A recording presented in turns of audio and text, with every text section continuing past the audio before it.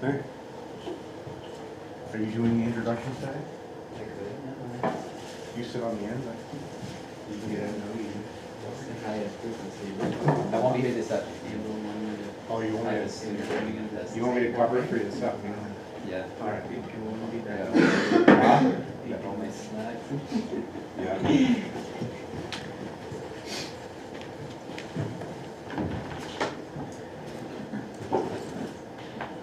Man, I mean, his should be back to back with Oh, man. I should go make this another cup of that. It smells so good. Oh, the two functions That's just back to the back? plain- That'll be We already- Yeah, You can see. you mix it up. Yeah. Which one do you like the most?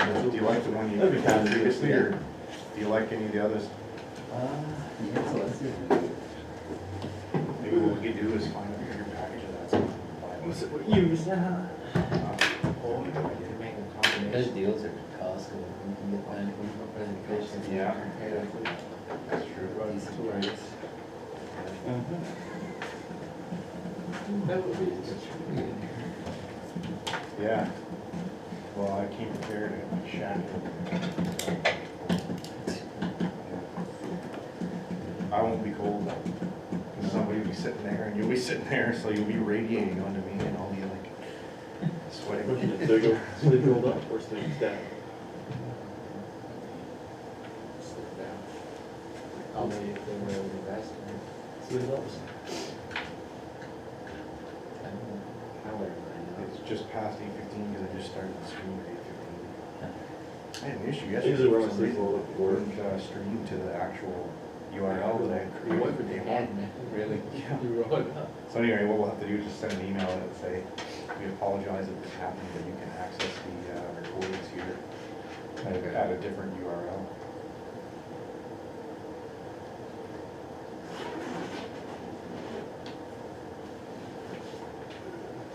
Kelton's trilogy.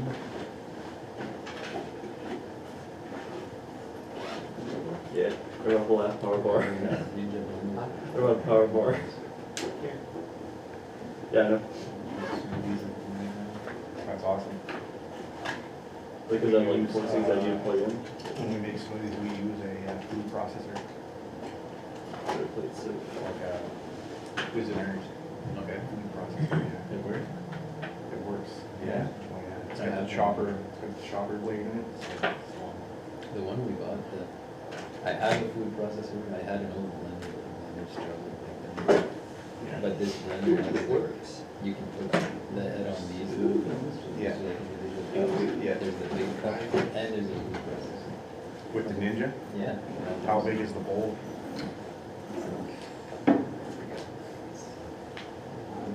Find a way. So 2 liters, I think. Okay. It's not, Yeah, I think the one I already have, the food processor is bigger, so I'm keeping my. Okay.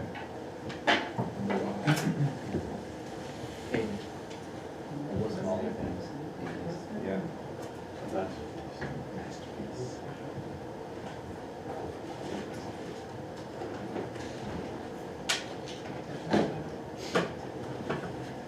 Let's see.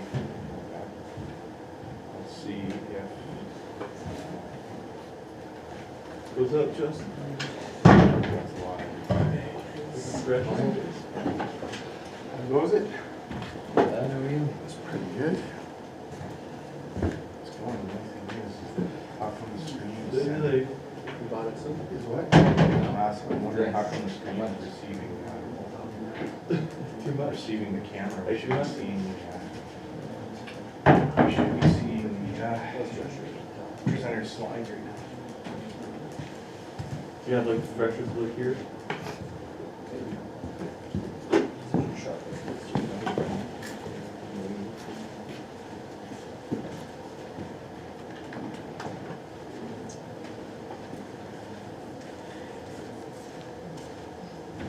Mr. Brian, are you going to upload the recording yesterday? It's already uploaded. Yeah. We'll send a message out. So the live stream went down, right? I don't know what was happening. The URL that was created Yeah. like weeks ago wouldn't accept the stream for whatever reason. So I just streamed it to a new URL. Today it's fine, except for the fact that it should be. Oh. You want to sit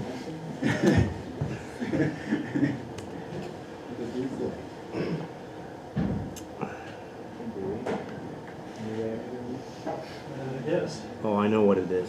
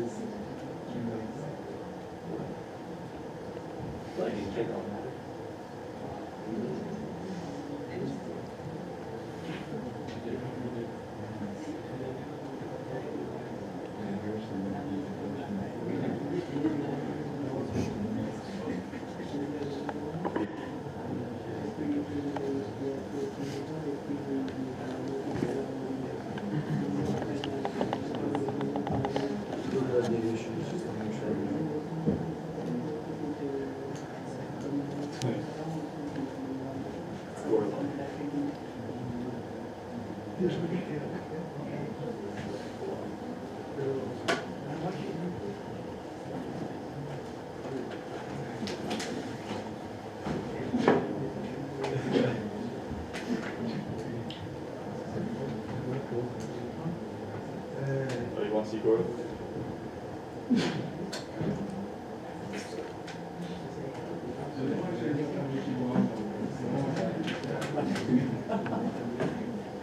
Turns into a white dude.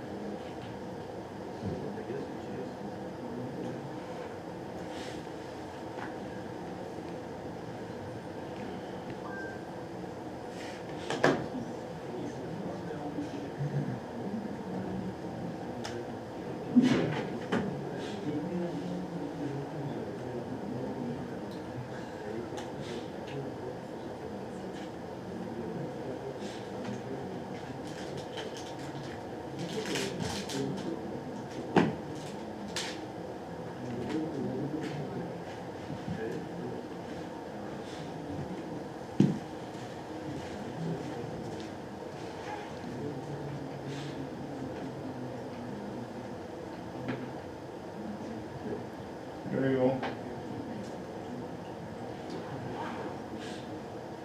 Yeah, it's working now.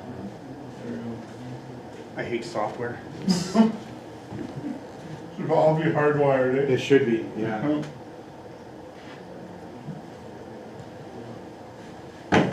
Oh, I brought my book. No. And somebody else's too. I got an extra one too. I won't be in this lecture. Sometimes they're right. That's Bill's. And right back here? Yeah, just put it at the back. Put him right up here. Is he watching him? So, oh yeah, I hate I don't know, I've only seen like memes about it, like, what the heck is Twitter? stuff doesn't stay the way it's supposed to. Good morning. I mean, they're the ones who spawned Gorlock, so No, it's raining all night. they really hate it for it.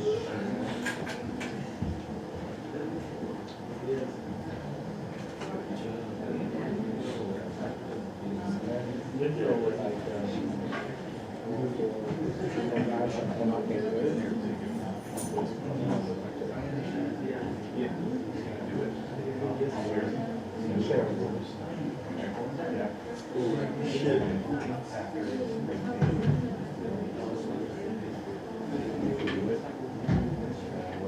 I said earlier, whatever helps you to be here.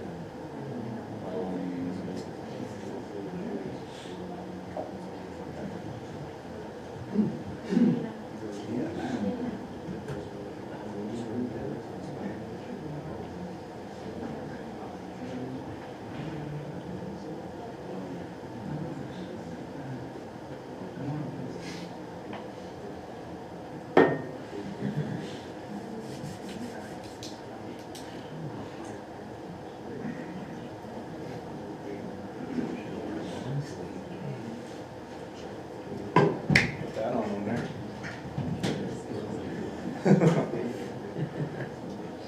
Stop lying. Yeah. Yeah.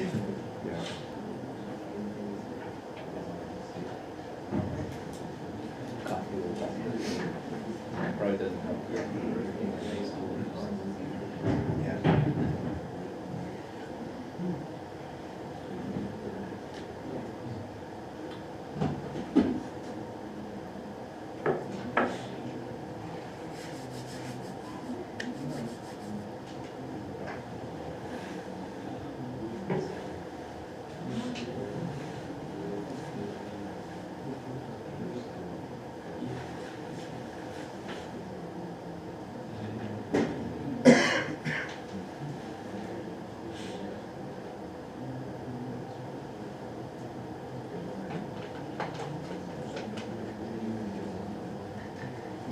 Is there enough for this to go wrong?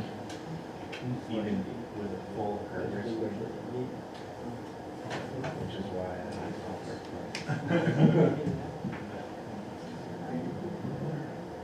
You're talking about this,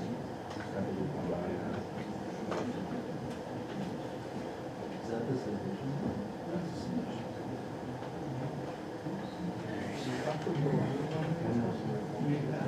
I don't recommend it, suggest I So we- don't simply that is.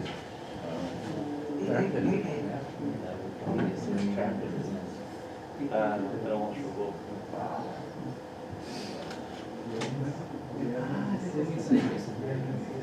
Yeah.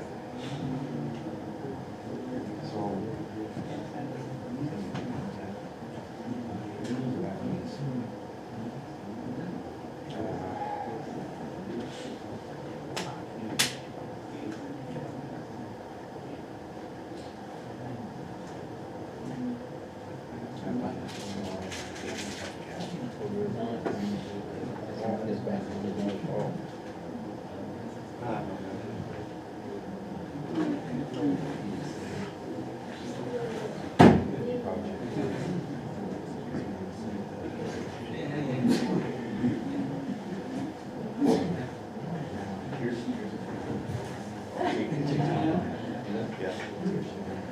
So we should Ready, Benjamin? Yeah.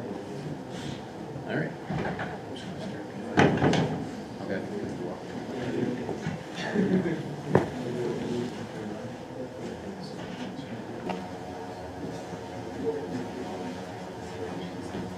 Ready? All right, good morning, everyone. This is day 2 of the Senior Project Symposium. We're starting off this morning with Benjamin Reggie doing his project on the analog function generator. Take it away. Okay, yeah. So, good morning all. My name is Benjamin Reggie and I am taking the Industrial Electronics Engineering Technology course. And I had been working on the analog function generator, and my advisor is Mr. Bill McGregor. So over this presentation, I will be covering what is a function generator and what is the XR2206CP, that's the IC, and purpose of the analog function generator, applications of the function generator, and I'll explain the block diagram, the schematic, the concept drawing, and I'll explain some of the design considerations that I had to choose, and I'll also explain some of the performance testing that I conducted, and some of the challenges and solutions that I had to go through, and if there is any future for this project, and cut the conclusion. So, why an analog function generator? So the reason for me to choose this project is because during my first year here, we were doing a lot of labs, and we used a function generator, and most of the times we didn't have enough time to complete the labs, and mostly, even though we still had all the components attached to our breadboard, since we didn't have like a function generator or anything at home, we were not able to do any further on that labs, or neither we could work more. So I thought, like, why don't I do a function generator as the final project, because we students will have an opportunity to have a function generator which is cost effective and also easy to carry around. And when I proposed this idea to Mr. Broad, he also agreed and asked me to do a project on analog function generator. So basically, what is an analog function generator? So as most of us know, it's a versatile electronic equipment used to generate different kind of waveforms such as sine, square and triangle. And these are mostly used by electrical engineers for scientific research and also as students. So by using a function generator, we can mimic different kind of waveforms that will be used in real-time scenarios. So we don't need to have any big equipments or anything to simulate that situations. So by using this, we can troubleshoot or test any equipments. And as I said, it's an important tool for electronics and electrical engineers. Yeah. So talking about the IC that I'm using, which is the XR2206CP. So it is basically a function generator IC. It is capable of producing different kind of waveform such as sine, square and triangle. It can also produce frequencies ranging from 1 Hz till 1 megahertz, and we can like differentiate it into different ranges there. And it also offers excellent frequency stability and waveform quality. And another reason for choosing this IC is that it's very cost effective, and also it's easy to integrate into other circuits. That means that we can just use this one, and the rest of the equipment that we need is a couple of capacitors, resistors and some switches. And also we can set the frequencies and the amplitudes. We can also like fine tune the frequency and course and everything we can adjust it. So the purpose of the analog function generator, as I mentioned, it's a practical and economical solution for generating different kind of waveforms, and specifically it meets the specific needs of students.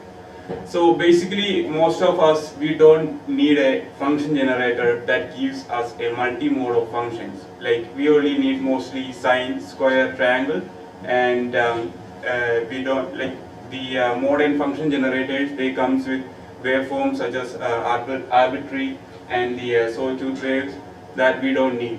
So we just need something that we can do our basic needs, and we don't have to pay any extras, and something that's easy to carry around. So,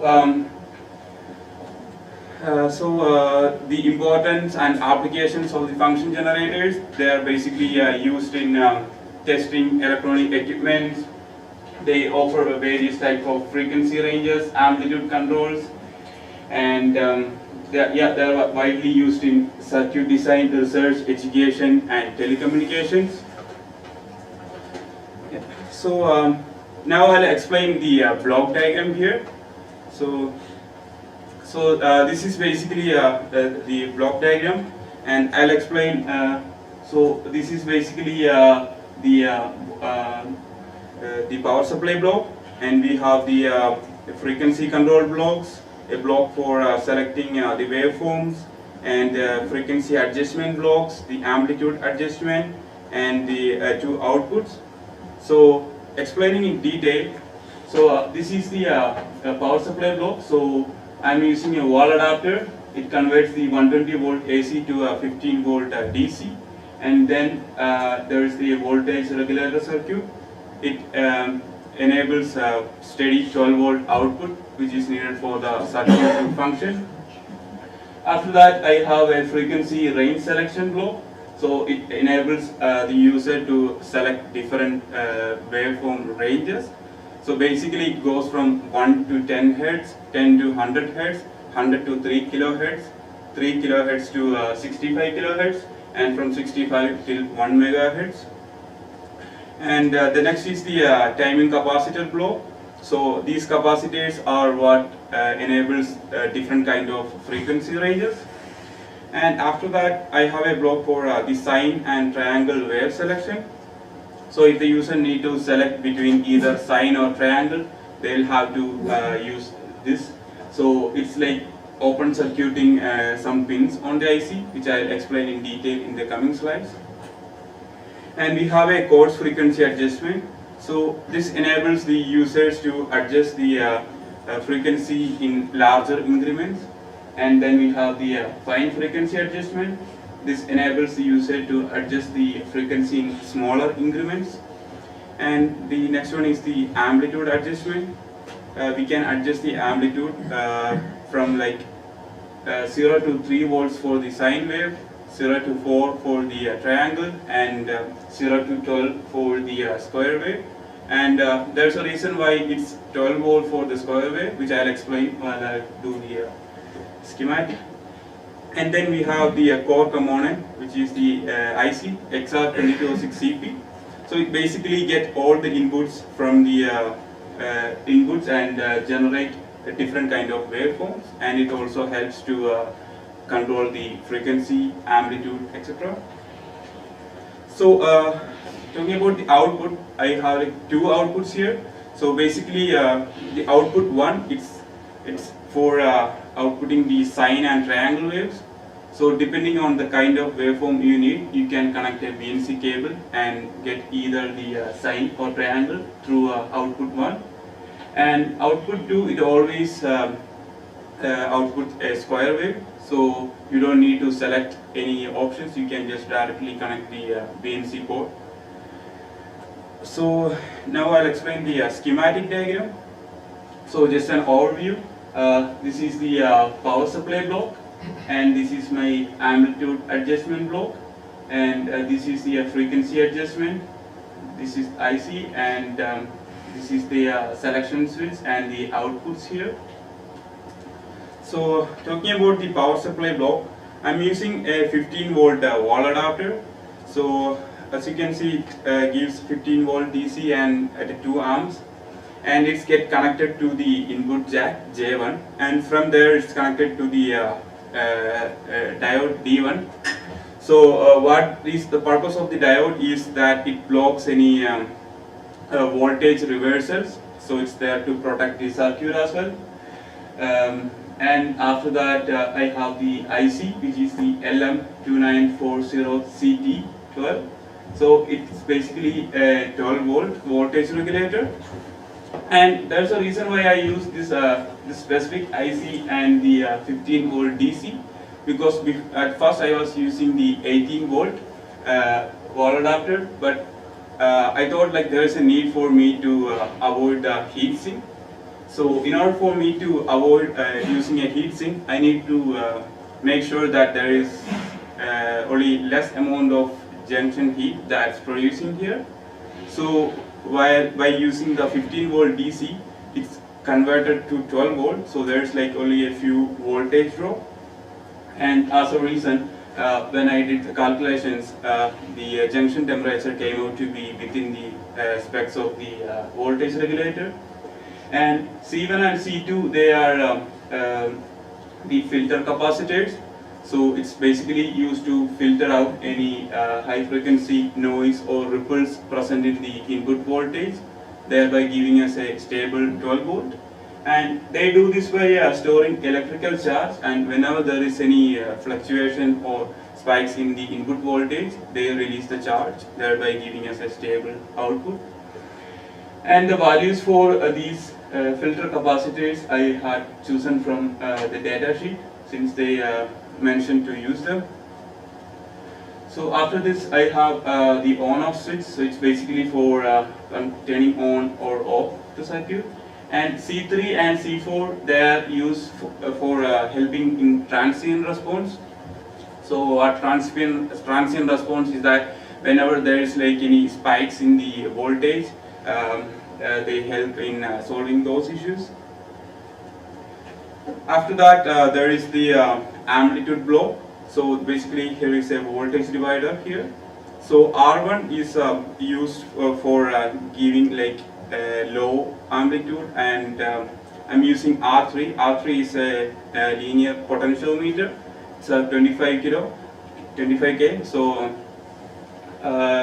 So depending on the adjustment of the resistor R3, you can control the amplitude of the waveform. So for this function generator, the amplitude goes from 0 to 3 volt for sine, 0 to 4 volt for triangle, and 0 to 12 volt for square. So the reason why the square wave is 12 volt is because it's an open collector output. So whatever we feed as the input, it gets outputted. So it's connected to pin 3, and after that we have the frequency control block here. So basically consists of a selection switch, a rotary switch having a 5 position, and it's connected with 5 different capacitors, and all the capacitors are connected to pin 6. So whenever the switch comes in series with any of these capacitors, that specific ranges of frequency we can obtain. So if it's in the 20 microfarad electrolytic capacitor, it can generate 1 to 10 hertz range, and depending on the values of the capacitor, we can select each ranges that we need. And these values of the capacitors, I had to do the calculation based on the equation that I got from the data sheet of the IC. And after that, we have the frequency control block here. So it's basically the fine frequency knob and also the coarse frequency. So I used the 10K potentiometer there because I needed to get a fine control. So first I was using the 15K, but it was like not giving me that much specific control over there. And the coarse frequency knob, it's for changing the frequency in larger increments, and it's connected to pin 7, which is the timing resistor, and pin 5 and 6 are timing capacitor 1 and timing capacitor 2. So this is the core part of the function generator, the XR2206CP. It's a 16-pin DIP, and I'm using only 12 pins here. So basically this is VCC, and Singo, it's the output for the square wave, and this is the amplitude input, and these are the timing capacitors, timing resistor, and the pin 10 is the bias, which is the in voltage reference, and these are for selecting the waveforms from either sine or triangle, and this is to output sine or triangle wave. So after that we have the selection switch. So it's basically connected with pin 13 and 14. So whenever the switch is open, we will get the triangle wave. So either the switch has to be open or closed, and we have a resistor R5 there. So it's basically used as like a pull-up. And this is the voltage reference. So it's used for the square wave. So it gives like steady voltage for the square wave output. And after that we have the outputs here. So there's like a 12 volt that comes from the voltage regulator circuit, and we can see there's a pull-up resistor, and it's for the square wave output. And so if we need the square wave, we don't need to do any selections. We can directly output square wave because it's always output. And and pin 2 is the output for the sine and triangle wave. So you can connect a BNC cable to the BNC port, and you can choose either the sine or triangle wave, whichever you need. So now I'll explain some of the mechanical drawings. So this is my concept drawing. So as you can see, I have an on-off switch here and a switch for selecting between the sine and triangle waves. Then I have the frequency range selection here. So it goes in 5 different ranges. And then I have 3 different knobs for controlling the coarse frequency, the fine frequency, and the amplitude adjustment. And that's the top view. So I have on the front I have like 2 outputs for sine and triangle, and as well as the square output. And on the back side you can see this is the place where I connect the wall adapter input pin. So talking about the printed circuit board, I had to stick with some of the rules that we had to follow at NBCC, as well as I followed the rules of JLC PCB. That's where I did the PCB from. So as you can see, I just had the top layer only, so I didn't add the bottom layer here. So I added a ground plane on the top, and the size and the shape of the PCB I had to select as this one, and it's 120 millimeters in length and 100 millimeters in width. So the trace root width, I had to stick to the standards of JLC PCB, and the decoupling capacitors placement, I did it as much as close to the power supply as possible. So yeah, and I also conducted some testings to see if the function generator that I made will stick with the standard function generators that we have in the market. So one of the tests that I conducted was the amplitude accuracy test. So by doing this test, I measured the amplitude of the function generator with what I proposed at the beginning. So for doing this test, I used an oscilloscope, and I connected the output to the oscilloscope and measured the amplitude. So the results came out to be, I expected 12 volt for the square, and it was 12.8. And for the sine, I expected 3, but it came out to be 2.56. And also for the triangle, it was 4, but came out to be 3.8. Yeah, and I believe it's a reasonable amplitude that we'll get within this like a cheap function generator. And the test 2 that I conducted was a waveform distortion test. So by doing this test, I verified that the function generator is capable of producing waveforms with minimal distortion, and I compared it with some of the function generators that's available in the market. And the results came out to be, I did like a number of ranges, but I only like took 3 of the ranges here, and I took the average. So for the sine, I got a 3% distortion level, and for the it was at 100 Hertz, and for the square I got 2.9 at 1 kilohertz, and for the triangle I got a 2% at 10 kilohertz. So I believe that I choose these specific ranges because the waveforms work mostly better in that kind of ranges.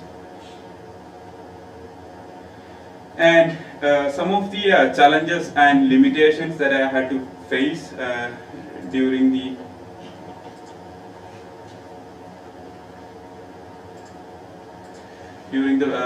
project was one was a clipping issue. So at first I was using a 9 volt input. At that time the waveform was started to clip after a 2 volt output. so I was not able to go till the full range that I mentioned, which was 3 and 4 volts. And another thing was the precise frequency control, and I was not able to get the exact ranges of frequency, and because of some of the capacitors that I had to use, and the output amplitude range, as I mentioned, due to the clipping issue, I was not able to get the desired output. And some of the solutions to the challenges that I faced was for the clipping issue. What I had to do was I realized that the XR2206, it works better in the input range of above 10 volts, and the maximum is 26. So instead of the 9 volt input, I stepped the input to a 12 volt, and I get rid of the clipping issue there. And for the frequency control, I was able to get a better value there. I did the calculations again, and I consulted with my instructor, but still there is a little bit of difference, and I'll talk about that while I demonstrate it. And there are some limitations to my project, which are like limited waveform times. So basically, the function generator can output waveforms such as sine, square, and triangle. So there are another kind of waveforms such as arbitrary and sawtooth and many more, and I'm not able to generate that waveforms. And the output voltage range is limited to a certain voltage. And the interface options, as I'm doing an analog project, I was not able to add any digital displays or anything to visualize that if we are getting the correct waveforms or the frequency or amplitude. Yeah, and if there is any future for the project, definitely there is. In the future, I'm planning to, if I get a chance to work on this, I'm planning to add digital displays or anything by which you can visualize what kind of waveforms you are outputting, and the frequency and amplitude. As well as I will introduce a user-friendly interface. Maybe I'll use some push buttons or anything like that to select between the ranges and frequency and amplitude controls. And right now it's, I guess it's a little bit bigger, so in the future I'll try to make it smaller so it can be more easy to carry around, and it will be more cheap, so all of us can buy one. So yeah. So in conclusion, by doing this project, I designed successfully the function generator using the XR2206 CP, and I was able to generate 3 different kind of waveforms such as sine, square, and triangle, ranging from 1 Hz till 1 megahertz, and can go over 5 different frequency ranges.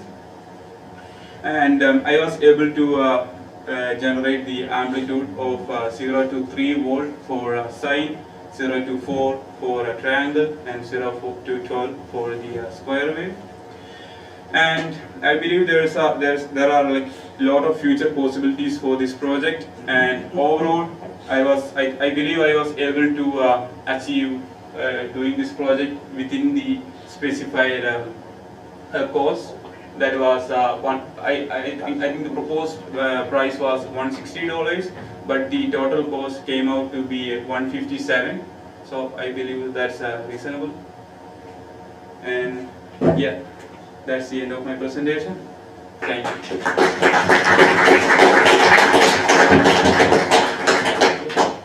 So the demonstration.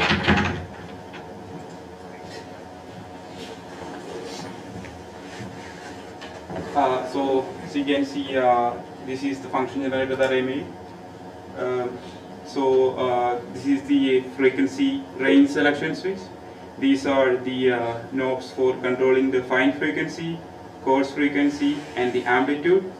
There's a switch for turning on and off, and as well as selecting between sine and triangle. And we do have two outputs, one for sine and triangle, and the other one for square wave. Yeah, so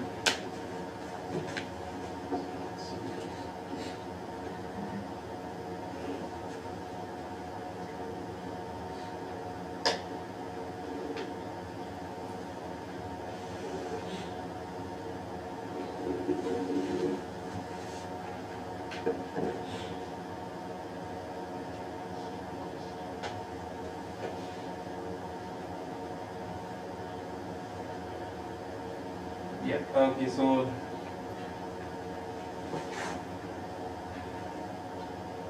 you can see there is some clipping on the top. So this is the first range, which is from 1 to 10 Hertz range, and for the triangle, as I mentioned, the proposed amplitude was 4, but I was able to get till only 3.6, and I believe that's because of the input voltage or something, because when I did this in on the breadboard, I was able to go till 4. And you can adjust the amplitude here. You can go low as well as maximum is 3.6, and you can adjust the frequency in fine here and coarse. And the second range, it's the 10 to 100 Hertz range.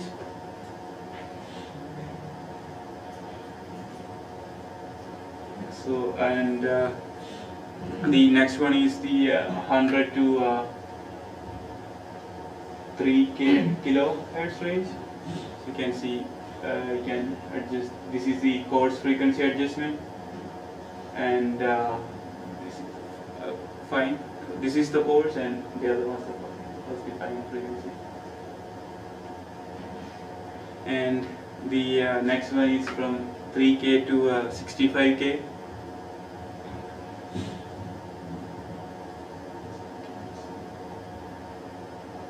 And the last set of range is 65 to 1 mega. Do get a little bit distorted here.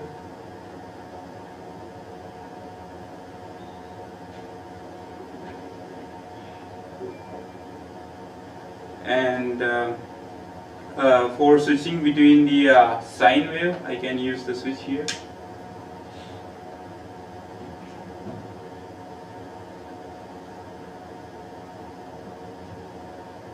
So the that's the sine wave, and if we need to switch to the square wave,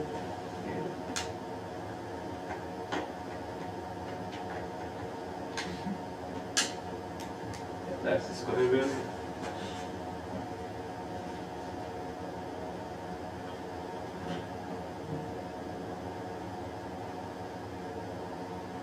So you can see the square wave has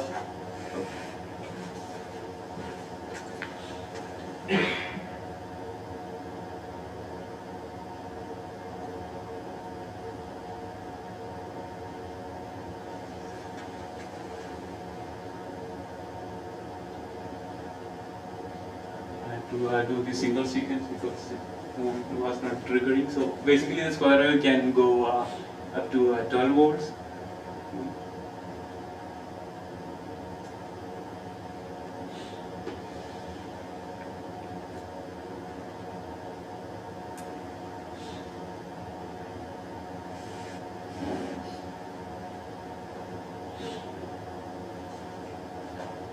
Yeah, 12 volts. So my frequency ranges.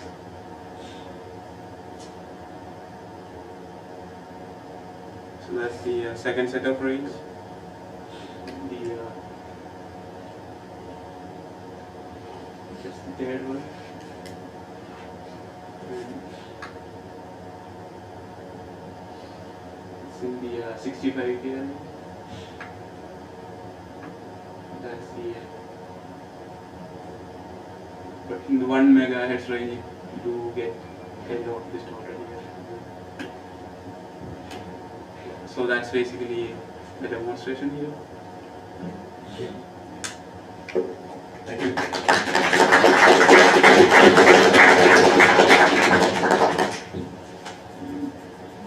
I've got a question while you're here. A minute ago, you were showing a waveform that was not triggering. And you chose to essentially, well, you chose to use a storage feature of the oscilloscope. Yeah. I come from a day when we didn't have storage scopes, and we couldn't do that. So one disadvantage of using the storage feature is you're actually seeing that waveform at a point in time that happened seconds or minutes before. You're not seeing it in real time. Yeah. So if you want to see the waveform in real time, what's the proper way to make the appropriate adjustment to cause the waveform to trigger? So basically, I will adjust the oscilloscope for getting a clear waveform, and then I'll use the trigger function to trigger the waveform. So What did you do? Yeah, What what- did you do? what- Nothing yeah. stopped you from doing that. Yeah, show us how you do that.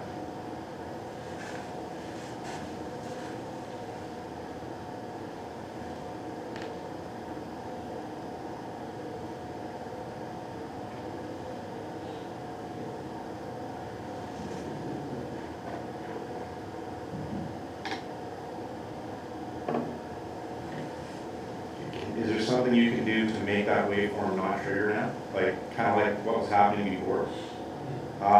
Very good, right? Yeah. So it was not triggering because your trigger point was outside of the range, right? The peak and valley of that waveform, right? yeah. So definitely, so now show us how you get it back in again. So I use the trigger function. Right on. Okay, good. Why didn't you do that in the first place? Thought there was not enough time. Oh, you didn't take it long. Yeah. Yeah, okay. Anyway, that's the correct way to do that. Thanks for showing that. Yeah. Does anybody else have any questions on while we have the project displayed? Did you bring up the 1 megahertz or something? Yeah.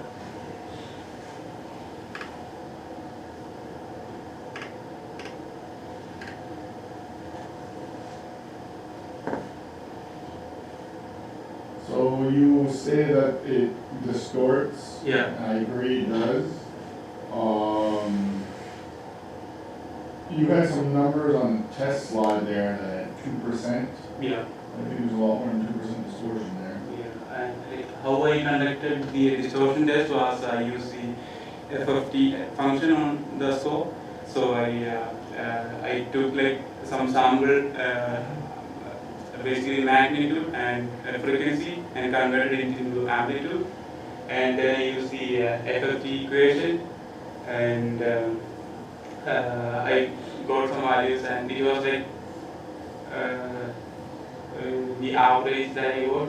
I understand it's like a bit too But much. at what frequency? I tested it at 5 hertz, 10 hertz. Okay, well then you need to state that in your test. Okay. Okay, and so you selected 5 hertz, 10 hertz, what Yeah. else? And 1K, 10K, 20K, and And the worst you got was 2%? What was that? I mean, like in the top end, I was getting a lot more than that. But, Ah, yeah, but I believe it's like too much for the IC that I'm using, the 1 hertz range. It's well then why are you producing a product with that IC then that's stating 1 megahertz? yeah, Why couldn't you stop at 500K or 100K? yeah, but since when I reference to another project that used the same IC, I believe Was that your project or was that somebody else's? someone else. But after submitting the memo, I came to know that at the top end it's difficult to get I agree, yeah. I agree. But I also, I know if I was buying your device, I would not be impressed with statements like 2% distortion and not having any reference of which frequency, and then turning it in, being told it's a 1 meg function generator, turning it on and seeing that at 1 meg. Yeah, I understand. I'm definitely returning your product. Yeah, Okay? yeah, I understand. Okay. Alright. Because you use some terms here, a little bit of distortion, okay? What else was there? If you wanted, I can't remember, that's Charles there. Anyways, you definitely stated, you know, in fact, if you want to bring your test slide up again.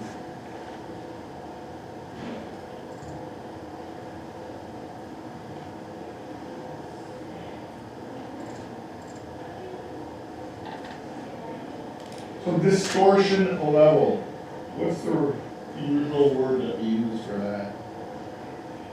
The foam distortion. Most people in electronics will use another term. What did you do to calculate it? I use the FFT equation. It was taking the square root of the amplitude of the base wave and the other components, and divided by the fundamental. Okay, but that's fine if you're doing sine wave, and I probably believe the sine wave values at whatever 100 hertz. But in a square wave, is only the fundamental responsible for distortion, or in a triangular wave, is only the fundamental responsible for distortion. All right. You would have to have done it for every component. Yeah. And it's THD, total harmonic distortion. Okay. Okay? So, I can believe 3% for your sine wave. I really don't believe your square wave, triangular wave, even if they're better. Well, I don't think those numbers are mean.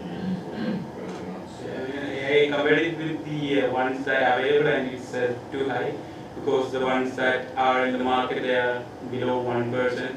So I believe that's. Yeah, I don't think they calculated the same way you did. Okay? Because a square wave has how many sine waves? Twice. It has 2 sine waves? Like, Really? How many triangle waves is how many sine waves does a triangle wave have? twice, because the sine wave is. You only have one harmonic to a square wave and one harmonic. No, there's a lot of harmonics. How many? How many does Mr. Fourier say? I'm not sure about that. What does he say about those then? You don't know how many? What does he say about every one of those? They have a different. There's a fundamental wave and a lot of other components. But to be a square wave, they need to be what? They need to be of the exact amplitude, frequency, and phase. Oh, yeah. Every one of them, right? If one is slightly off by any of those, you get distortion. So that's where your calculation doesn't jive, right? Same thing with it's infinite number, but in practice, that's not. Okay? So you can't just take an equation and run numbers and say, here's the solution. You don't know what you're solving, right? So probably your sine wave works well, because there's only how many sine waves in a sine wave? How many sine waves in a sine wave? Two? In a pure sine wave. Pure sine wave, how many sine waves in a sine wave? It's not a good question. One. One. Yeah, one. So if you look at your waveform and you see harmonics in your sine wave, it's distorted, which I'm sure you probably did, right? And then you can apply the calculations you wanted for THD to that. But you can't do it with a square wave or a triangle wave. In square waves, we look at rise time, fall times, things like that. Sure. Let's go to the schematic.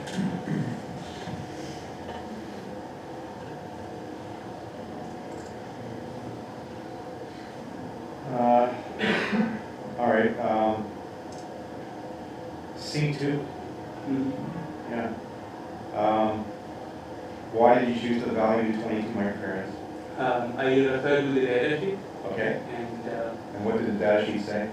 they said, actually they mentioned that I won't be needing C2, I just need C1, but if I need, Never, Oh, I don't think never, so. ever. yeah, but they did mention like if I need to get a more filtering, I can use. Absolutely, that has nothing to do with filtering at all, at all, at all. If you don't have C2 there, there are conditions where your regulator will not work. That's kind of my question. So, 22 microfarads, you were reading in the data sheet. What did you read in the data sheet about that? Oh, the regulator. Yeah, the C2, you said that you chose 22 microfarads as the value for C2 because you were reading the data sheet. Okay, what did the data sheet say about C2?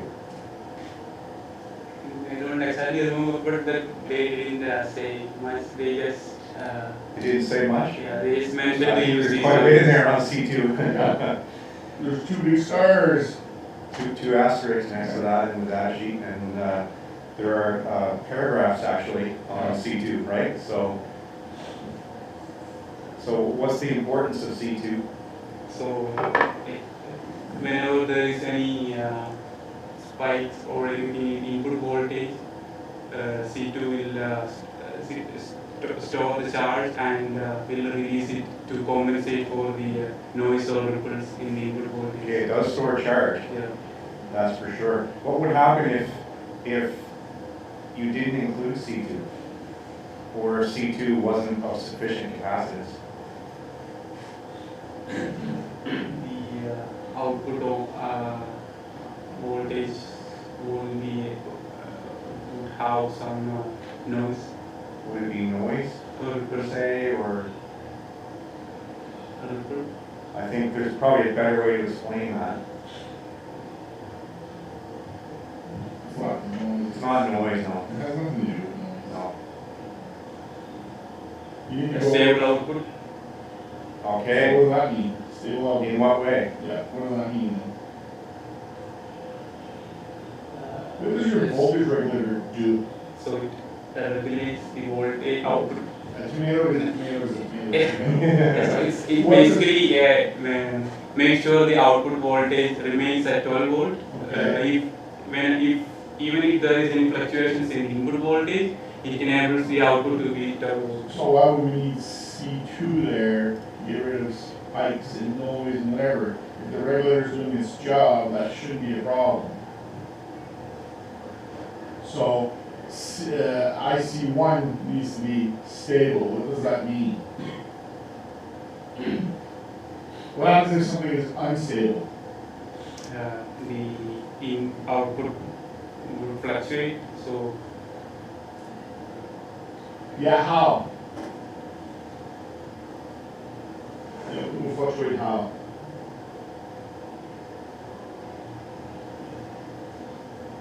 Just take a soccer ball on you. If you're, and just, is it stable? no, What happens? What eventually happens? we lose the balance and Falls. If you spin it, you do that. Is it stable? Yeah, it will stay. Why? Because you don't have to move it as much, right? Yeah. So, what happens to the output of your regulator if it's unstable? One output, the output voltage will either be what we input or different one. Yeah, it'll change drastically. Yeah. So why? How does a regulator work? How does a regulator regulate? I will, as I mentioned earlier,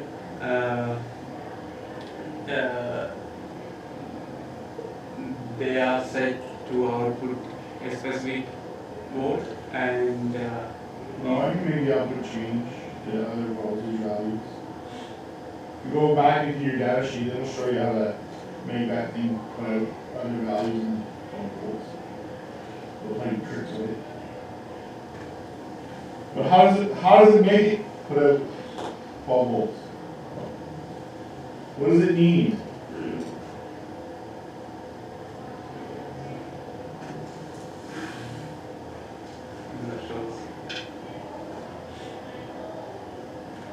You get 3 pins there. You get an input pin, ground, and output pin. Well, that ground pin, the ground pin's not really a ground pin, okay? And you should go look into how, and you should see why C2 is required and necessary, okay? You can't do that. In fact, it even tells you that C2 should be right as close to the output of IC1 as possible. And the 22 microfarad value isn't necessarily the right value, according to the dash, if you read, right? Anyway, I never really find it. Yeah, and C1's a whole other story too. We could spend hours on C1. Yeah, that's a different time. We'll save that for somebody else. Okay, thank you. Amen. Yeah.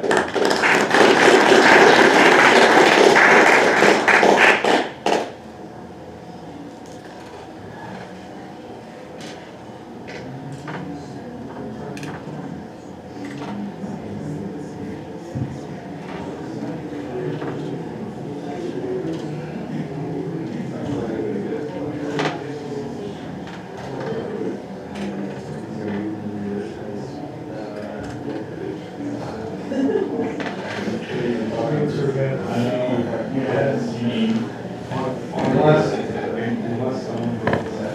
Yeah. Which they probably do. Yeah, I just think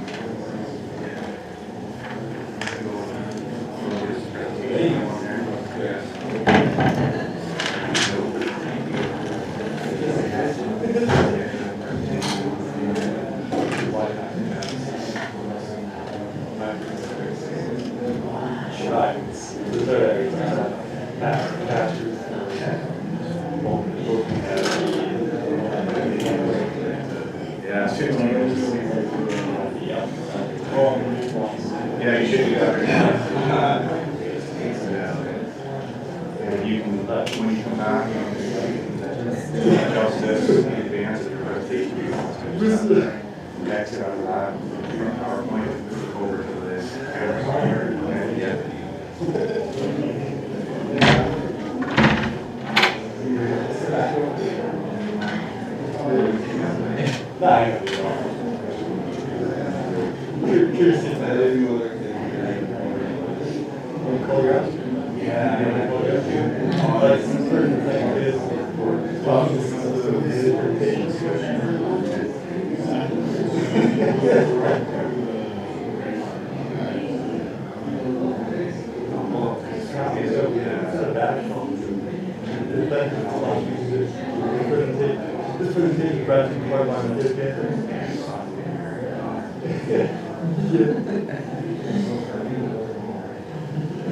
That's cost your education.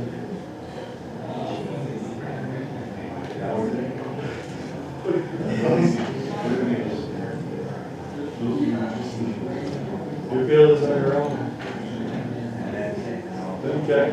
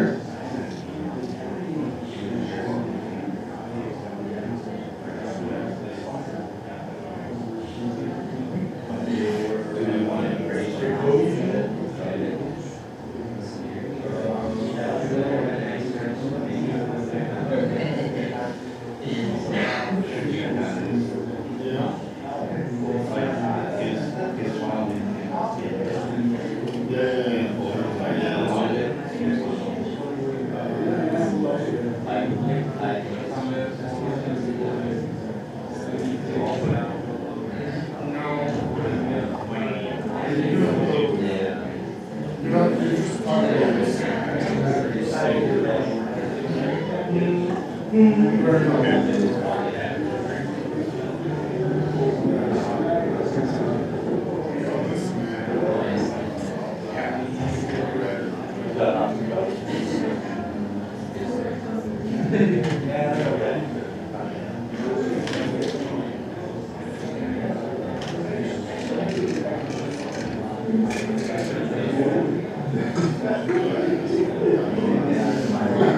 How are you?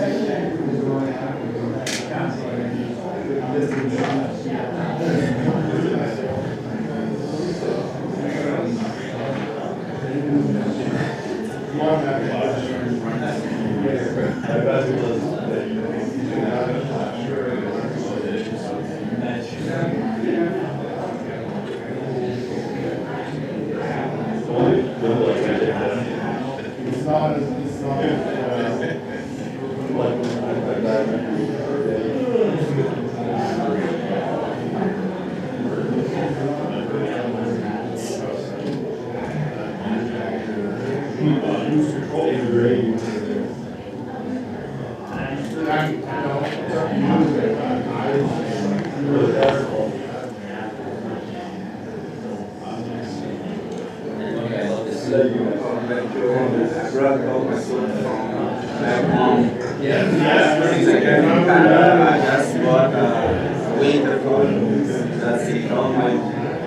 international student when here we spend more than here. So I was someday to bring all my blood and all that stuff. Okay, yeah. As we go back full-time job, okay, great.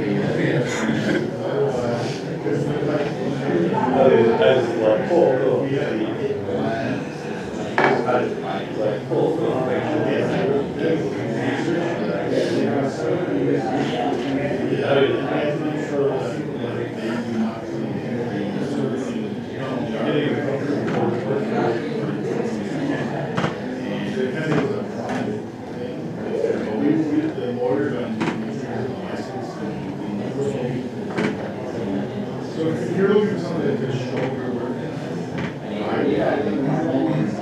sure, let's see. Sold better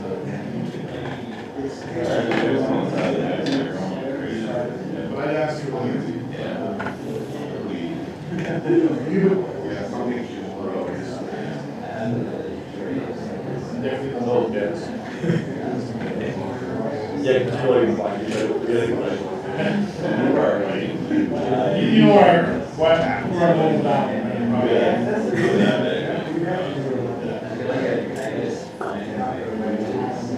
I know. That's because I told you. Thanks for more. I'm taking those chances. Very green stuff, all kinds That's of. like 460. He really wants his more sour. Nah, That's that's very The issue is the soil they have. There's some packed up on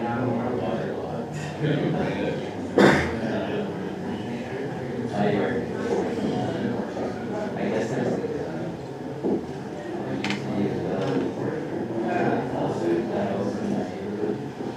Right here, living room. like, no, in my backyard. My backyard neighbor, this is that one, is that here,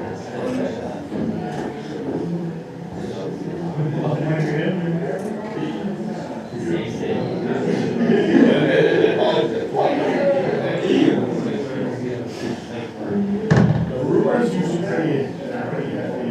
We used to, we used to just take a stage and grab it, dump it elsewhere, and put it like weird, and then we got it there. And then we lost the original, because the original genes from the original. Yeah. Yeah. Oh, you were here, oh. Yeah. Yeah. Yeah.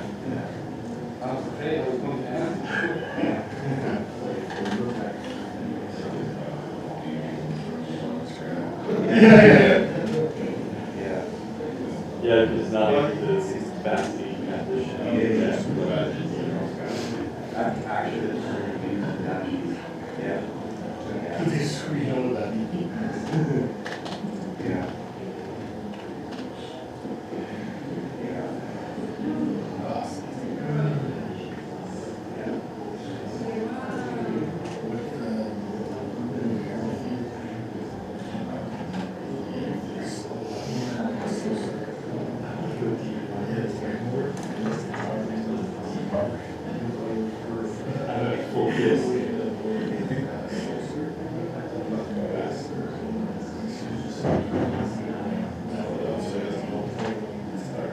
They're not all made.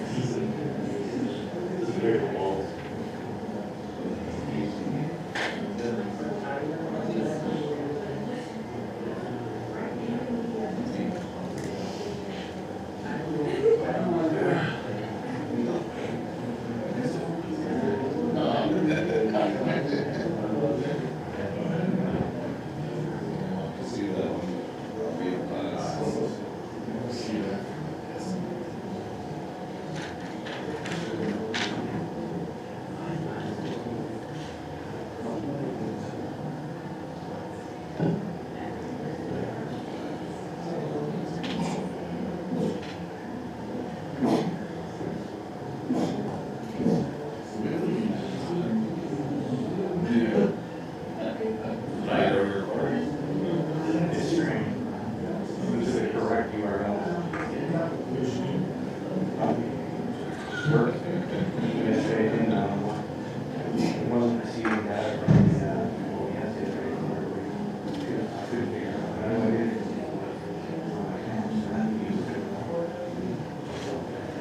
I don't know what the problem is. I created them all in zero.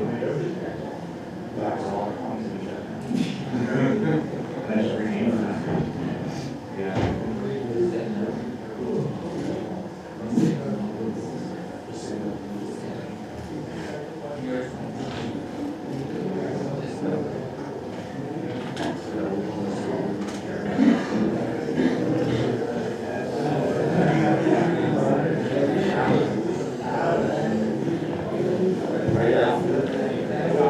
Alright everyone, we're just about ready for our second presentation.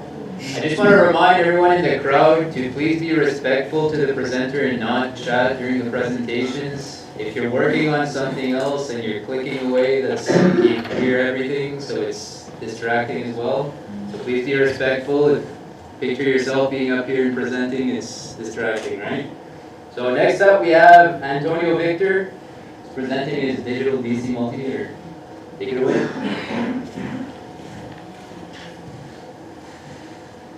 Well, good morning, everybody. My name is Antonio Victor, as you can see on the board. I'm going to introduce the digital multimeter, which is a topic that I chose. And from the beginning, I'm going to give you guys a brief introduction about my project, right? As an alternate energy option student, before selecting this topic, I decided to choose alternate option topics available. So on that time, most of the topics were already covered, and it remained like the electronic project. But after some discussion with some advisors, instructors in general, one of them suggested me why you don't do electronic one.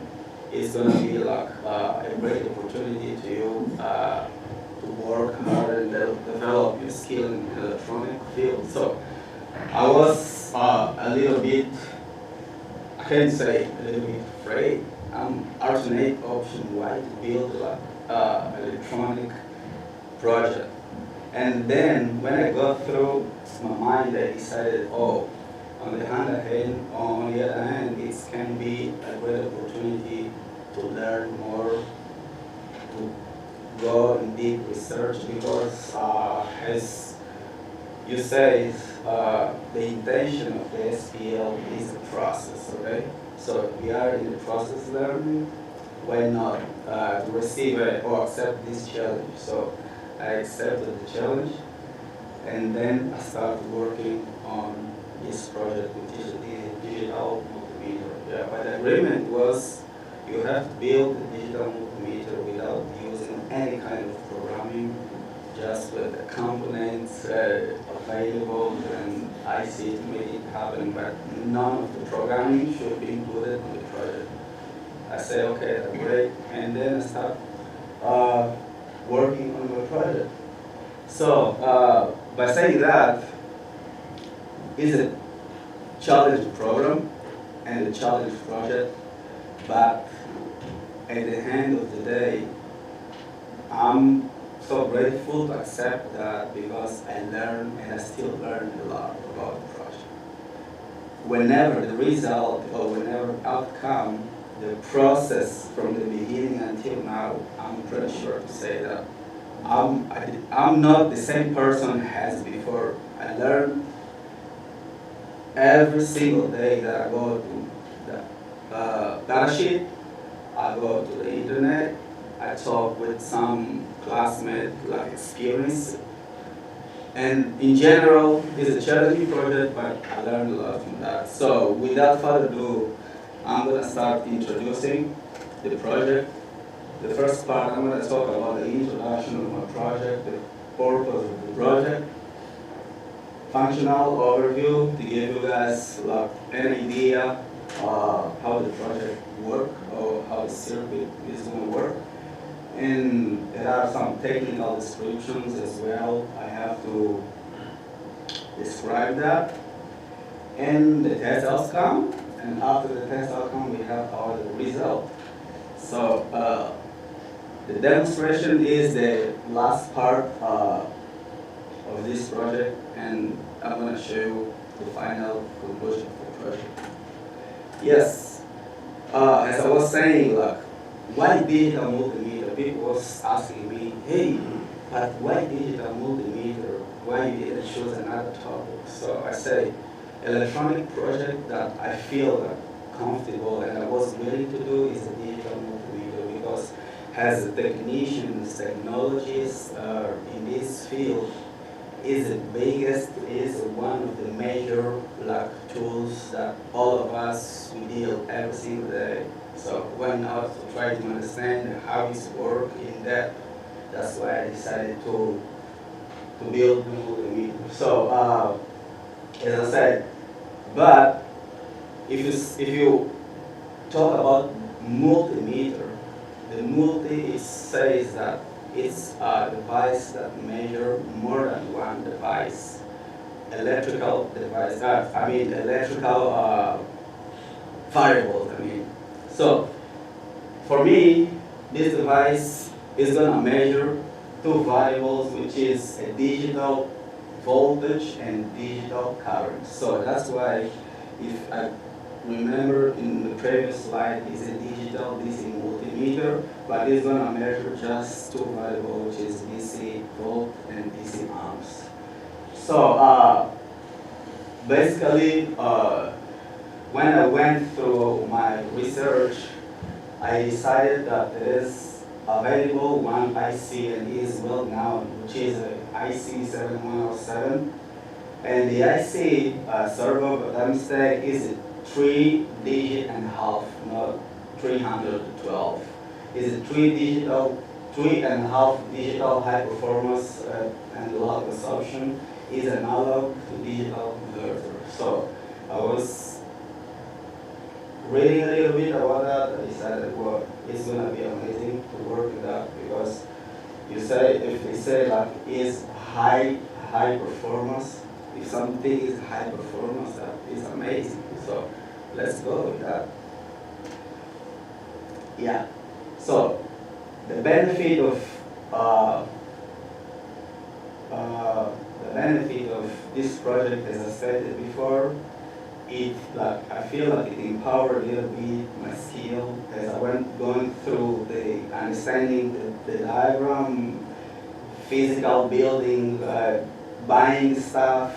I went through all this process, so I understood like, okay, was worth at the end of the day to do this kind of project, because at the end of the day, I learned something. This is a concept drawing, like an overview about the physical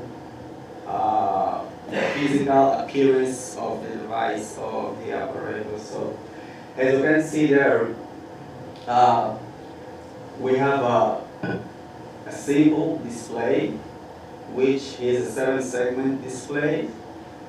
The main intent of this is to show the reading after to show the final reading of the multimeter. Okay? Yeah. On the top side, we have A, we have C, and we have V. The A is for amperage. The C, I use it for common, and the V, I use it for voltage. We have those symbols on top of the A and the V to represent that is a DC. So if we go on the left side, on the right side, I mean, in the front, outside, and on the top side, we have an on-off switch. Is a rocket switch. I use this switch just to power on and off my device. And in the bottom side, I connected the select switch, which is gonna give me the options to select from voltage to amps rating. So this project, as I stated, the intention was intended to measure the DC voltage and DC amperage. So the IC is an integrated analog to digital converter. That is the main device that I use on this project, because the IC 7107 is responsible to pick up the analog reading, convert it, and automatically drive the 7-segment display to show the reading after analog conversion to digital values. This is a block diagram I'm going to show you guys, and I'm going to explain through each block what represents each section of the block. So I break it down to make me easy to explain you guys from the left to the right side. If we come here, this is the first 3 blocks of my diagram. We have the first block is input power of my project, of my multimeter. Basically, the multimeter is supplied with 9 voltage standard battery that we have available in the market. So the 9 voltage comes from the battery, passes through the on-off switch that I showed you before, because we need a switch to interrupt and to turn on our device whenever we need it to operate or not. And the switch that I use is a single pole, a single throw, that it's a on-off switch. So after the battery, then the voltage go to the switch. After the switch, the voltage go to the regulation side and conversion. I put the regulation side and the conversion white. So my IC, the input of my IC is supplied with -5 and +5 voltage DC. As we know, we don't have available the 5 voltage batteries as a standard voltage battery available in the market. Yeah. So I use a 9 voltage battery, but I use the conversion that I put the voltage regulation and conversion. The voltage regulation side is the IC that I use, which is 7805, which is a voltage regulator, to take my 9 voltage from the battery to dump it to 5. But even getting this 5, that was 5 positive. So I don't have a negative voltage to supply my IC because my IC is plus 5 voltage and minus 5 voltage. Then I use another IC, the circuit, which is IC 7660, which is a voltage reverse inverter. In the input of the voltage, I input the IC with 5 voltage, and the output it gave me like minus 5. Those plus 5 voltage from the voltage regulator 7805 and minus from the 7660, what was that I was needing to feed my circuit, my IC 7107. So after the conversion, we go through the block 4 to 5. The block, I was saying that the block, this middle section is like a barrier. I have voltage supply to feed my circuit. On the right side, I have the input supply for my circuit to measure my circuit. So from the after conversion, after my IC is applied with the voltage, now my IC or my circuit is working. Now I have to measure the circuit by using my probe. On the right side, if you see, we have number 5, which is a selector switch. The selector switch is there like, to give me the selection whether if I need the voltage measurement or if I need the current measurement. That's why on the 5, block number 5, you're going to see the ACV, which is the input, analog input of my meter to test. If I need to test my circuit, like measuring voltage, I use the port V and I use the common. I remove the port V, A. Oh, I don't use the port A, I use the common and I use the V. It's normal and the same procedure has our normal multimeter that we use, like float meter. If we want to use the amp side, we just remove the lead from the voltage, we put it in the amp meter because to measure the current in our circuit, we should measure in serial connection. It is something that the idea was the same. Then you select if you need amps or you need current. After taking the measurement, after selecting which parameter you want, and then the input reading, the analog input reading goes straight to number 4 block again, and then comes straight here in the 7-segment display to show the reading. Yeah. So basically, the ADC converter is a unique pack. Is one IC that it has the name say. The name says there is a analog and digital converter. It takes the input analog, it converts it to the digital, and it drives or show the reading in 7-segment display. So it's a one IC that have a feature of doing this.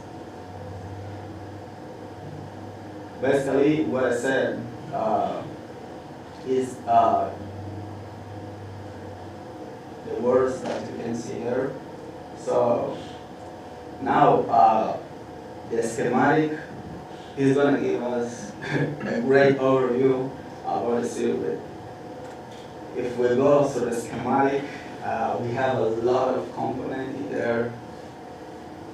To summarize from the block diagram, on the right side we have our IC, because when we have a voltage supply, the 9-voltage battery is going to be fed in pin number 8 of my IC L7A LO5, which is a voltage regulator, it's a positive voltage regulator, and it's gonna output me 5 on pin number 1.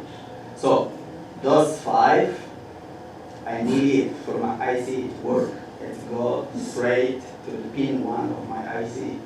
But as I said before, so how about the negative 5? Then if you go to the left side of my circuit, my schematic, I mean, you're gonna find this IC 7660, which input this 5 voltage from the pin number 8 and invert it to an output of -5 in pin number 5, which is output that I want to supply my IC. So the pin number 1 and the pin number 8 are my input pin supply for the IC. Then, as I said, my IC now is the major component of the circuit, the 7107. It's now working. It's powered on, it's working. So, what's next? Now we need an input analog signal to measure whether if we select current or voltage. So, we have G1 and G2. I use it as probe test for my IC to operate. After selection of voltage, either current, wherever we need, we just feed the G1 and G2, and then the IC convert this reading and drive all those 4 7-segment display as you can see here on the board. Furthermore, on the top side right, we have our plus 5 VCC. Basically, we have 3 common diodes in there. Those are more like to limit the current that goes through the display, to give it brightness and so on. So the 7-segment, each 7-segment has pins from A to G. Those represent each side of the 7-segment that is going to be displayed, because we have a 7-segment. All those 7 segments are connected from the bottom side of the IC from A to pole. So to display like a part B or part 1 of the side of the 7 segment, we're gonna drive it is those inputs from the IC to the output from the 7-segment display.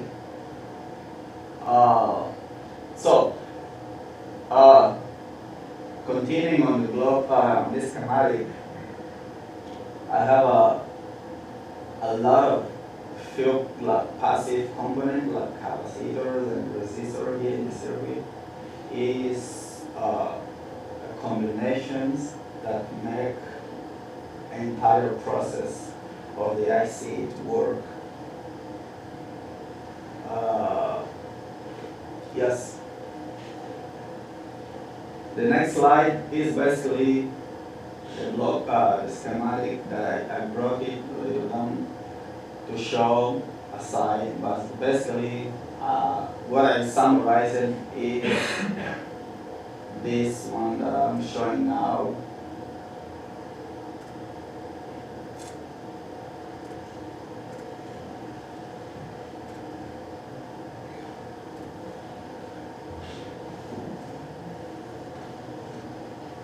I talked about common. Okay.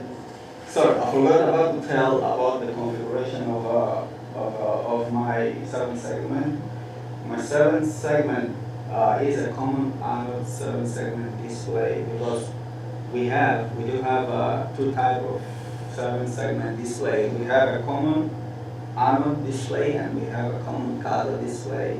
Yeah, the both differences is based on the common side of the connection. So this 7-segment, because it's common anode 7-segment, all those anodes are connected together to the BCC.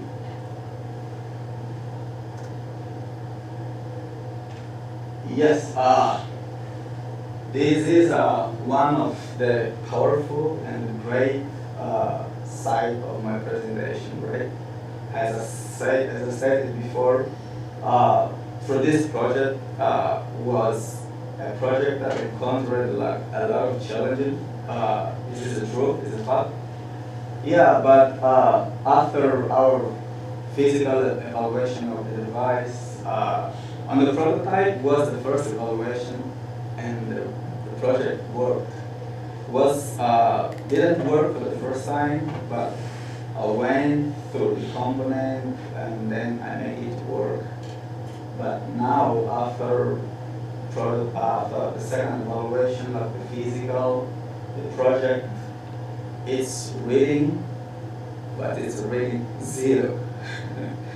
Yeah, it's reading 0, okay, because I'm not having I'm not having a desirable output. So by saying that, due to the investigation from last time that I didn't succeed for the first attempt, I'm not sleeping and keep working whenever I have availability time.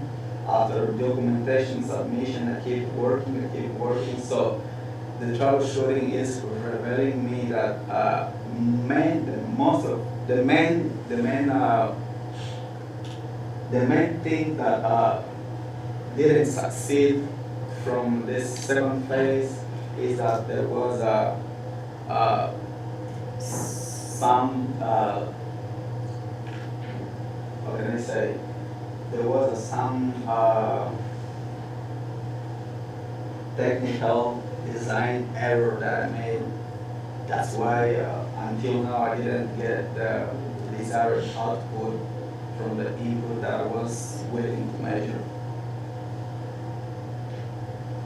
Yeah, this is my conclusion. It is what it is. This is a process of learning, so I was willing to get the desired output, has worked on prototype, but unfortunately I didn't get it. I keep working as much as I can until to get this done. Even the SPL will get end, but I'm feeling that this is my challenge. I will not stop here, because if we keep working hard, we are gonna fix and we are gonna make the thing happen. So, and I started already discovering some issues, and I will keep working until we get this done. Yeah. So this is what I had to show you guys. Honestly.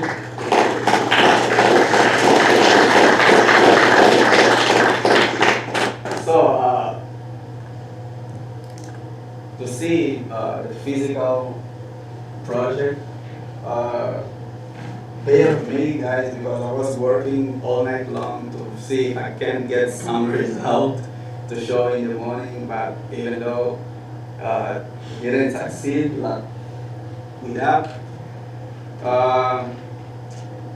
I just put like 2 screws and I put everything like not neat, but just to see that this is a physical component. And even after here, I will take a break and I will start working on that until get the final result that I deserve or that I want, which is measurement of the voltage, DC voltage, and DC amps.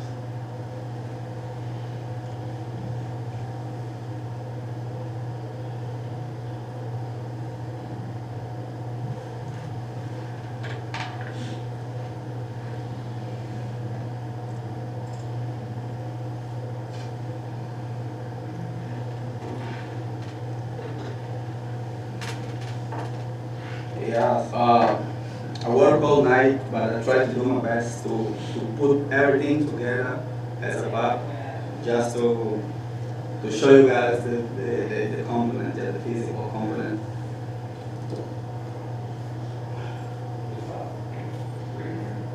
Okay.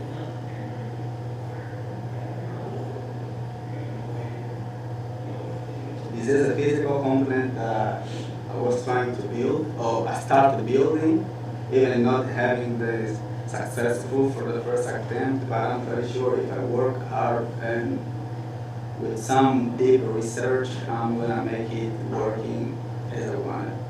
So those are the four that I said before on the concept drawing. We have a input in the middle, we have a common, and one side we have voltage and current measurement, and this side we have this electric switch. When I was building the project in the lab, the select switch was working, and later on I couldn't read one of the side because the select switch is a single pole double throw. It's an on switch, doesn't have off. If you turn it one side, it closes one side and open one side. So it was not working. As a technical field, we have challenging.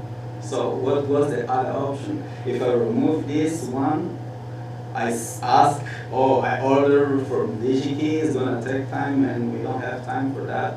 I keep it there and then I try to use another one that was available with some classmate gave me that. So I put it here aside. So just to make, to let you know, this is a select switch, but it was not working. Was working in the beginning, that's why I installed, and then stopped working. So to keep moving forward, I put the no select switch here, and then I put like the on-off switch here.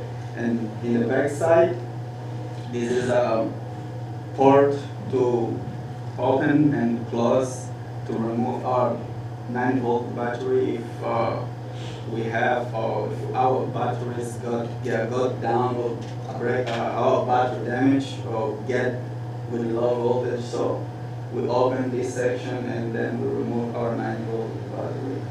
Yeah, by saying that, I will not be able to measure the parameters that I stated before, but at least the voltage system, everything, I'm having the input and output from the multimeter. So if I turn on, it's gonna turn on.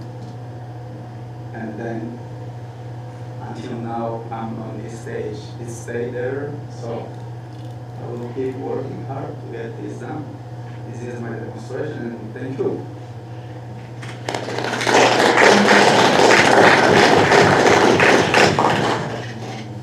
Yeah. Sit. Leave the, Legal, okay. yeah, leave the project up on screen so we can see it for a minute.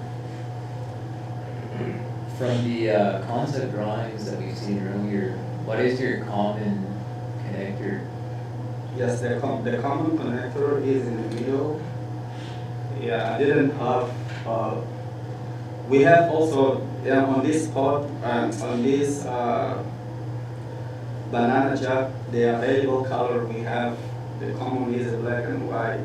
That's why the common is in the middle, but I don't have colors to divide them. One side from the right side, which is a black, is for voltage measurement, and the red one is for current measurement. So if you're measuring voltage or current, one of the leads needs to be on the common. Yes, if I need the voltage that I said this is a voltage measurement, I should put one of the lead here in common. And that if I need to measure the current, I keep the common. I remove the voltage and I put here in meter circuit. So Which lead color should be tied on common? and normally the common should be the black one. Right. You have to make it right based on the electrical Okay. knowledge. So the And common on the other two leads, will they ever be black?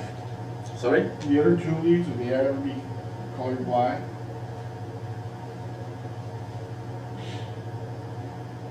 If you got a red, a black, and another black, The terminals, yeah. terminals, sorry not to read that. Yeah, the terminals, you have two black and a red. Why not have gone red, black, red?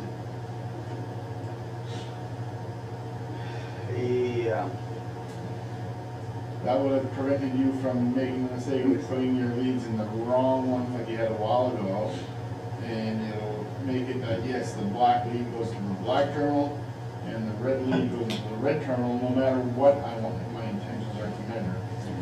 Yeah, as I was like the SPL, as everybody knows, is like is a project that it's require like time and work under pressure. So I was thinking, if I remove this and I break something, I'm gonna But like what remove, I'm questioning the selection of your colors initially. yeah, that was like You should have bought two two red blacks and one black. red. Yeah. Two reds and a black. Yeah, that makes sense. So what was your logic in selecting the colors that you chose? In the DC system, like, we have a color. We use black and white instead of red, right? Not on. No, I mean we use red and black. I mean not white. So to make it simple, the black normally is attached to the negative side of the voltage, and the red is attached to the positive side of the voltage.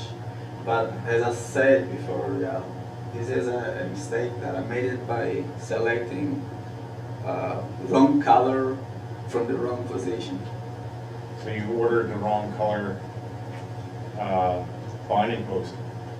Yeah, I can assume that is true. Yeah. I have another question while we're here. You had mentioned that your switch failed, right? What would have been a good preventative measure for this to not Failing. not fail, but just not delay your project production? The measure, like the action plan that I get, that I thought and I did was to ask one of the classmates who had available switch to replace it, because I didn't buy. I asked a rich people. Did you order that switch? No. Okay. I was gonna say, usually when you order a component, you order more than one because you may expect it to fail down the road. So if it does fail, then you have a backup, right? But I guess you didn't order the parts, so it doesn't really matter. Yeah, that's true, but it's true, it is a fact, but normally it's hard to see that like select switch fail, but yeah, and it's failed, yeah. Yeah, it's failed. So Don't underestimate your refusal. Well, my question was, did it fail or was it for switch selection? I think it was a failure because I was reading, I took the flux meter and I tested for the continuity to check if the circuit, if the select switch is working. When I toggle one side, it was giving me the continuity, but when I toggle other side, it was open line. So it should That close on both sounds- sides because it's an on switch. I don't think toggle switch is the appropriate selection. Yeah. Can we go to your schematic, please? Actually, block diagram would be too. Yeah. Okay, go to what next? Upstairs block diagram? Yep, Yeah. sure. I find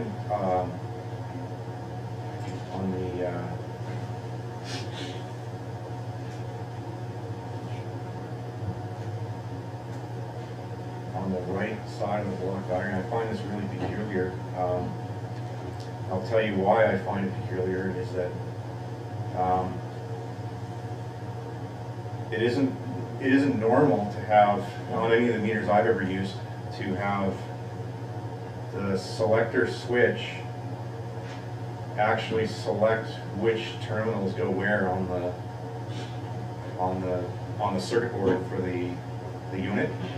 And I know this because when I was a student here, I actually blew up one of the instructor's meters because he handed it to me with the leads in the amps terminals and the selector switch on volts. And when I hooked it up, guess what happened? Boom. Boom, yeah, it turned the trace right off the main trace leading from the. I'm not saying I was placing blame on anyone but myself, but I'm just saying that it is strange to see a selector switch that actually selects which input goes where on the, because that's what's shown here on the block diagram. It doesn't usually work that way. All of the selector switch usually does is changes the mode of operation of the display, right? So is that how it actually is, or is your block diagram wrong? I guess that's my question. Yes,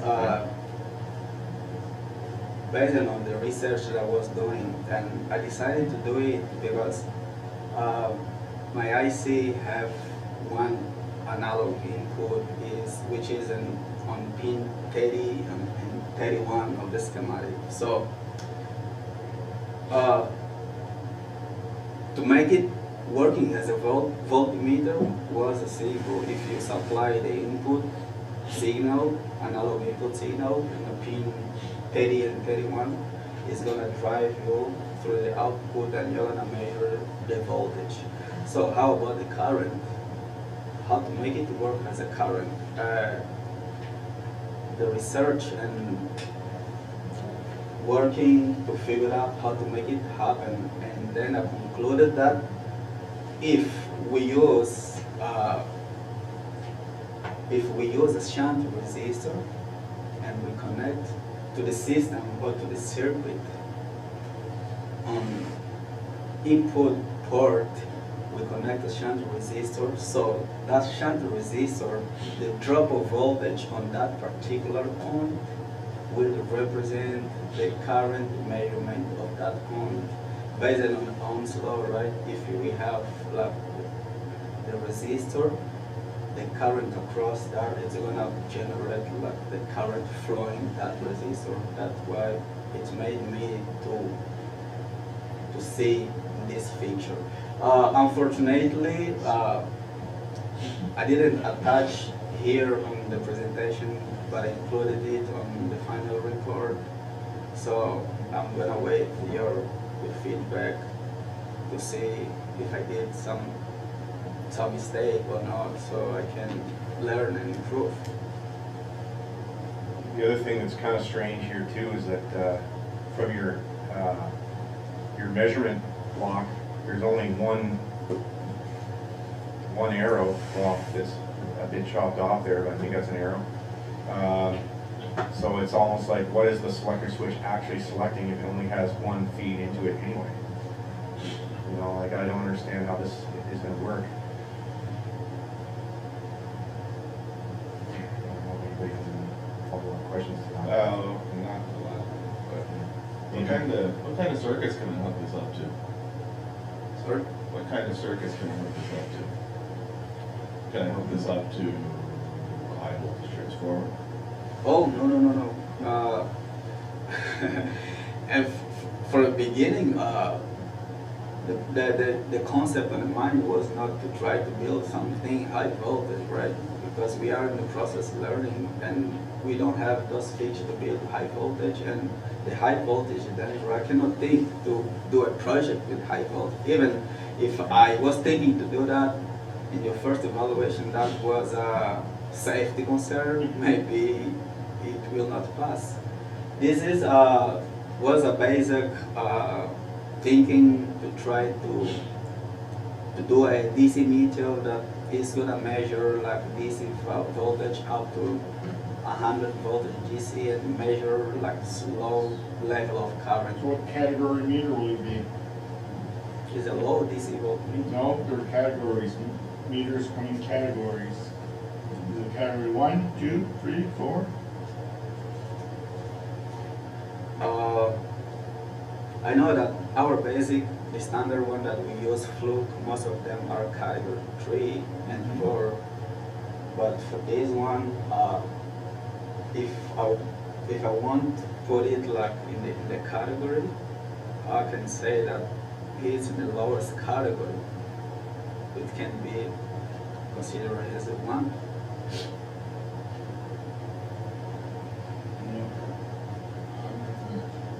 I think you need to look up what the categories mean.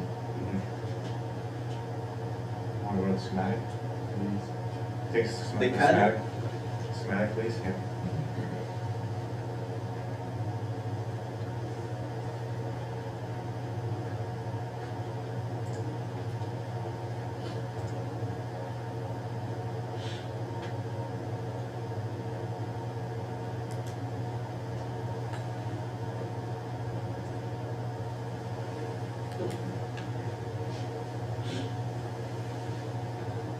My first question is, how come that's not the approved SPL frame and title block?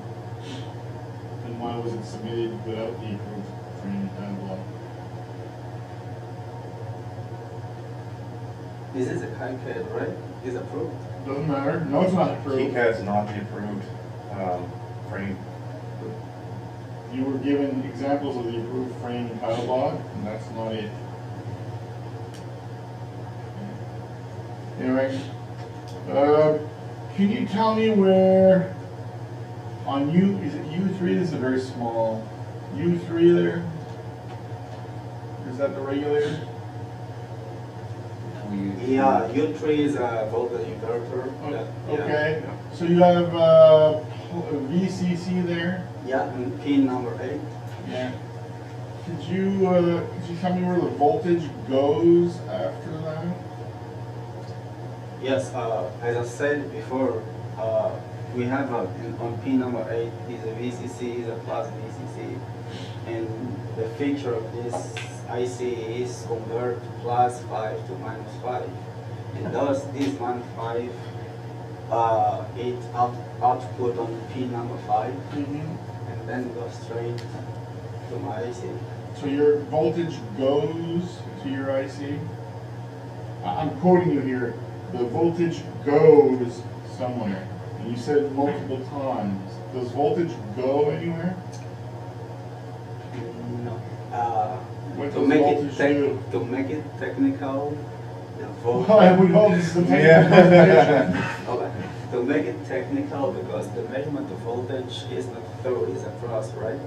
That's right, so the voltage exists between 2 points. Yes. So it does not go anywhere, so you Yes. cannot use the term, the voltage goes. Yeah. And So you used it multiple times in your presentation. thank you for correction. What's the purpose of D5, D6, D7?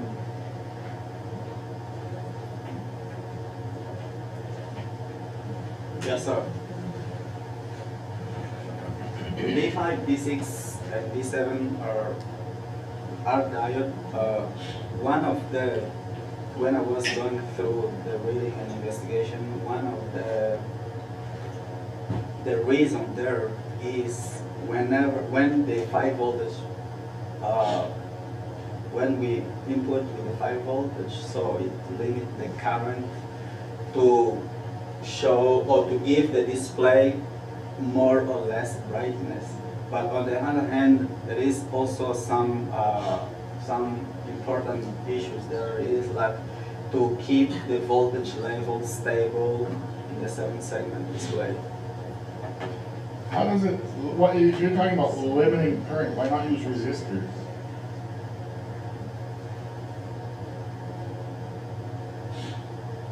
What does a resistor do? It limits current. Don't usually consider a diode to limit current in the way that a resistor would. So why would we use 3 diodes instead of a?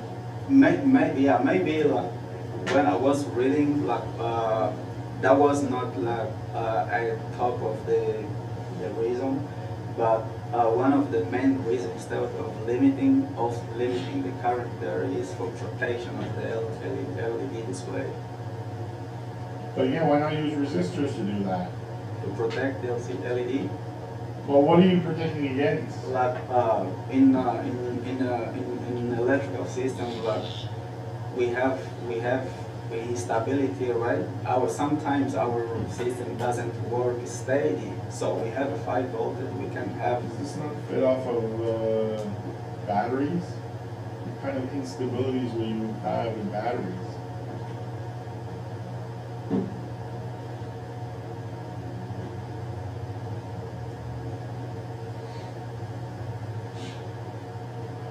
So in this case, the 5 voltage is the output of our voltage regulator, but Yeah. anyway.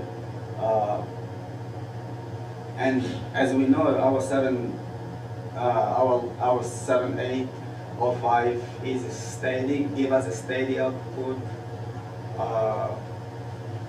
So it's not a big concern to protect them, but But then why use the N diode instead of resistors? And why 3 instead of 1? Yeah. And like, this is very curious, we want to know about this. I did a test when I was doing a prototype. I connect one diode and I measure.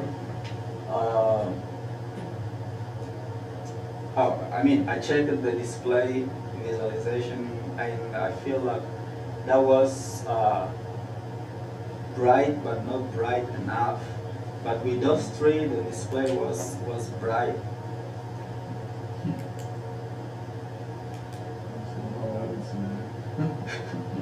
At all. All right, well, let's move on to something else. I can Yeah, figure we're out at tomorrow. Yeah, it's after 10. There's so much you could close the little circuit. Thank you. Thank you.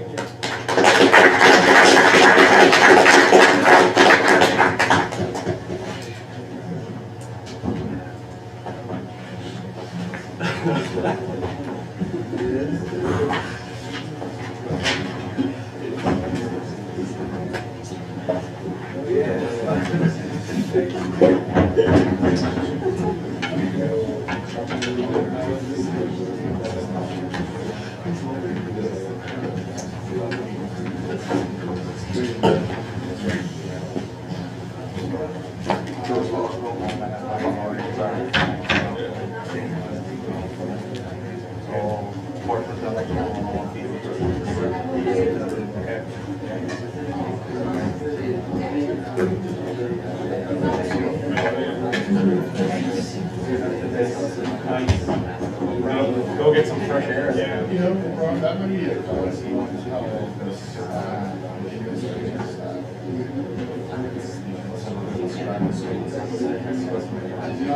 first, yeah, it's whatever. It renovated.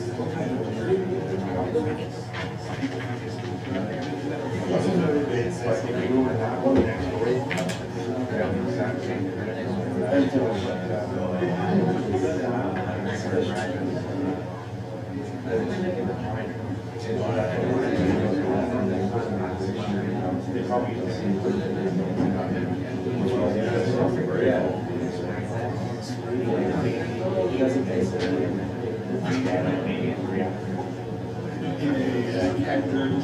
Yeah, You know what, that's interesting.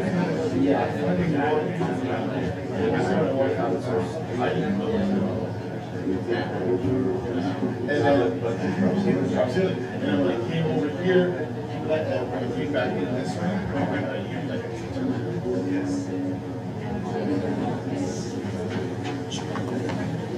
Put it here first.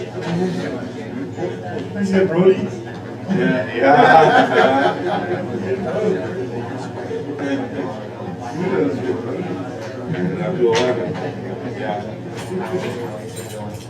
You guys gonna work at Union Rate or what?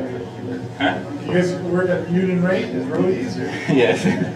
He has to go to the bathroom. There's not much time to do everything.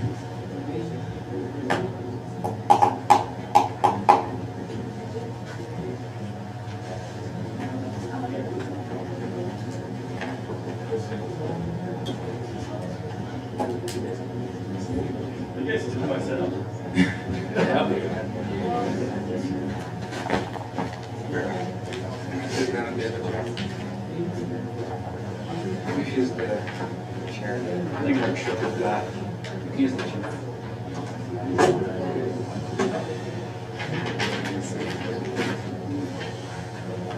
There you go, Sam.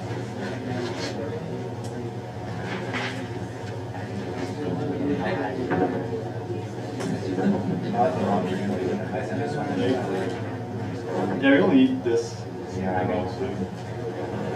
Yeah.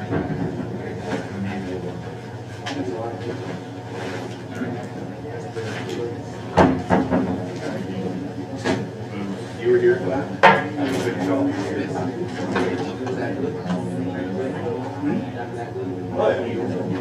Well, I mean, I'm probably gonna bump into it, so I'll just when the time comes. Is it powered? I know.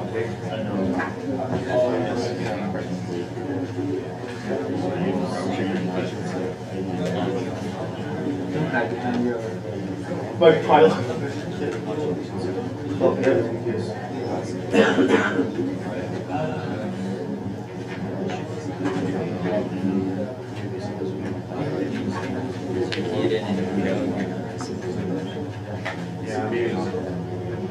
Yeah.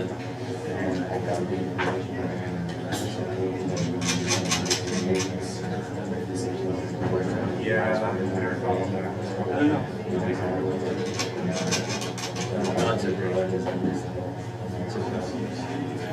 Did you find your Yeah, presentation? that you're putting in there. Number 9.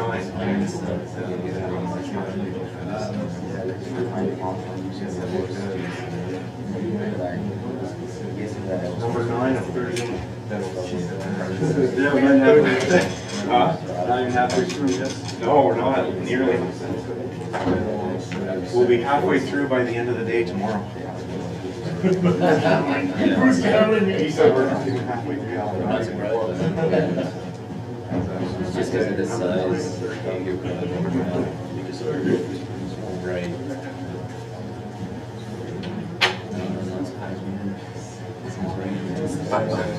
Oh, yeah. I'll be chilling at this pilot kit, man. Yeah. Well, it's like. It's gonna be like a full-on rig back here. You're getting a lot of you're getting it higher than 100%. It's not too big. Not that high. You're getting just that. He just did too much. No,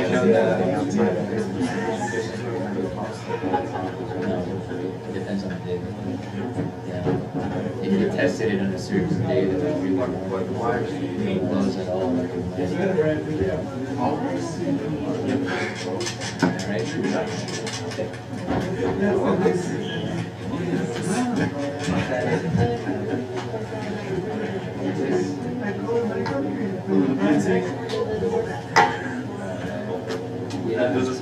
But my phone didn't see way over there.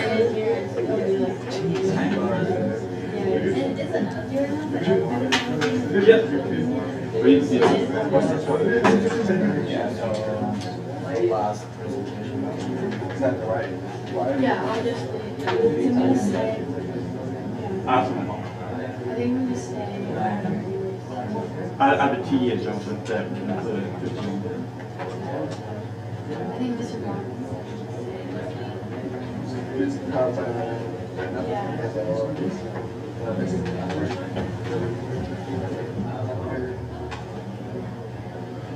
The wrong way.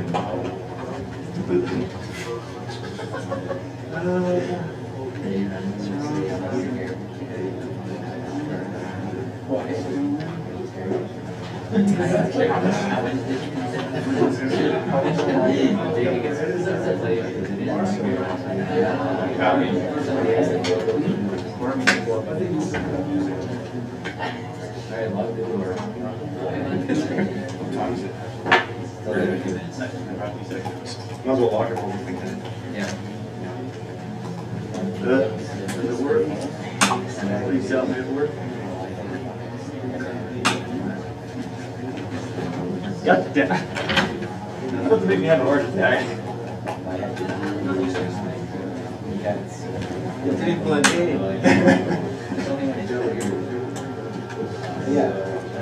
Once you finish, You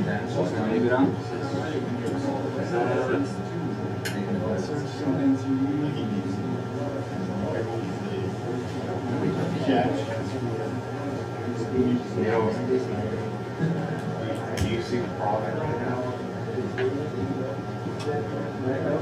Unless you stay way over there, we're gonna get a talking piece of beer behind you looking out there.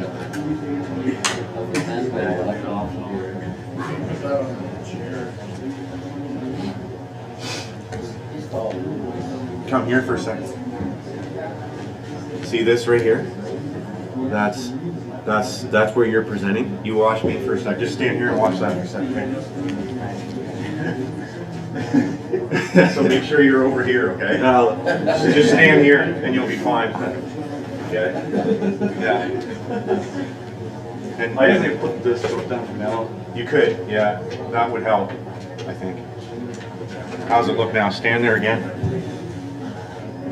Yeah, that's better. You're tall though, holy cow. I can adjust that, I think. Nah, that'd be hard. Eventually I'm tempted to move it up, but it's fine. You can do this.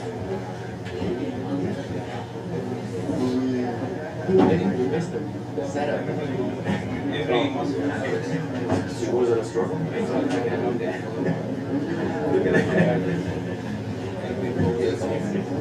Yes, I know. You know, like trying. I couldn't even balance myself. I was like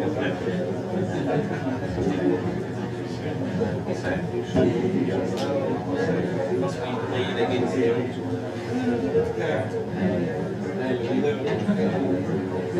If I was like 10 years old, I mean, they don't know how to act.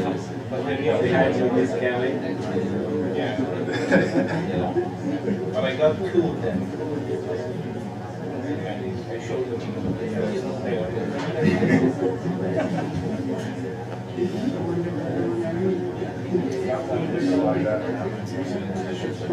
I had to adjust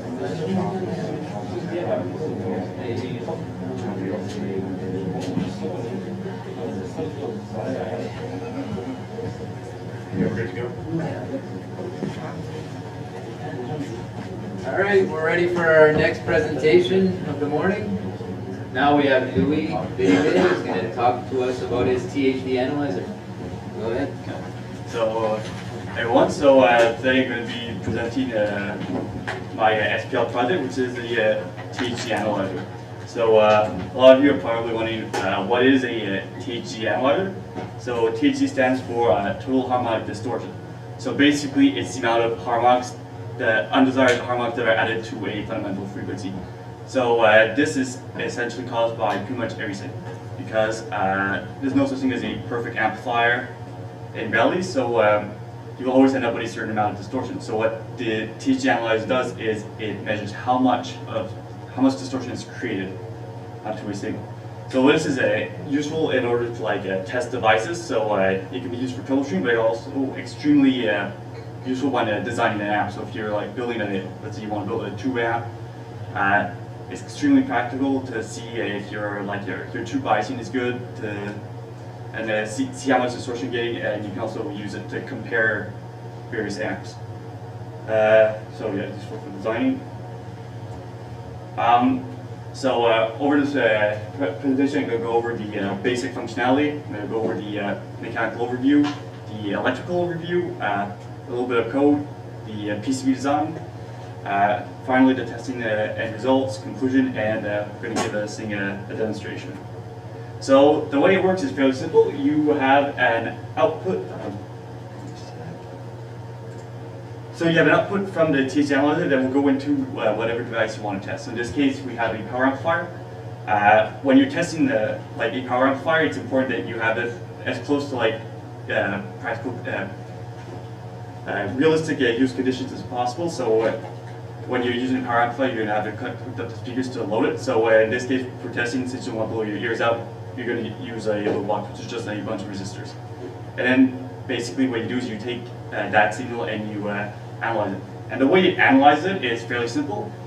Since it's, the distortion is from harmonics, all we do is we remove the fundamental frequency, which is coming out from the built-in oscillator. And then we compare the original signal to what is left, and that is the amount of distortion. So internally, it can be separated into three major functional blocks. You have the power supply unit, you have the precision oscillator, and finally you have the filter section. So the power supply unit is it's a pretty standard and linear power supply. So we have our 120 volt AC input, then we have a diffusion power switch, just to power it on. We have a transformer to lower that down to 60 volt AC before going through a rectifier and filter caps to bring it to DC. And finally we have our linear regulators to smooth it out and give us a clean plus 15, minus 15, and a 5 volts DC. On the oscillator block, we have a 1 kilohertz oscillator. So this is a single frequency analyzer. Like a more professional will have like a full range. This is just a single frequency. So we have the attenuated selector knob. So this is because we want to be able to test anything from a, let's say, mic preamp to a like a PA power amp. So like if we're testing a preamp, we want millivolt level signal. So even a phono preamp will be down into the microvolt levels. So we want to be able to lower our input level so we can get a proper use of it. And we also have a output buffer, so this is just to prevent any impedance loading, since this is a resistor divider network. We also have a 1% distortion calibrator, so this is to make sure that everything's working. When we power it up, we can just hook up to that 1% output. It will display 1% on our display, and it also has its output buffer. And we have our 2 BNC outs. The filter section is kind of where the magic happens. So we have our input, we have the attenuator selector knob. So this again, it's for testing a wide range of devices. So if we're testing a power amplifier, we want to be able to attenuate that level because we don't want to be clipping the internal circuitry. So we can go up to a 300 watt amplifier at 8 ohms or 600 watts at 4 ohms before we start having clipping issues and potentially damaging some of the op amps.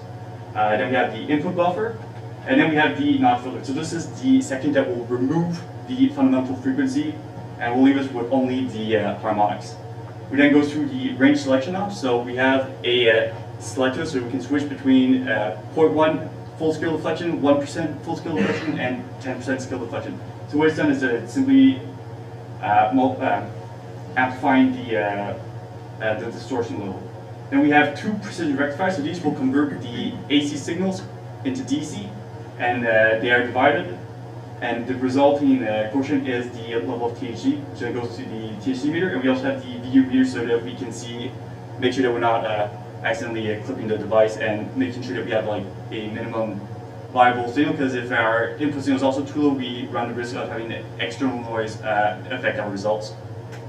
So mechanical, so I chose a 2U rack mount just because it's a standard size. It's often used in audio equipment, 19-inch racks. In this case, I have also a low box that's also rack mount, so I can just have all my equipment racked mounted together. It's made from a 1/16 aluminum sheet, so it's sturdy and but also not too heavy. And the front panel is made from a 1/8 aluminum plate. That's because I wanted it a little thicker, because when you rack mount it, all the weight is held on the front panel. So here's the mechanical drawing for the front. So you can see we have our adjustment knobs, our outputs, the input adjustment, our meters, power switch, and range selection. And here we can see the mechanical drawing compared to the final product, so very similar. And here we have the top drawing. So we have the main PCB out in the top, power outlets out in the rear, and power transformer. We have all our front knobs, and here we can see the comparison. So again, pretty much identical. So like I went over, so main PCB, this soft start circuit we'll get into a little later, the power end, main transformer, front meters, and the selector knobs. So the front panel can, for the user interface, is basically divided into 2 sections. So we have the main oscillator section. So here we have a coarse attenuator knob, and we have a fine attenuator knob. So the coarse attenuator knob is a 20 dP increment, so we have 0, 20, and minus 40 decibels, and the fine is 0 to 20 dB, so that gives us the range between the coarse adjustment. We have the main output, and we have the 1% calibrated output. Then on the input section, we have our input BNC, we have our input attenuators, so we have 0, 10, and 20 decibel. And we have our VU meter, so we can see how strong our signal is. Finally, we have the measurement section, so we have our main THC meter with the scale selected knob. So this is full range THC level, so if we're in the 0.1% range, that means when the meter's here, we're at 0.1%. We go down all the way down to 0.01%. We also have two BNC outputs, so these are for oscilloscope outputs because depending on the type of distortion, so if you're having like clipping or improper biasing, you'll have different characteristics on the THC output, so this can help for when troubleshooting. So now for the electrical overview, so electrically speaking, we have 5 major sections. You have the power supply, the oscillator, and the filter section for the block can be then divided up into these 3 sections. You have the filter, the rectifier, and the divider.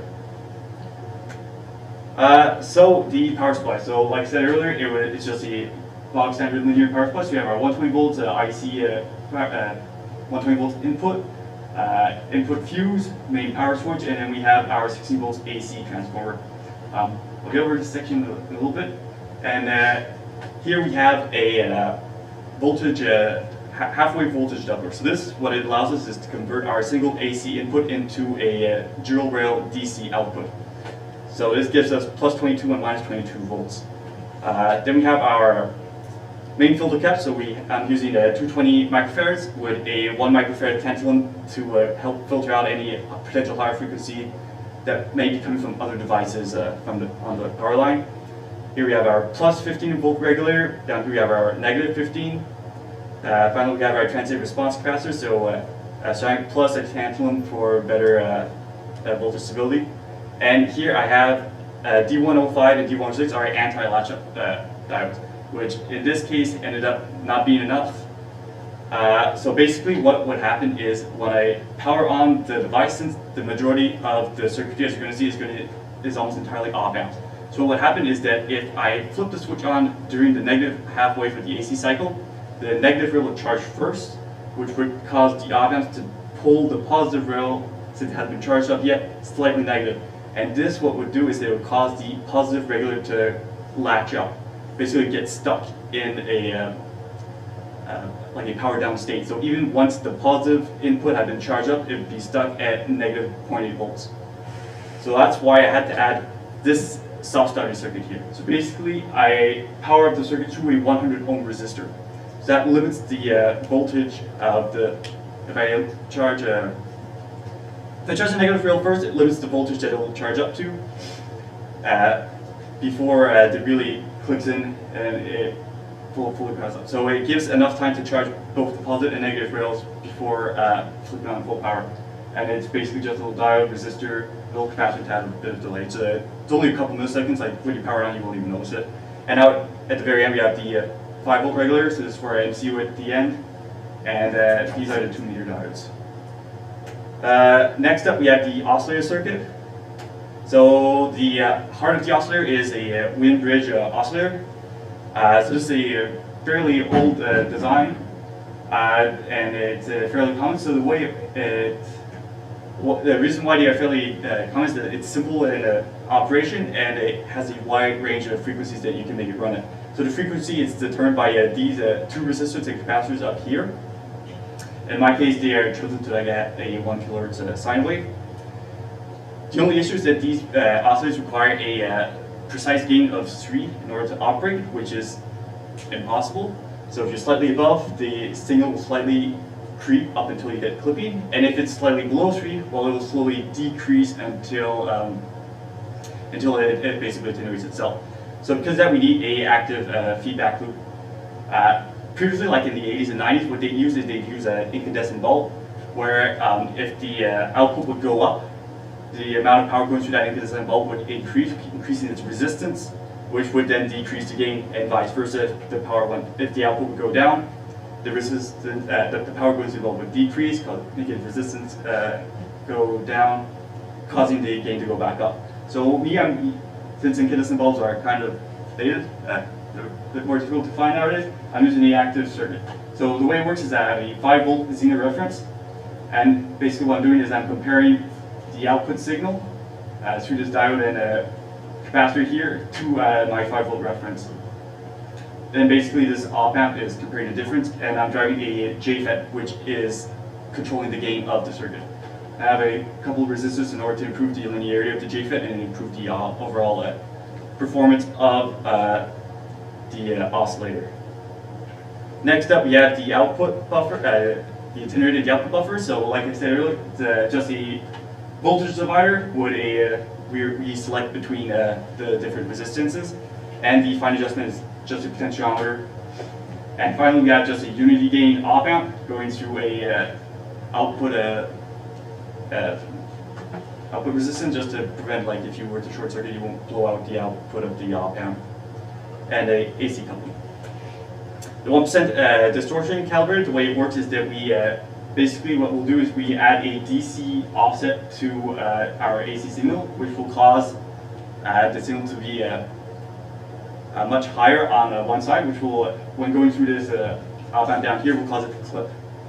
And basically what we do is that we sum the non-clip and clipped signal with the ratio determined by these two resistors here. And we go through an AC coupling gap to remove the DC component, and that gives us our 1% output. So this is what the overall circuit looks like. So you have the oscillator, the main buffer, and select an attenuator, and then you have the 1% output. Next up, we have the filter section. So on the input, we have the main input attenuator going through this high-pass filter just to remove any DC that we might have. It's a similar design to the output attenuator, where we just a resistor divider and we select between them. We have protection diodes, so if the voltage after the selector goes above 15 volts, it'll clamp it down to the bus and protect the inputs of the main buffer op amp. Next up, we have the notch filter. So this is a state variable filter. The way it works is fairly simple. We have a non-inverted signal that goes here through a high-pass filter, and we have a inverted signal that's inverted by this op amp here that goes through a low-pass filter. And these two filters are set to the same frequency. So what will happen is that as our frequency goes up, our low-pass filter will start to lower the signal strength of the inverted signal, and we'll start to get more and more of the non-inverted signal passing through. And at a certain point, both of those signals will be at the exact same amplitude, at which point they will cancel out because they are 180 degrees out of phase. And what's important here is that we have a fine adjustment of that center frequency, because the notch filter needs to be precisely adjusted to the frequency of the main oscillator for proper operation. I have two of these filters in series for a total of 90 dB per octave. And after those two filters, we have the basically the range selector knob. So basically what I do is we have a variable amplifier, again with just a selector switch, where we select between where we can change the gain, which will in turn affect our scaling of the THC meter. And then we have just a fixed fixed amplifier with a gain of 10. So here's the full circuit. So you can see the input section, the first filter, the second filter, and then we have the output amplifiers. One thing to know is that I also have a calibration jumper. So this is for adjusting those these two fine potentiometers, because so this what it allows you to do is it allows you to bypass one of the filters, adjust the other one, and bypass the other filter and adjust the first one. So very useful to have. Finally, we have the precision rectifiers. So this is what converts our AC signal into DC. So we can't just use a regular like bridge diode rectifier, because you have a 0.7 volt voltage drop. Ideally, you wouldn't have that, but this is real life.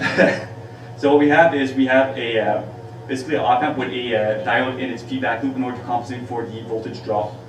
We also have in this section here, we also have this is where the scope output would be, and also both precision rectifiers, it's the identical circuit. So we rectify the circuit into we bring everything to the DC side, and then we have a low pass filter, which then averages out the circuit.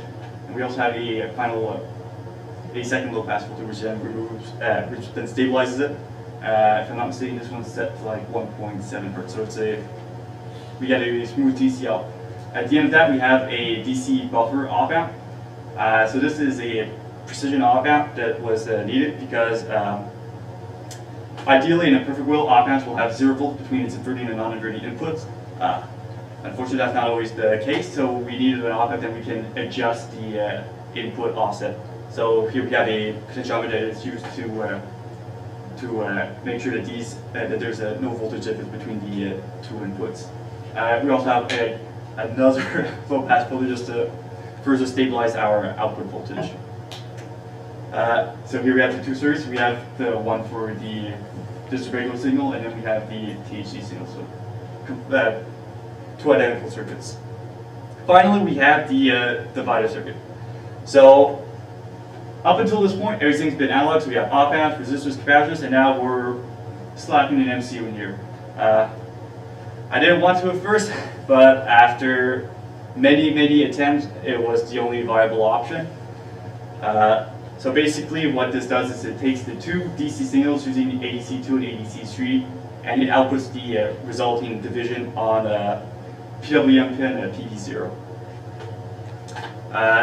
We also have, the 2 meters are just 1 milliamp full range deflection, so we have the current limiting resistors as well as the fine adjustment potentiometer, so we can adjust to full scale.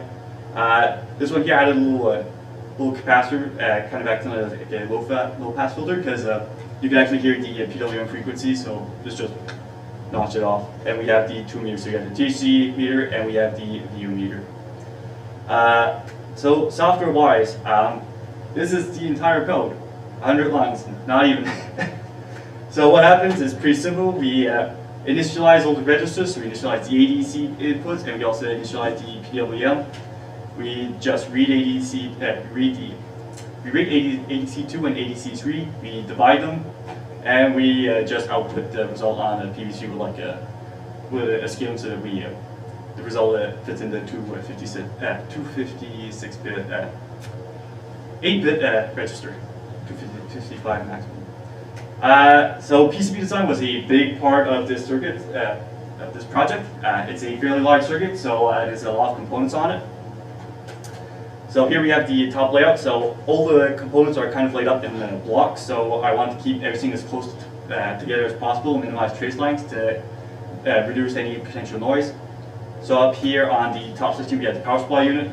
So we have our main AC inputs, we have the capacitors, main diodes. Here we have the 3 regulars with older capacitors as close as possible. Next up, we have the oscillator circuit. So here we have our 2 main oscillator ICs, the output buffer, and here we have the 1% calibrated IC. Next up, the filters. So we have the first and second filter with the output amplifier at the end. And we have the 2 rectifiers. And finally, we have the divider circuit. So our AT Tiny with the 2 calibration pots for the meters. All the connections, I had them placed on the bottom of the board, so this eliminates wires crossing over, making it annoying to work on. It also makes it look a lot cleaner. So here's the bottom view. So almost all my traces on the bottom side of the PCB. I use 24 mil trace. So I didn't have to worry about traces being etched for being too small. I had my PCB outsourced to JLC.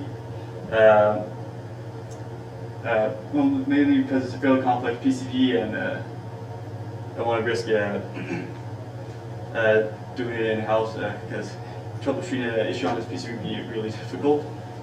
And on the top side is almost all power traces. So these are 40 mil traces. As you can see, the power lines, they go down in the section branched out. And also I have ground plane on either side, all connected throughout with vias. So we have these little dots around are all vias. Here's the end result.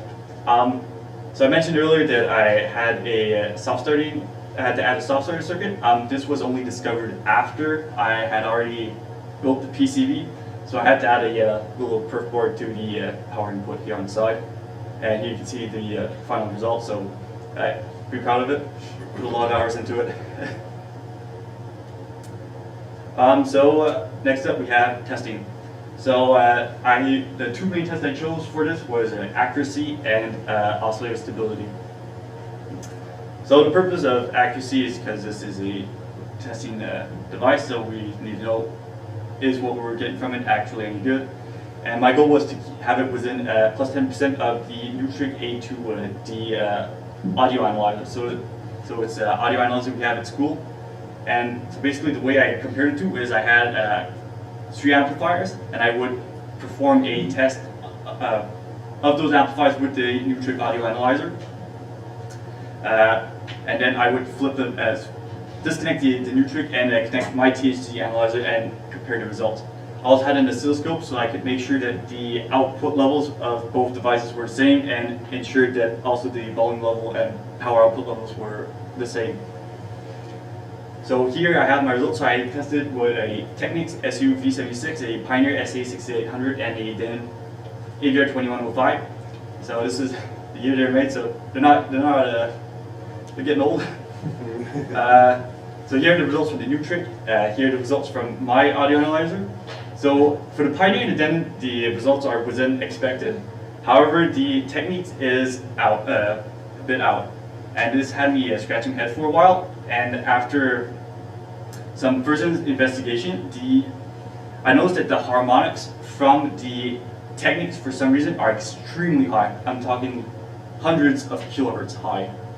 So what I'm suspecting is happening is in my precision rectifier circuit, I think I'm filtering out those extremely high harmonics.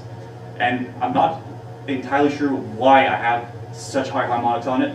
I do know that the volume knob is extremely scratchy on that amp, so I'm suspecting that maybe I'm getting a bad contact, which might be causing these really, really high harmonics.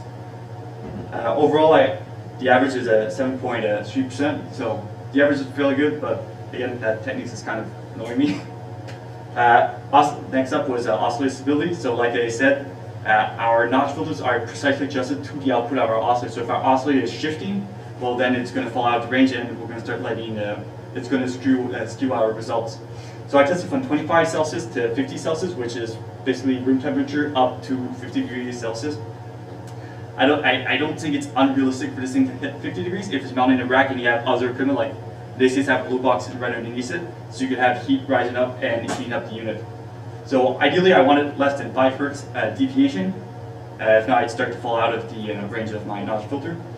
And I got the testing methodology is pretty simple. I had the output of the oscillator connected to an oscilloscope with a thermocouple attached to the right next to the oscillator section on the PCB, and I heated it with a heat gun. I took close attention to make sure I heated it up slowly so that the heat would evenly transfer throughout the entire circuit, because if I just blast it instantly, the thermocouple will just heat up instantly while the resistors and the op amps are still cold on the inside. So I heated it up fairly slowly. So here you can see the result. So it's a pretty linear descent with temperature, and overall the actual frequency deviation was less than 0.5 Hertz, which worked out to exactly 326 ppm, which is way below what my margins were, so that's great. Probably got such a good result because when I designed my oscillator, I bought high precision resistors, but I also made sure that I had extremely low ppm resistors, so my resistors were actually, if I'm not mistaken, I had 150 ppm resistors, which is probably why I had such good results here. So problems will design this. So I had 3 major issues that took over a week each to solve. The first one was the analog divider. So as you saw, I'm using an MCU now, but that's not from lack of trying. I tried 4 different circuits. So the first one I wanted to use was a transconductance operational amplifier in a feedback loop of an amplifier, which would act as a divider. Unfortunately, it was I didn't have a linear response, and trying to correct it was extreme, borderline impossible. Next up, I tried a log anti-log circuit, which sort of works, except as soon as you have any temperature variation, since the circuit I was using the logarithmic properties of diodes, if the two diodes were exactly the same temperature, again, results would skew badly. I tried another one using a voltage-controlled resistor using JFETs. The issue is that I needed two perfectly identical JFETs.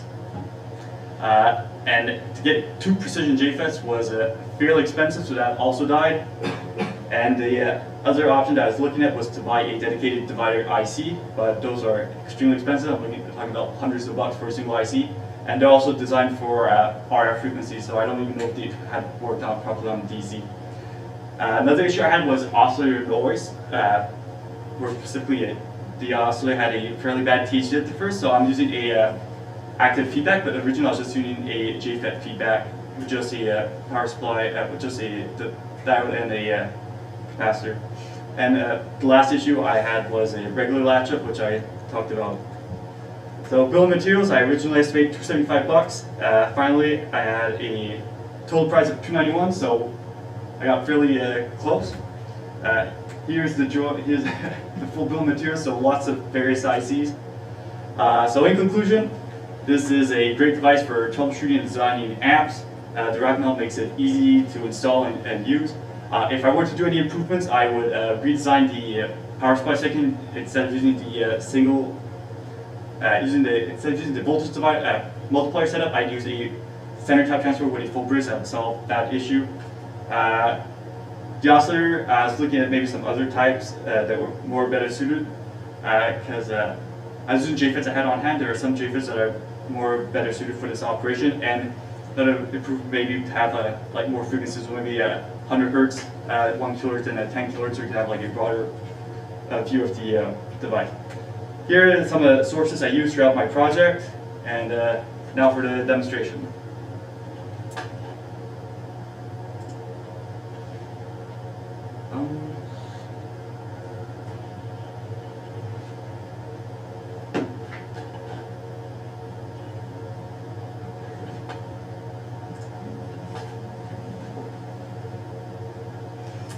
All right, so here, set this up.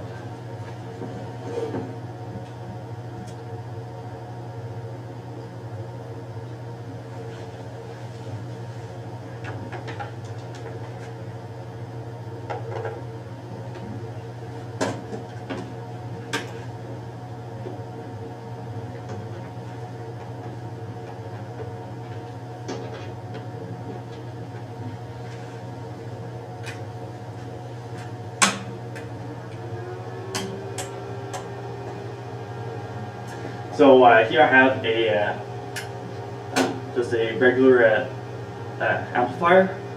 So this is what we're going to be testing. This is a load box. It's just a bunch of resistors. This is one that I made a while back. So it has a built-in relay network, so I can switch between the various resistances. Here I have the BNC output, so power goes in, and this BNC is directly connected. Then it goes into the input section. Here we have the output, which is going to the rear of the amplifier.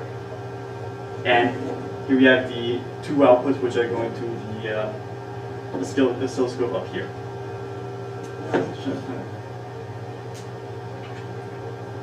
I guess we won't see the power level, but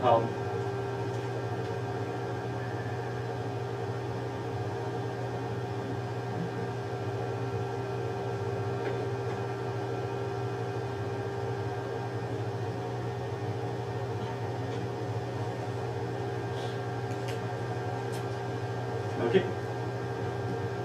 So as I start to, so you can see, get one of the way.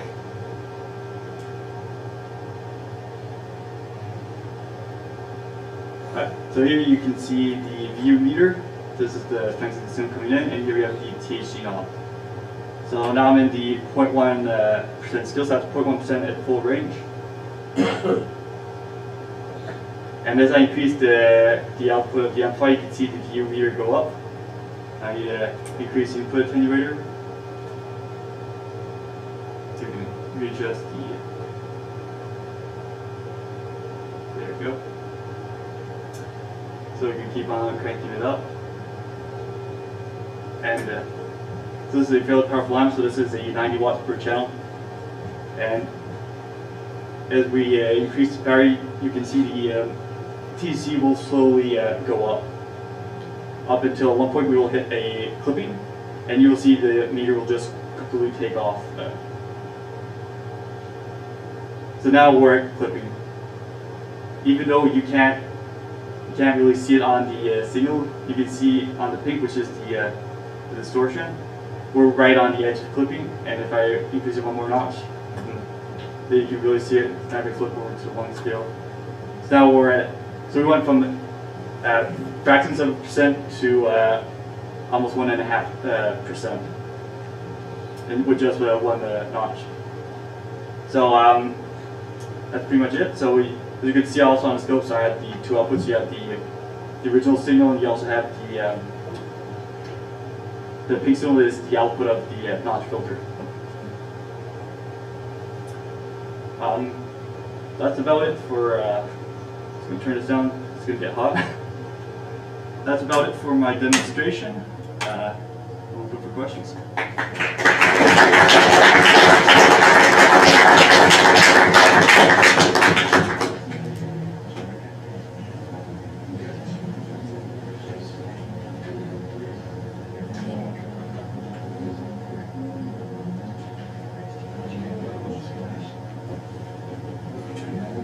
Let's go to the schematic. Which one? So you go to the. Just start with your first slide, I guess. Yeah, just start. It's the schematic, and then we'll go from there. Power supply one? Yeah. Yeah, it's a good place. Can you describe the soft starter, how that works? So basically, when you initially power it on, so this is an NO relay, so all the current is flowing has to go through this 100 ohm resistor, which causes a voltage drop, which limits the voltage that can rise in the DC section. The coil itself has a certain delay. I think it's a 15 milliseconds for it to activate, which is basically a whole AC half signal, whole AC cycle, which gives. So I'm ensured that at least both the positive and negative will have a certain amount of voltage on them before the contact closes and full power is able to be delivered. Okay, so how do you, so you said there's a 15 millisecond delay or?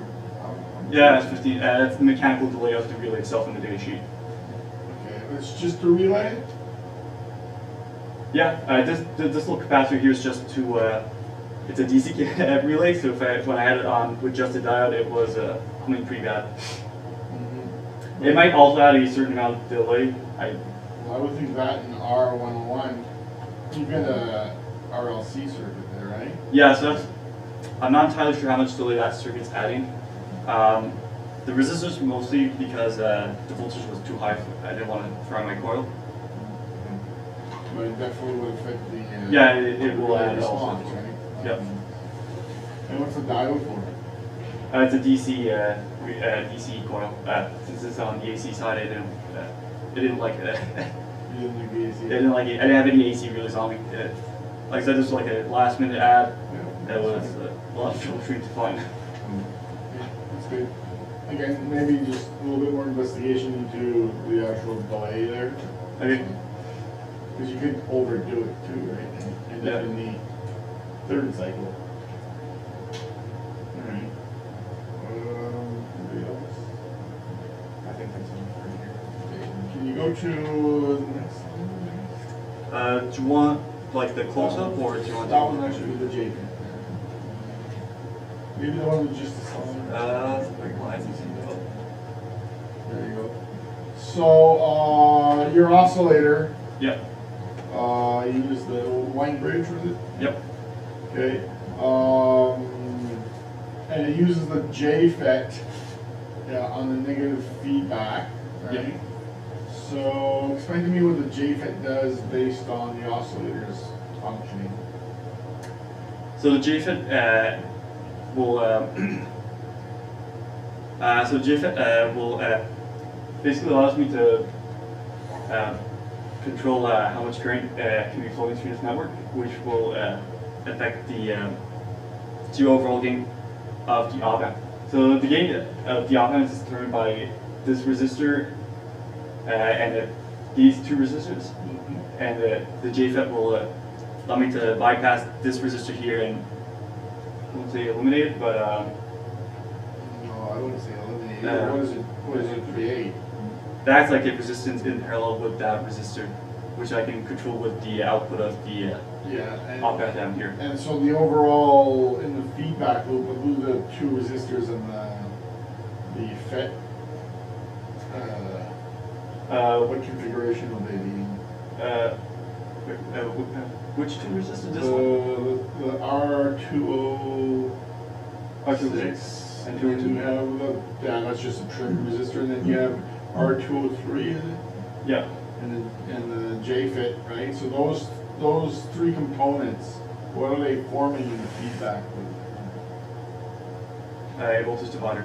Voltage divider, that's right. So the JFET does what? What does it allow the voltage divider to do? It changes the ratio of that voltage divider. Which has an effect on, The gain of the because the gain has to be what? it's in this case it'd be R206 1 plus R206 over R203 parallel with the Okay. No, but for that oscillator to be an oscillator, that circuit, what conditions must be met? Oscillators have certain conditions that they need to meet. Did you look into that? I know that this one needed a gain of exactly 3. As far as the other The gain of 3 where? on the feedback network.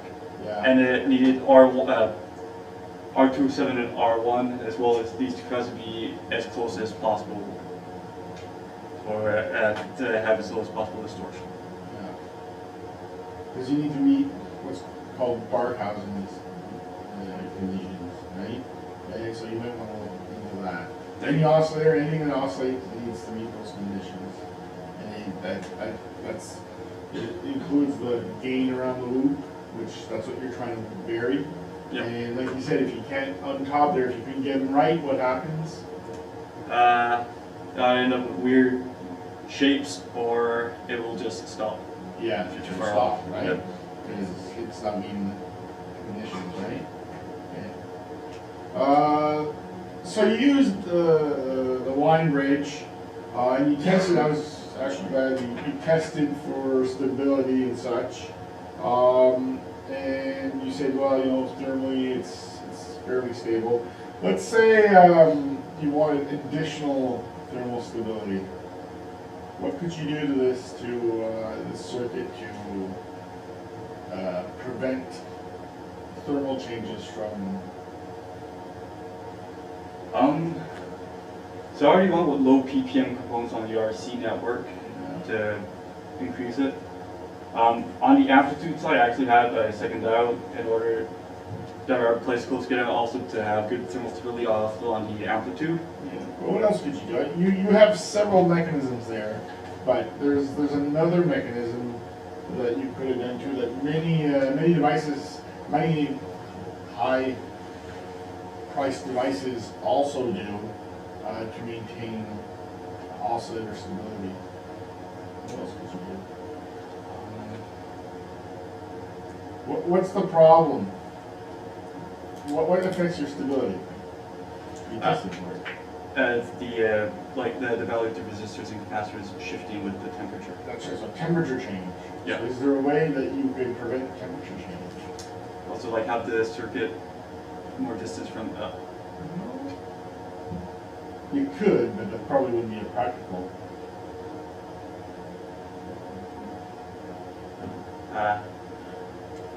prevent temperature change. Cooling. Why does the temperature change? Well, it could be either itself from current flowing through the room, or it could be an external source like a load pump. Also, I could have it physically. Well, yeah, but you can't guarantee that. Yeah. What happens if, I don't know, you said you expected, up to 60 degrees Celsius, right? Yeah. What happens if that part of the circuit only, never mind the rest of the circuit, that part of the circuit was actually at 90 degrees Celsius and would never get exposed to more than 60 degrees Celsius? What do you think would happen to that part of the circuit? Would it ever heat up more than it's at?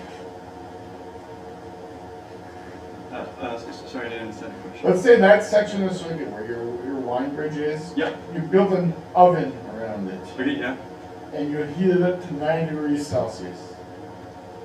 The variation in temperature outside that oven, it never varies more than, let's say, 60 degrees Celsius, because that's the limit you put onto it. So thermal insulation? Well, thermal insulation and a heater. They literally Oh, okay, will so heat it up and keep it at a constant. keep it at a constant, I right? didn't think about that. Well, a lot of people they do when they design these things. Okay. That would definitely improve your temperature, your drift. You just have like a thermostat and make sure the internal temperature is always constant. Exactly, right? And a lot of that type of device, that's one of the features they'll have. They'll have an oven, in quotes, right? An oven around their oscillator circuits to prevent drift like that. Okay. What other type of drifting could occur? You went, you picked out some very expensive components there to prevent drifting. But there's another type of drifting that can occur too. Amplitude drift. No, it's gonna, same thing, the frequency's gonna drift. What is what else? Whatever cause, yeah. Besides temperature, what other parameters or effects? Don't say supply voltage might cause. Yeah, these things tend to be fairly stable. That's why they're light in design, that they're parametric that way. What else? What happens when you're using this thing 20 years down the road, or 10 years, or 5 years down the road? Values may have changed to something over As time. components age, they will change, and that's another parameter you have to look at is, as stable as they are temperature-wise, in 2 years, 3 years, will they still have the same value, right? Yeah, okay, yeah, so over time, the degradation of the components. Exactly, which happens, right? Yeah. All right, but that's a good word. Anybody else? One more question if somebody has one.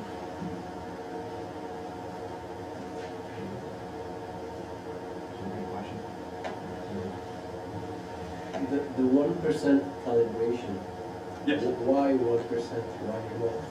Well, that's because it's the middle range of my knob, so you can put it, so if I put it in the 1% range, I can see if I hit full deflection. If I put it in the 10% range, I'll see if I have, on the lower end, that 1% mark on my meter. So I can check. You can choose any. I could show them, but it allows me to see like the full movement of my meter, make sure it's right where it should. How about 0.1%? Does it work? Probably could have done 0.1. Just because 1% more, is it forgiving? to get it closer, because getting 0.1, like, yeah, 0.00, like 0.11%, kind of, it will affect it. Versus like if I have 1.01, it's not as big as an issue. I have one more, but I don't want to answer because I know what time. What's a VU unit? No, we don't have time, but just. We're out of time. Good job.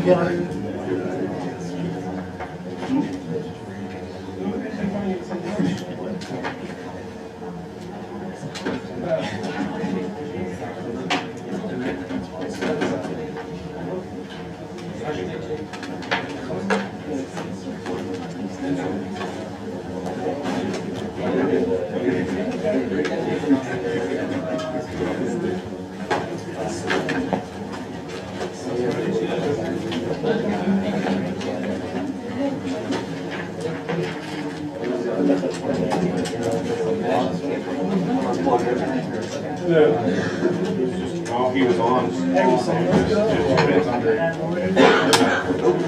Oh, he didn't actually do really well. Smacking the this.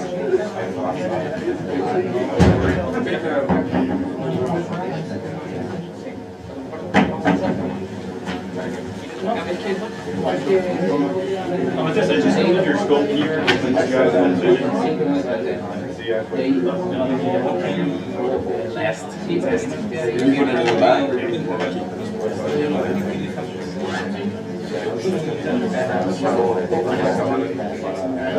Karen wants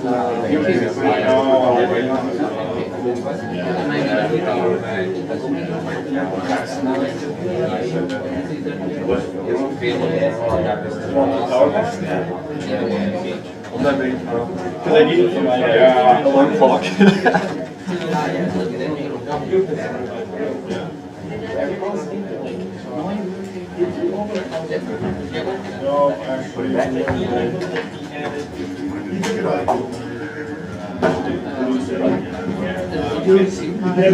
About this afternoon? Yeah, that's a very hard, you actually found it's very hard. My daughter's trying to get her license, she had to go to Saxon. So no, that's a legitimate reason, because we can't pass that appointment. Yeah,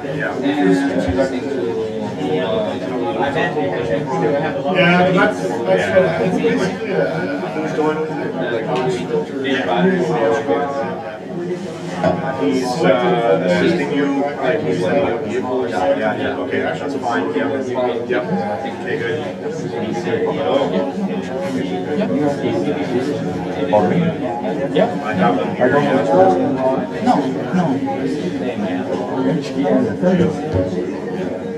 Well, it doesn't matter, I'm just gonna load them at the location doesn't matter.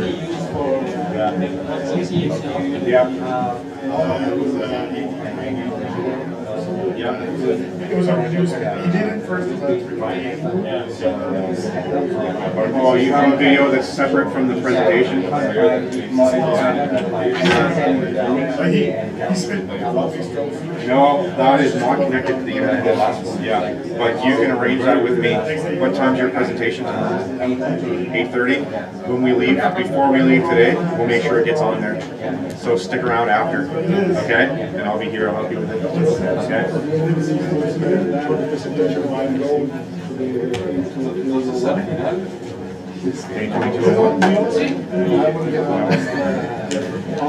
Your presentation will be done here, and then we will go to A2201 for the demonstration. Okay?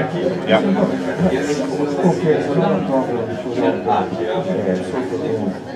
Yeah, he talked with me about it, so we'll, that's right, we'll, Mr. Metcalf's doing the attendance, so I'll talk to him about it. Okay? Yep.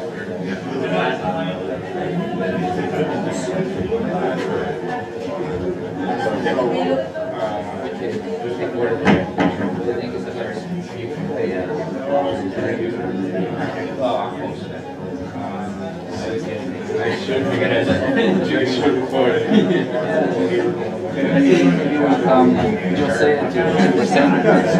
Yeah.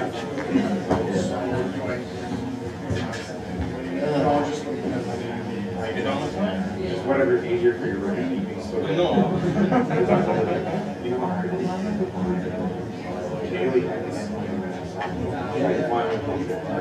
Same with us. I drove all the freaking province to get mine. And we had another friend, a victim of St. John. Oh, yeah. Guy in St. John. The same examiner in Hampton. Yeah, he's the guy that sent me away because he's like, this registration does not match the thing. You didn't notice that in St. John? Well, I'm noticing it now. and the guy in River, she didn't notice either because he was the same hair as me. The same insurance. No, I didn't. When I did because it was Oh, I thought you went to River. just to go to right. Oh, Yeah. so the guy in Moncton didn't notice. He was angry because How did you get an appointment in Moncton? Lafayette. because I was calling every day. Oh, yeah, you went to that's a Well, I got what?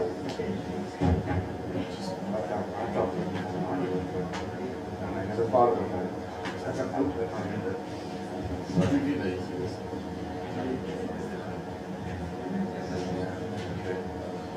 Well, I didn't get quality. Saying goodbye to the That's a sure. He's gonna drive like that. Low. Low. I'd say, yeah.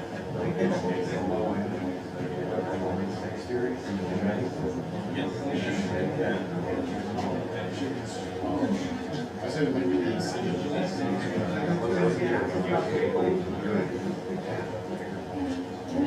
Now we're getting into trouble. Break over troubleshooting. I'll even.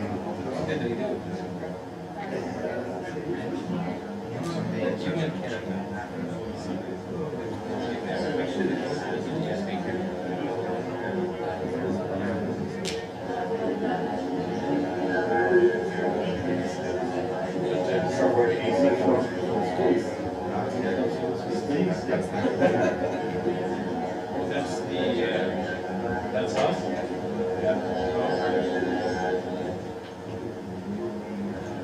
It is freezing in here. Breezy? Freezing. Oh, I think you said breezy. Yeah, well, that's centrally controlled. Because they,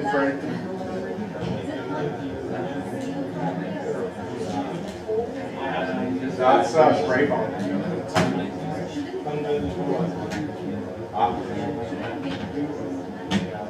You mean like in the back, with the drop ceiling?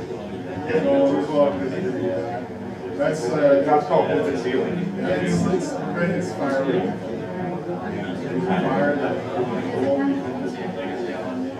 That was painted black. They painted the whole ceiling black. Like all the trusses, all the piping, everything was painted black. Is that orange? Huh? Is that orange? What? Oh, the foam, it's that color over there. It's yellow. Where they cut a piece out to do some work on that. That was probably as best as it made.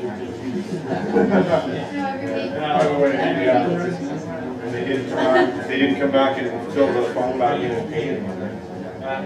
It was just that yellow spray foam.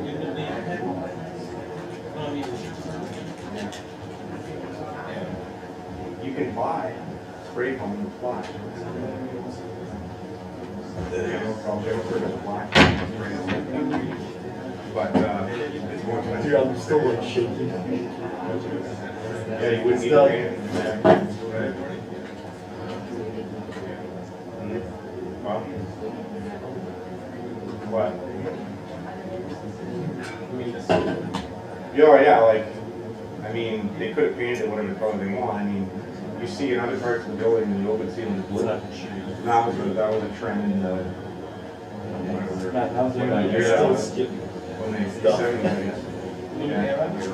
The blue arrows, it looks like the blue arrow. They thought it looked like the sky, right? So it was painted blue. There's a lot of open ceilings. They almost did that. They called that camp. Yeah. Yeah. It was a thing back then. Yeah, I'll show you my haircut in a second. The big fro. Oh, we're not laughing. Already?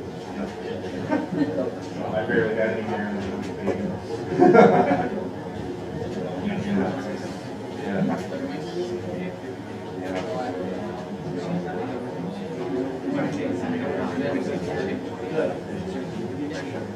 Flash, my guy.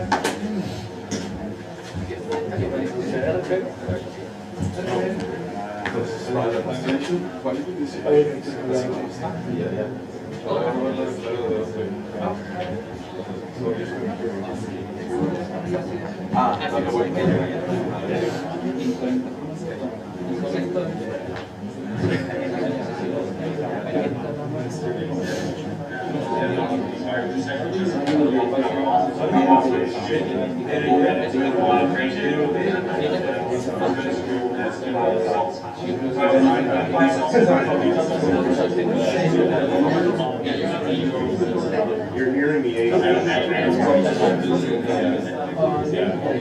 So the only way around that. I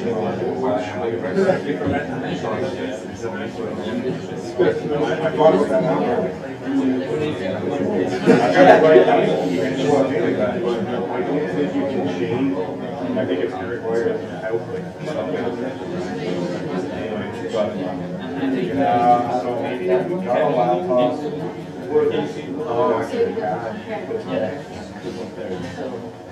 That's the feedback we're receiving from our online audience.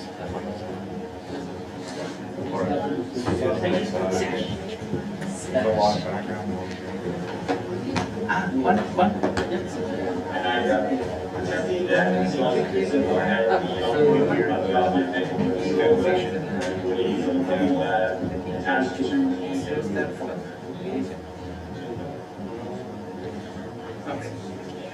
I'm wondering if anybody in Moncton has a dolly or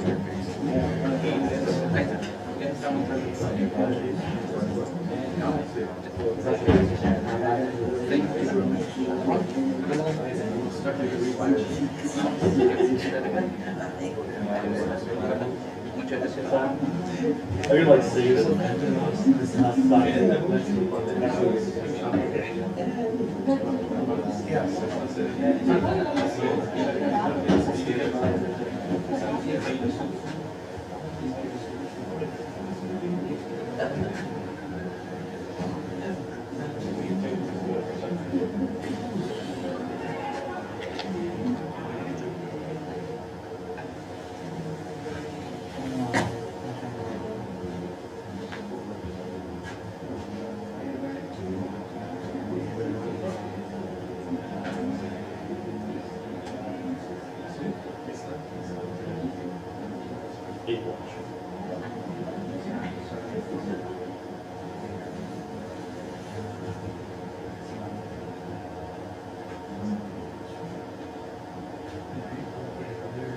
yeah.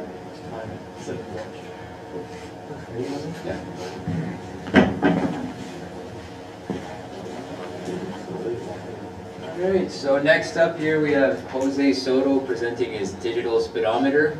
After the presentation, we'll take a break for lunch, but take it away, Jose. Okay, thank you very much, Mr. Leader.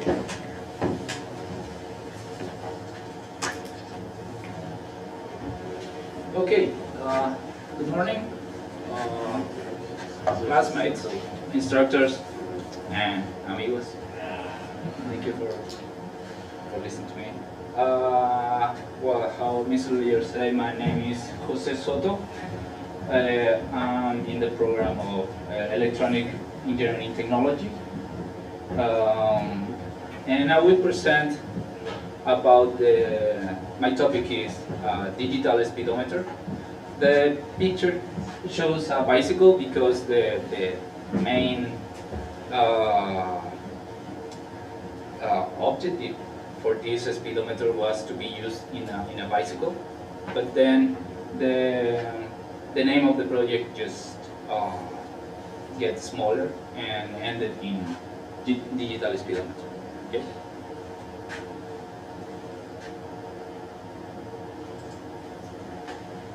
Okay. The contents will be first an introduction. An introduction. I divided that part in two because I will show also a general diagram, which is basically the picture that was in the first page. Because normally when it happens to me that when I start to talk about the project, people doesn't get the idea very quickly, or so I needed to explain more and more. And finally, when I show a picture or do a draw, they finally understand. So I want to start showing that so everybody knows what it's about. Then I will talk about the concept, how this start, why this project, why this topic. I will dedicate several seconds or minutes, I don't know, to the Hall effect. In this case, the Hall effect switch. Okay, that is the main point for this project. This is the main component of the project. So I will try to explain that very well. Then I want to do some comparison with other products that are in the market or that can made or offer similar functionality. Okay. Then explain the speedometer, how does it works. I will base in the concept diagram to explain that. Then the operation will be based in the block diagram, and finally the circuit in the schematic.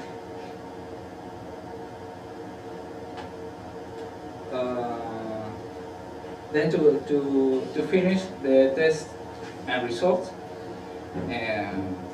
and the conclusion to summarize.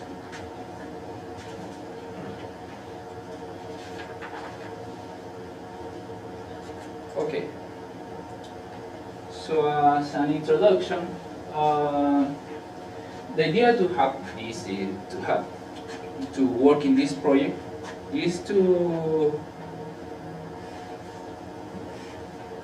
get rid, for example, of that. That picture shows a very dirty bicycle.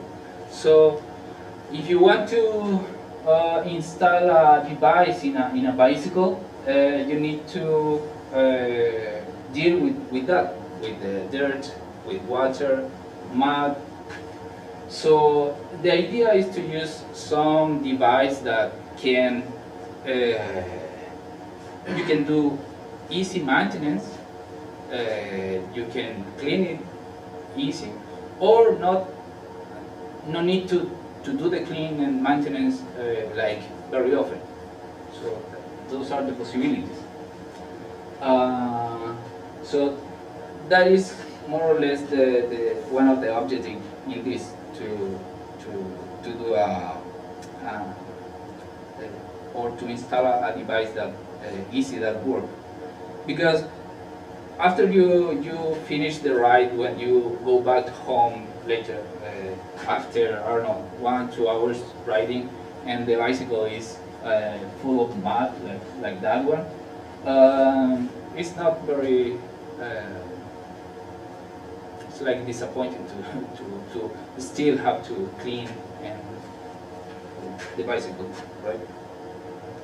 So maybe it's not too drastically like that picture, but here in Canada, well, we all know how is the weather, how is it can change from minute to minute.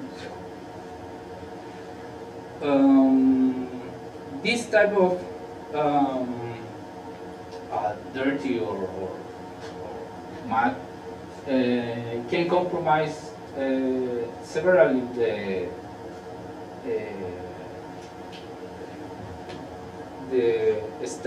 stationary mechanical devices.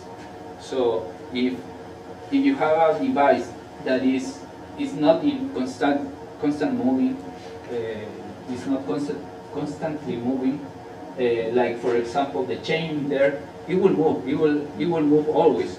So maybe it won't get like it won't get stuck very easy. But if you have another device that is moving, for example, I don't know, every 1 minute, every 30 seconds, yeah, in that time, in that period of time, maybe it will get stuck. So the idea is not to have that type of device. The second thing in here is, I like to ride bicycle, okay? Mr. Yuha wanted me to go to Buktush in bicycle for the field trip. So you all know that I like to ride bicycle. So I wanted to do something for me, obviously, and something that I can use like every day. I use the bicycle almost every day to come to the college. So that was the idea. In the first part, the conception of the project, I thought to do like to start with a standard bicycle like this, and do it like an electric bicycle. So just use a generator in the wheel and convert it in an electric bicycle. But thanks to Mr. McGregor, he didn't allow me to do that because it was too much work for this short period of time to do the project. And yeah, I'm very grateful of that because I realized, yeah, that would be, I have trouble doing this, so doing that big project of the electrical bicycle would be, I couldn't do it. Then I will talk about the Hall effect switch that I'm using in the project. That is how I say is the main component in terms of importance for the project, and the microcontroller, the Amiga 328P, due to the calculations, that kind of things. Regarding the applicable for rotary devices, those can be, for example, motors. You can use this in maybe in a other vehicle wheel, like a moped, for example. I don't think a car is a good idea. You don't need to measure the speed on a car. And other example can be the toy track for cars. You can measure the speed or how many turns do the toys. LED machines, for example, also. There are many possibilities to use. Okay, and this is the second part for the introduction. This is the bicycle, and it's annotated. I'm using that annotated picture. Is obviously based in the block diagram. So what I'm showing here is first in the handlebar. I have the enclosure. Inside of that is contained the Amiga 328, the microcontroller, the battery, and the LCD. Basically, those are the main components. Then there is a tooling for the cables to connect with the Hall effect switch and the magnet.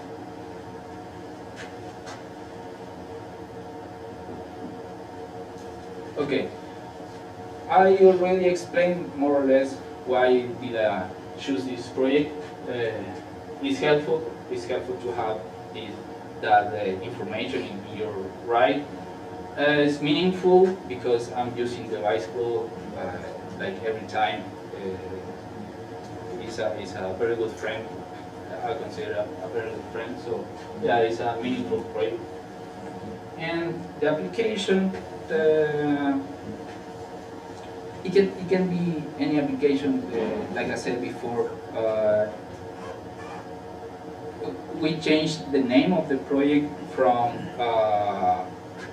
bicycle digital speedometer just to digital speedometer, because basically it can be applied to any device that you can that you want to measure the speed of the turns or if it's open, closed.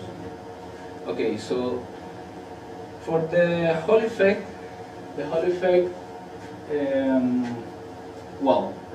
is normally known by Hall effect sensor. It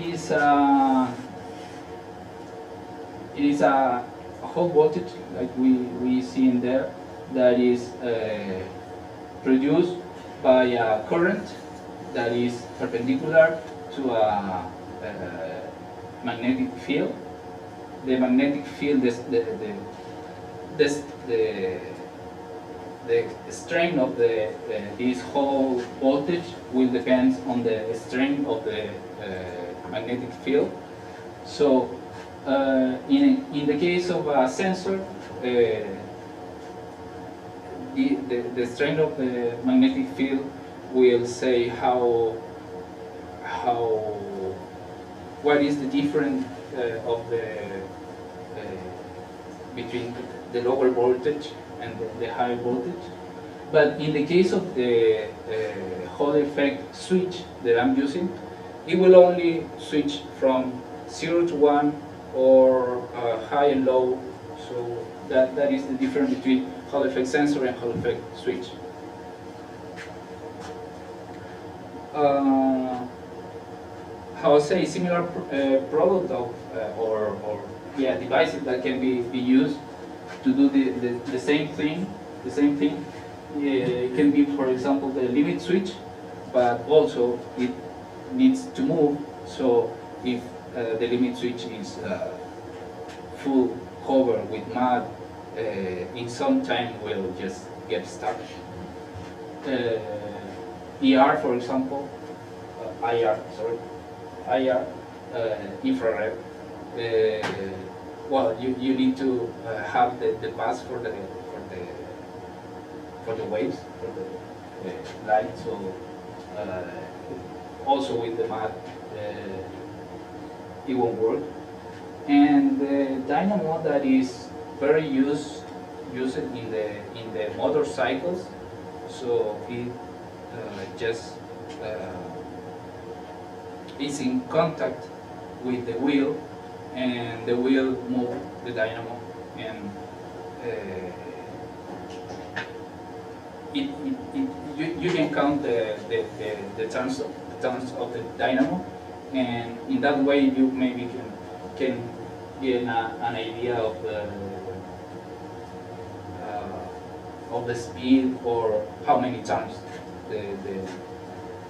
the wheel is doing.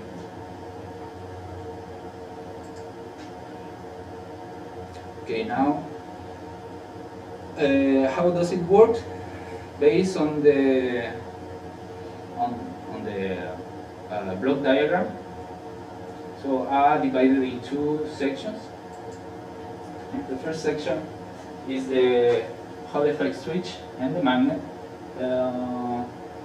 In this case, I used a Hall effect switch is unipolar switch. It means it can be used only with one of the poles of the magnet. So in this case, I think it's the south pole.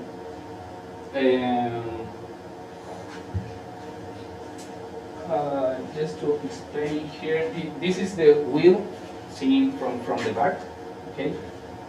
And in here is the Hall effect switch, and in here is the magnet.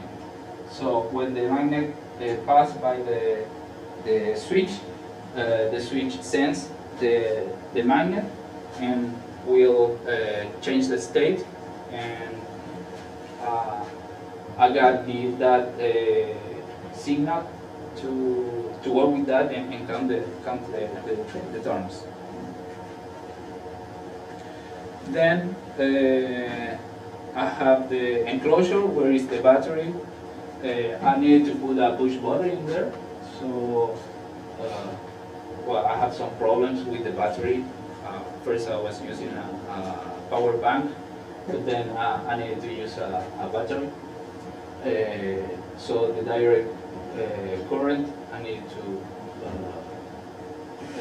open that that flow with a switch. In here we can see the Omega 328 and the display, the 32-digit display. Regarding the operation, how say, I use a on-off button, just one button. It's very easy to operate. You just push the button and hit start. When you turn on the device, all the information will be lost. So when you start again, you will start from zero. One of the idea is to have this detachable, the enclosure itself. So you don't need to put the bicycle in the street or with a lock, even with a lock, but other person can just take it and run away with the enclosure. So the idea is to just quickly detach it and take it to. I will show that later. And yeah, I know Mr. Merkel don't like the waterproof word, but yeah, the idea was the device, the system was water resistant. I should put that word in there, but yeah, I have some problem with that also. Regarding the electronic circuit, well, I have the actually, this is closer. So one of the main components, how to say, is the Omega 328. It helps to get the signal from the Hall effects switch and work with that signal. It's very simple. The program is very simple, but I just use that IC because we work with that in laboratory and in different courses.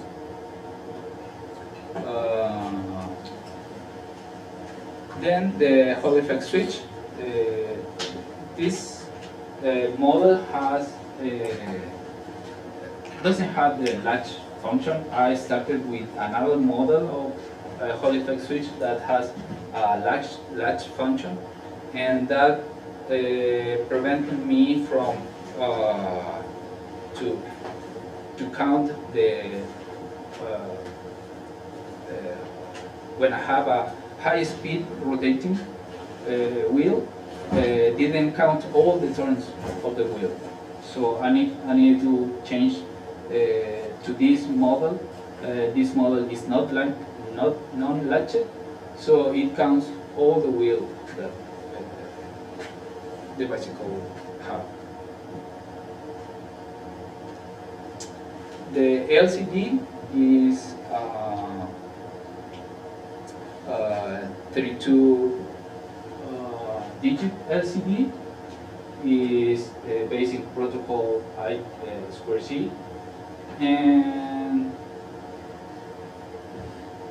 yeah, I didn't use the, well, I used the pin for the contrast, but I just connected to ground, so I just give the highest contrast to the LCD, because you always, well, most of the time, you ride the bicycle outside, so you need the whole contrast.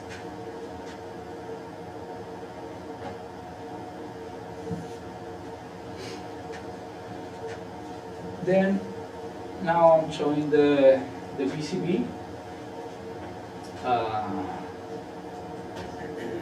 I have a hard time with the PCB, not that hard like with the code, but yeah, after that I needed to do some changes in the PCB. fortunately, it works. It works very well, but with some modifications. But I could use it, and it's working now.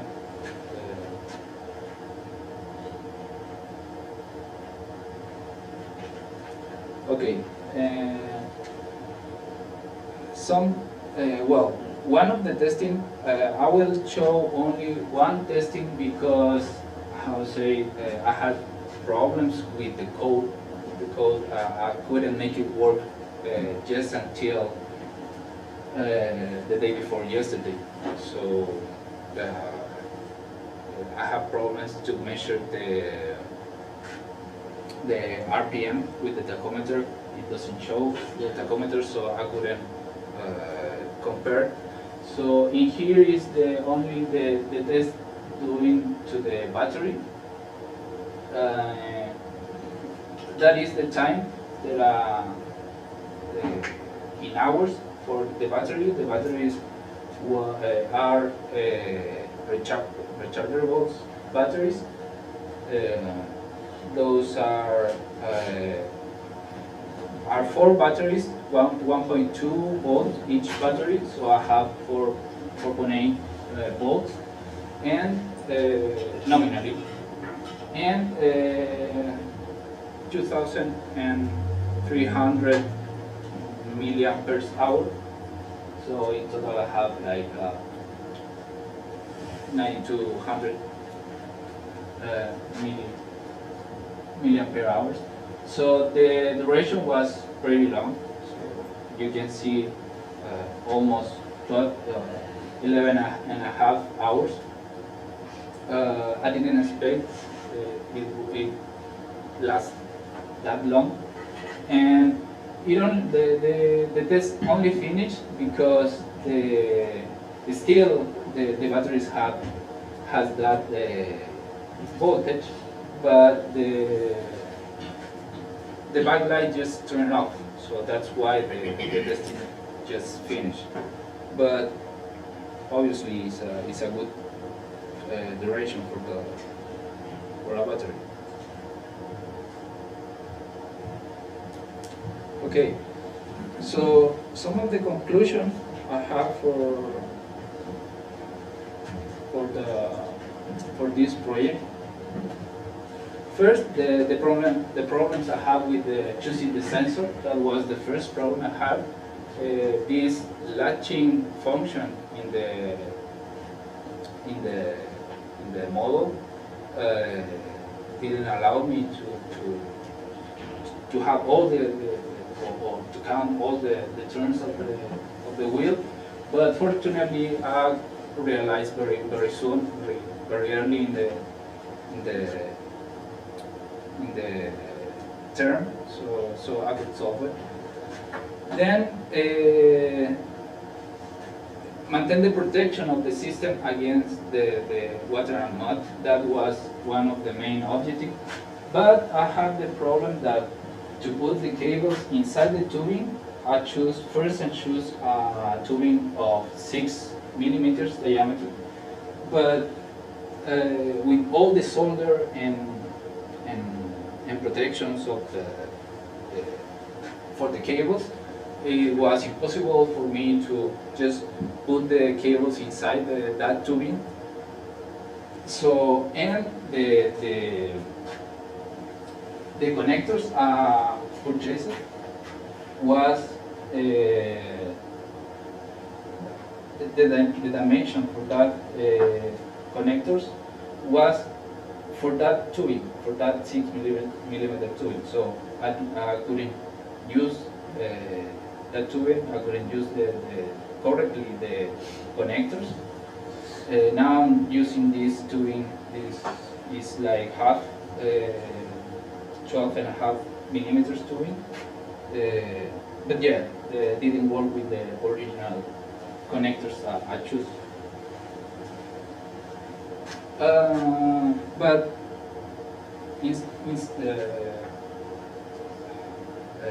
despite of all that problems, now I have a functional device. It working well, we will see the demonstration in some minutes. And other thing, other conclusion that I like to highlight is there. In here, I'm using the tools that we received in the courses here at NBCC. So we saw the Hall effect sensor. We work a lot with Admiral 328. So I'm just trying to apply what we used and saw in the courses during the term. Okay. So that is the results for the picture. The first picture I put in the bicycle with all the map. The rest of the pictures are I just do it. Even the diagram, the Hall effect diagram, I do it. So that's it for the presentation.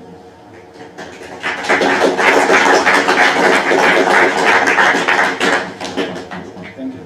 Now I will try to compare the reading of the tachometer with the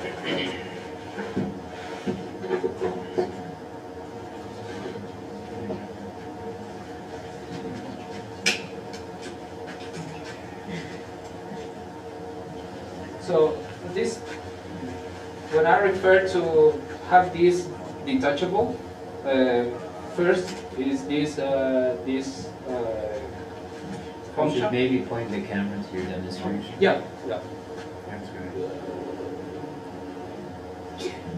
The idea is to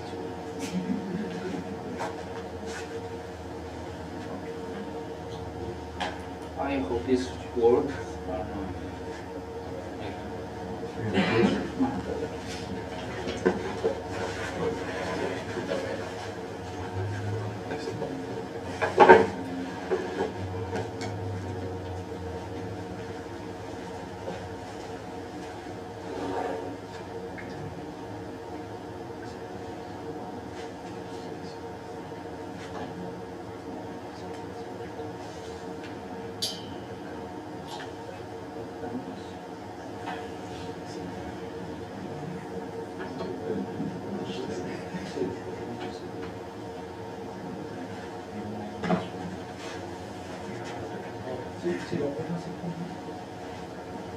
Well, the RPM are showing in here in this corner. So the idea is to compare this RPM with the one in the tachometer. Okay.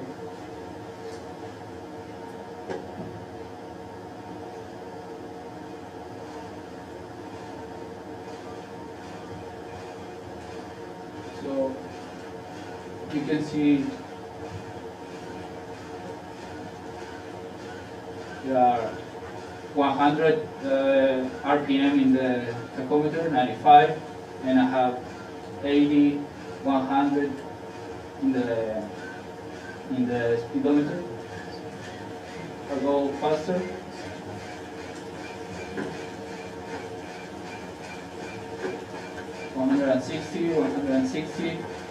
It's not very accurate, but it's very close. It's very close. 140, 140.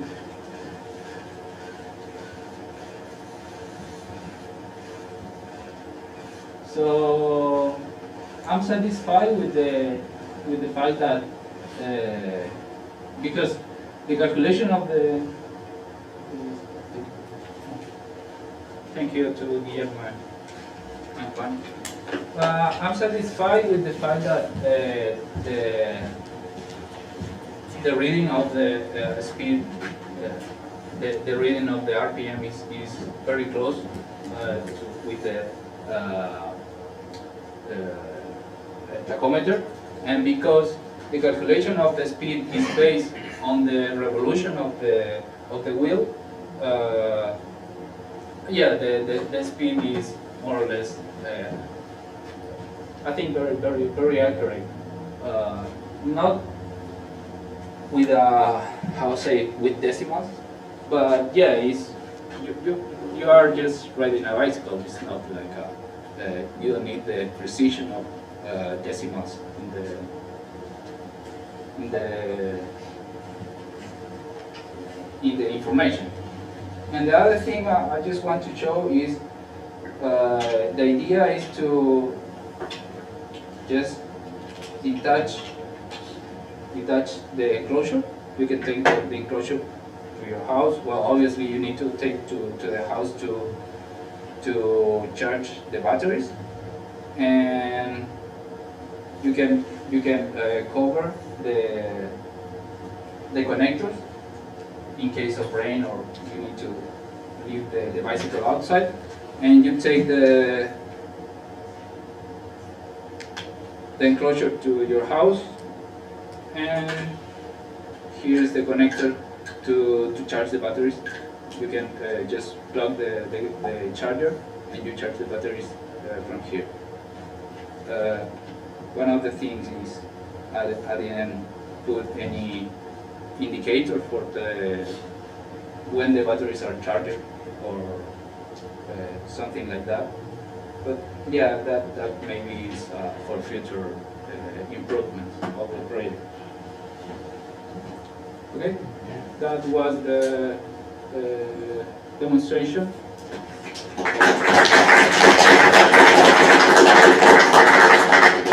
You enjoy it?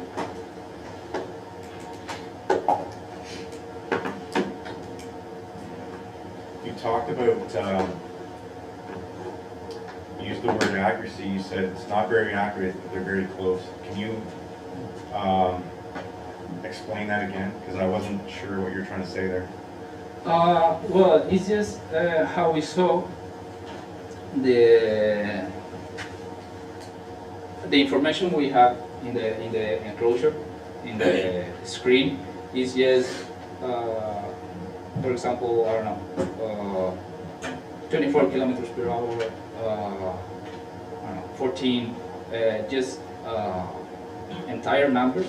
It's not like with decimals, for example. And because the way that the speed is calculated is sorry.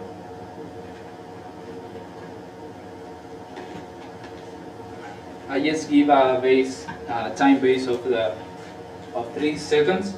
I measure 3 seconds and count how many turns was inside of those 3 seconds. So the speed, the calculation of the speed and those 3 seconds won't be like too much accurate as if you are measuring the speed like every seconds or every half seconds, for example. But the reason for those 3 seconds is just to don't have an updated speed every half seconds or 1 second, so the number is flickering all the time. So is what you're talking about accuracy? If you're talking about a 3-second delay, does that have anything to do with accuracy? I think so, because it's like you are, I mean, if for example one turn of the wheel is,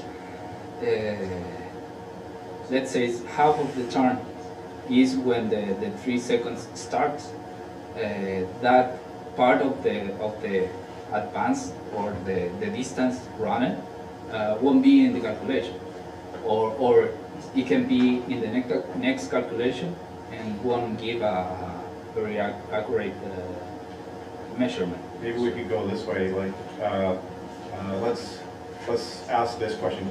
Can you define accuracy for us? What is accuracy?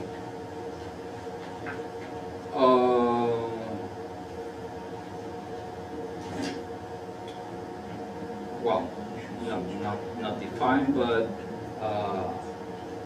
what I try to say is if I comparing in the case of RPM, because I couldn't compare the speed, but in the case I compare RPM with the tachometer, a good accuracy for me would be like half the very close to the number on the tachometer.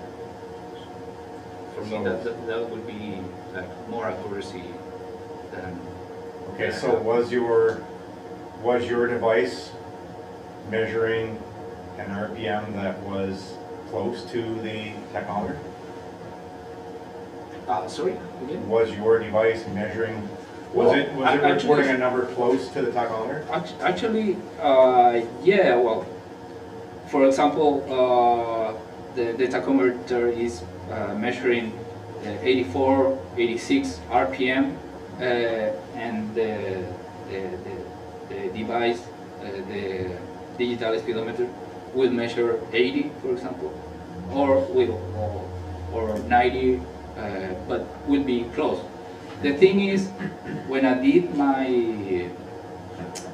functionality revision class for the functionality, the difference from the from measuring in the tachometer, the RPM measuring, was like 30% over the measuring of the tachometer. So the tachometer was measuring, I don't know, 80, 84 RPM, and my device was showing, I don't know, 120 or something like that.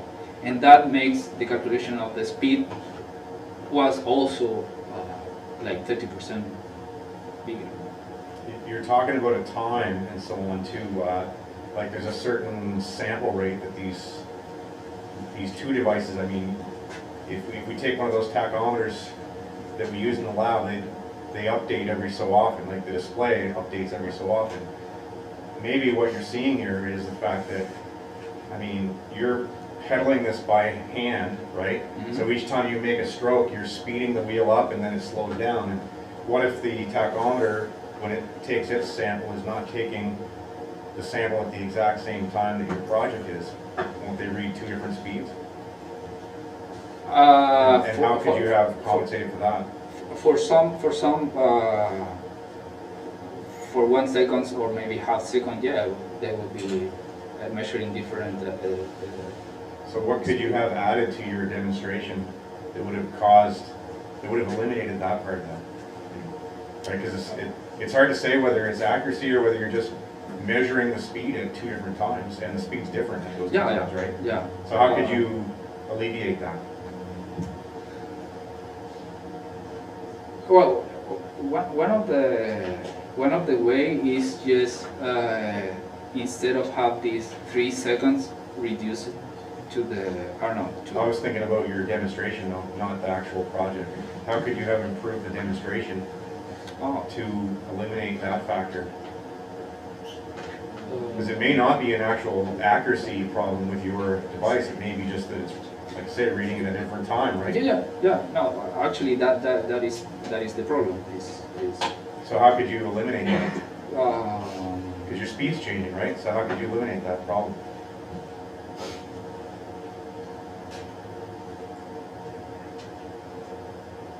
I'm not sure how can I do it, because the tachometer, well, the idea is not to change the tachometer. Well, what if you had used maybe a motor to drive the wheel and had it running at a constant speed? Yeah, that could be. That would have solved it, right? Yeah. Okay. Anybody else have any questions?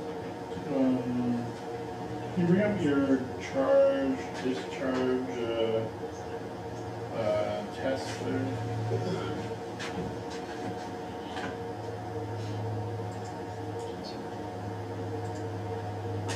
So you have the word charge duration, you have discharge, so is that two different things? I was getting really confused here. So, would it take you 10 hours or 11 hours to charge it, or to discharge it? Oh no. Well, I use the charge word in here that is the title of the testing, and is the how is the duration of the charge of the battery. But yeah, in the table I use the discharge word to show that how the battery is discharging with time. So that's why I You use. stopped at 4.17 volts. Why again?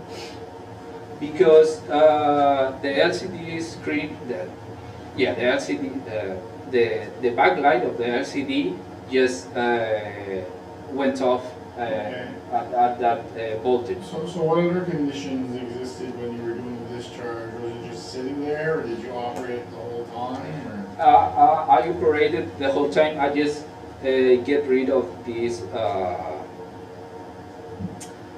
because Mr. McGregor helped me to put a lock in the code, so the count of the turns can do several counts of the turns all the time. So I just put away that, and I just put the magnet so I simulate just count continuously the turns. So Could you put up your PCB?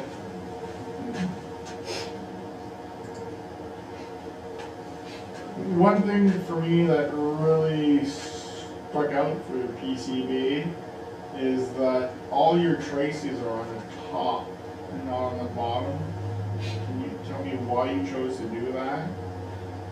I mean, in the bottom I have the ground tracks. Those are just the ground tracks, and But traditionally on PCBs, where do you find most of the tracks and why?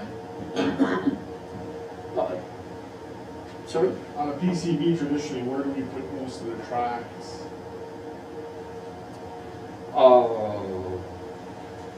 Typically on the bottom. Yeah, I remember we did that with the junior project, but in this case, You didn't have problems soldering your connectors? a lot of problem. Yeah. Why, what was the problem? The solder didn't went up to the pad in the Where the traces were, right? yeah. So if you put all those traces underneath, Yeah, we will solve it. But what I did was just solder also in here. So I solved it, the problem doing that. So at the end, I soldered in the bottom and solder. well, how could you solder on top if there's a plastic retainer there on top? The header pins, do they not have a plastic strip that sits at flush with the PCB board? No, it's just the pad. I have just the pad in there. You just have the pins, you don't have there's no plastic strip to hold in space For the pads, no. for the connector? Right? It's been pretty tough keeping them straight then. And actually, I have a classmate that did the same. What was not the ideal, because the ideal was like the solder just rise, if I can say that, from the bottom to the Why didn't it? lack of practice, lack of. Why did it rise? Where does solder go? When we have liquid solder, where does it go? Where does it want to go? Where does it want to travel? To the metal, to the conductor. Well, All of them? all the way, yeah. Oh, the metal of the components, the metallic, the pins of the components. It goes to the hottest metal. So where's that hottest metal?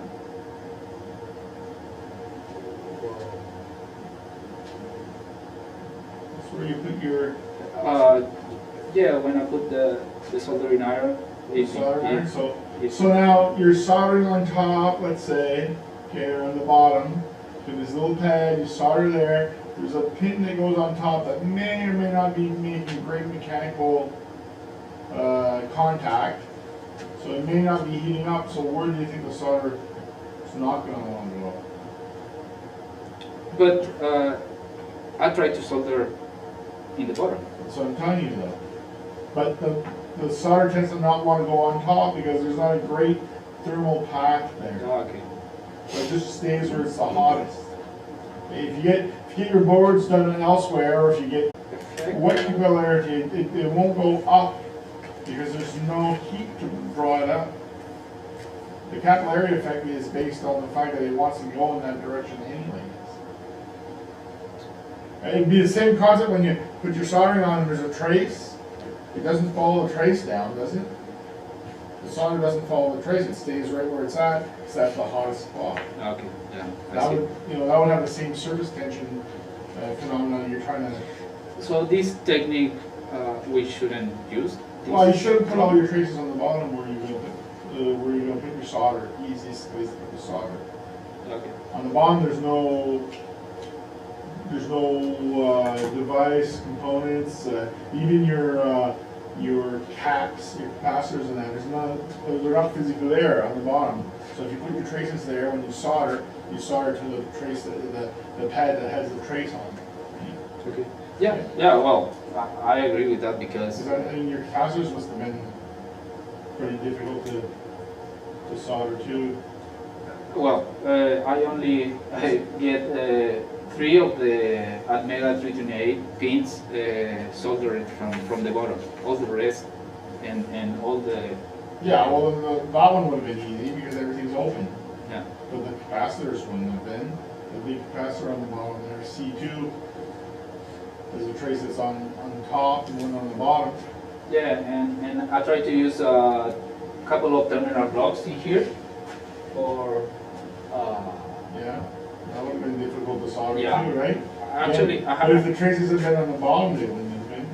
They would have been really easy to solder to. Yeah. I bet you one of those pins tray on that little connector soldered really, really easy. The bottom pin and the top pin didn't solder very well at all.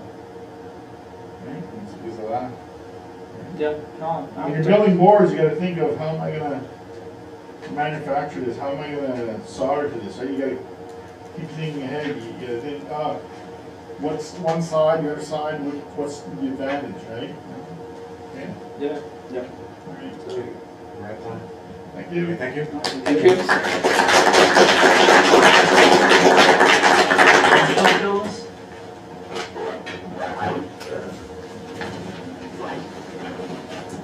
Most don't everybody leave. We gotta take attendance. I gotta finish attendance.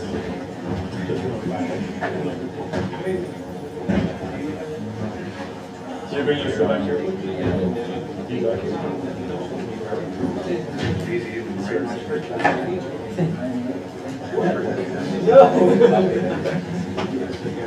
This is too good. Oh, you're not? Okay, hold on, call your name, say yes, or here, or whatever. To you?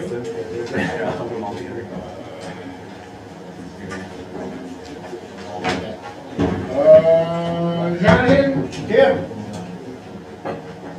Jed, here. You guys are the sneaky ones I don't see. Yeah.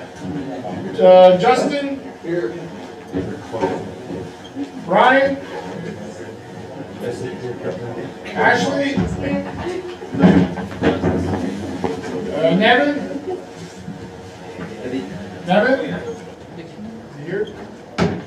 No.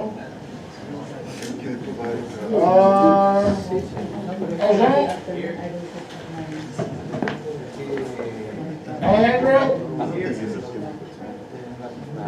Claudio.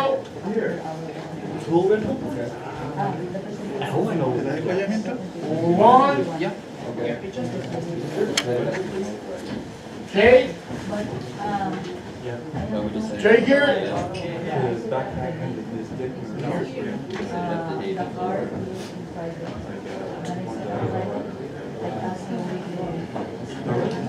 Sean. Guillermo. Yes, right. Yeah, Friday afternoon. Matthew? Giovanni?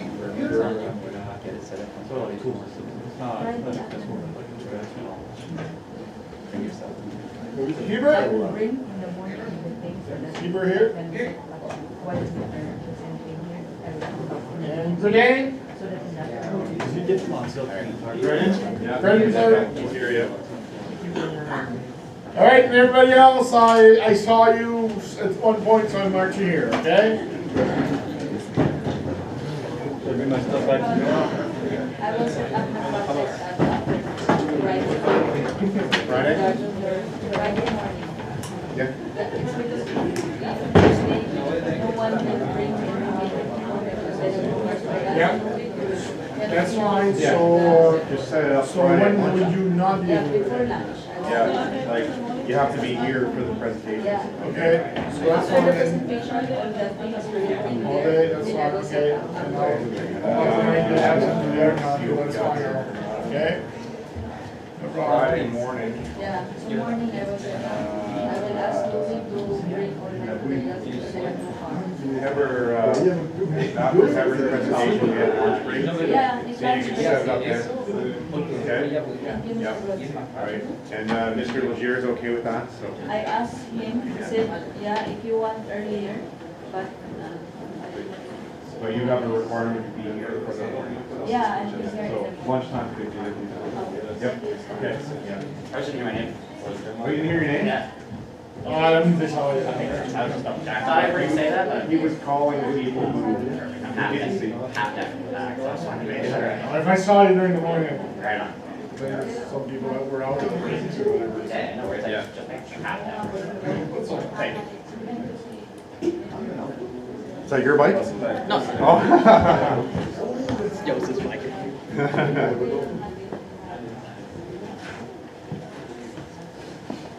So the store, no. I'm just thinking about bringing my... Yo vi que Alfonso lo tuvo. Double door, yeah. Both front and La back. maderita quedó fuera. El stand. Oh, yeah. That would be. ¿La base? Yep, yep. Sí, la dejé allá. Oh. La tenemos por allá. Creo que dijo que le iba a dejar ahí. ¿Acá? Creo que sí. Would be good. Ahí la está tomando el... Ah, parece que hay que sacar todo. Structurally. Yeah. Sí, pues verdad que le toman Okay, see el it? driver test. Oh, sí, me quiero poner. El segundo test. Eligió el día más estresante para... No, pero ahorita ya está. Ahorita ya el estrés ya. Sí, ahora capaz que con el relajo ahora que viene, ¿Esto para afuera? que se queda dormido en el relajo. Sí, lo digo.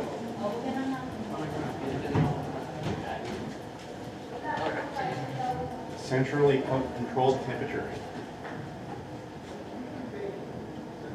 The buttons respond, but the temperature doesn't change. Yeah, exactly. You can see there's a little indicator that the buttons are working, but the set point doesn't change. Are you going out this way? Yeah, I am.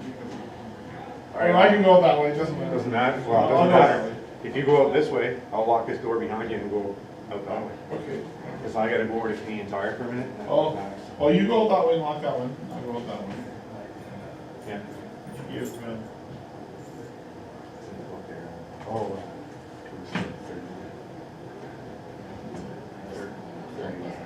You gave him less? Yeah, I gave him low on the technical part.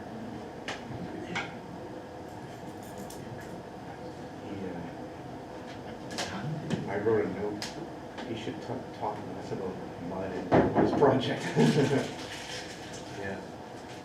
Yeah. It's not a pass. 33 is pass. He didn't pass. I figured that was harsh enough. He didn't pass. Anyway, yeah, I got this lavalier mic here that we could use. Yeah. The receiver has a unbalanced and a balanced output. So I'm using the unbalanced with 2 position to 3 position. Oh, so that would yeah. go into the stereo, but then I remembered, crap, it's not a stereo input, it's a stereo output. So I don't have any input, audio input on that. So I'd have to buy an audio interface. Yeah. I've already bought all the stuff that I bought so far. So that's rented. Now, if I buy something else, we can actually use it. Yeah. I've already bought like two or three cables. I bought this splitter over here. Oh, yeah. That's how we're going from the laptop out to the projector and to the. Oh, and I bought 2 of these adapters, or these video capture. That's cool. Yeah, but it doesn't have any separate audio on it. So it would take video from the computer, but I have no way to get audio into it. So I wasn't thinking about that part. I don't know if the mics on those computers would be nice anyways. Well, I don't think it'd be any better than, we could try it, but I don't know. You can see Ron's belly. You can see Ron's belly. Right now? Oh, yeah, yeah. Lisa. Oh, yeah. I have it muted right now. You have it muted? I don't Okay. think she can hear our audio. No, I don't think so either. Yeah.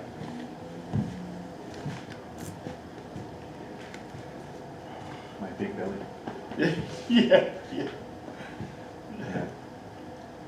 Alright, well. I'm gonna go eat. Oh, well, let's go elsewhere in case that is recording. I'll go here.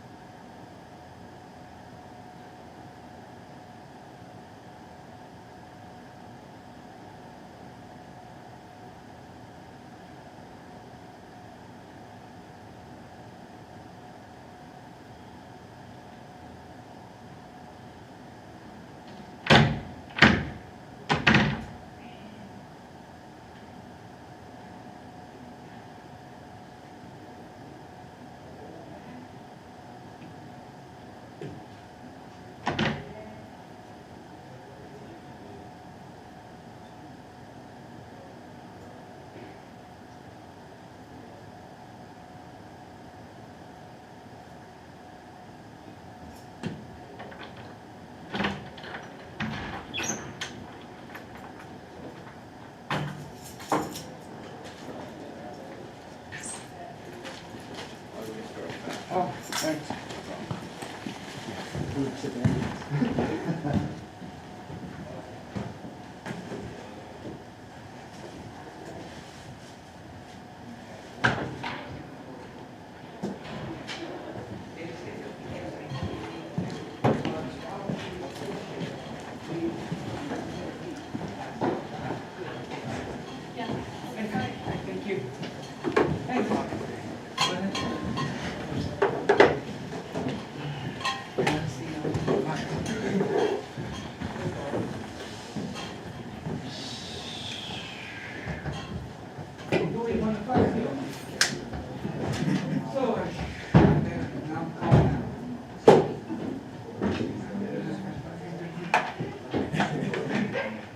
And then what playlist you gonna play on it?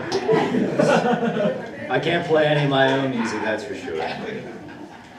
So I'm literally just playing like some like Rush-y cover, like some piano music.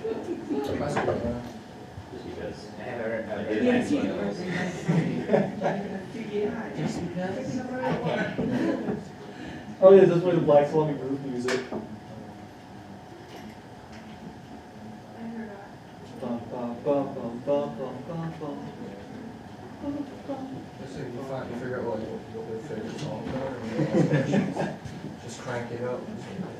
Mr. Salal. Wherever that Alexa does. What I can hear you.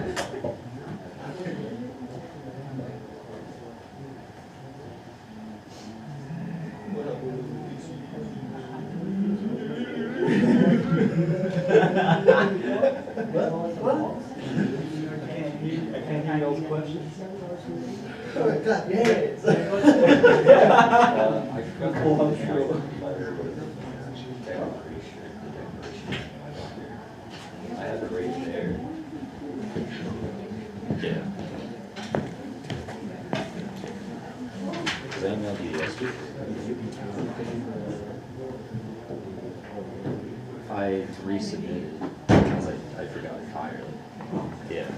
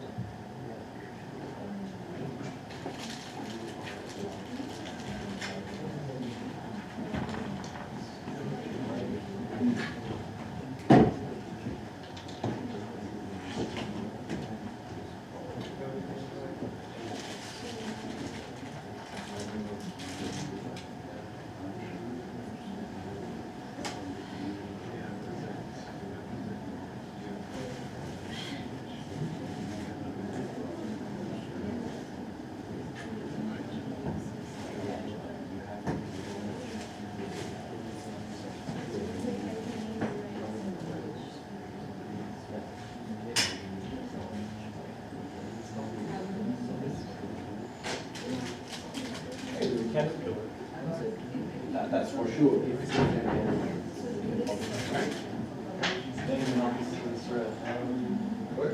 one, the little yellow.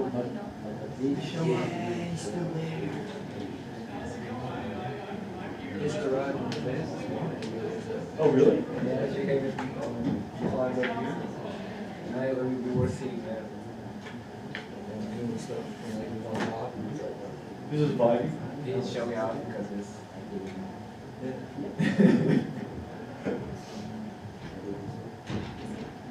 Is he your homie, the little caterpillar? Your homie, the little caterpillar? Is there a sticker back there or something? What? Is there a sticker that you guys are looking at or something? No, the caterpillar. Came with me this morning.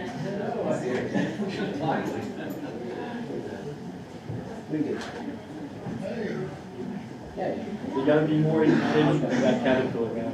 I don't think I can beat that. Unless it dies midway through, I mean. Am I supposed to be at the front? Oh, yeah. It's an obligation, isn't it? Okay. Thank you. I wasn't sure you were coming either, so I was impressed with the enthusiasm.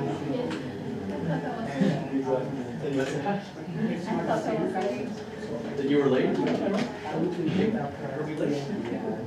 I'm feeling a bit better. Sorry about that. Am I late? I was just gonna ask you. You know, I'm still a little bit sorry. Weekend, I'm not contagious. I won't try not to cough or do any fist bumps. One day, 24 hours. Close to 100%. 24 hours. Well, it is what it is. What can you do? That's why I'm not gonna lunch. As well. So maybe we can go another 17 years to go to the next one.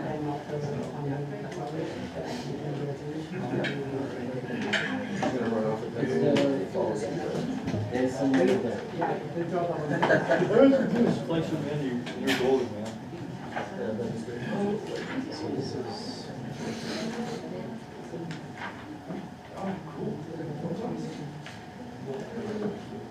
show the true meaning of it. I probably have to put it like that. I try to take a picture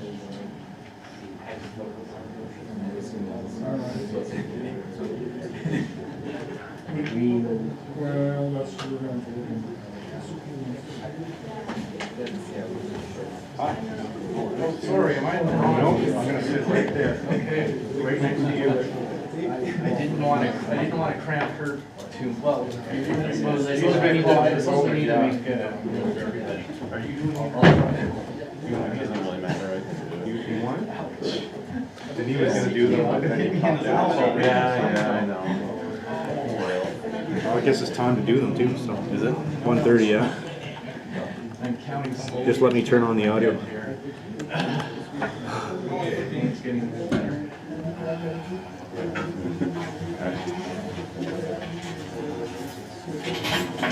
Good afternoon, everybody. Our next presenter will be Nevin Fisher. He'll be presenting his Class D audio amplifier. So as he said, my name's Nevin Fisher, and as a project, I decided to do a Class D audio amplifier.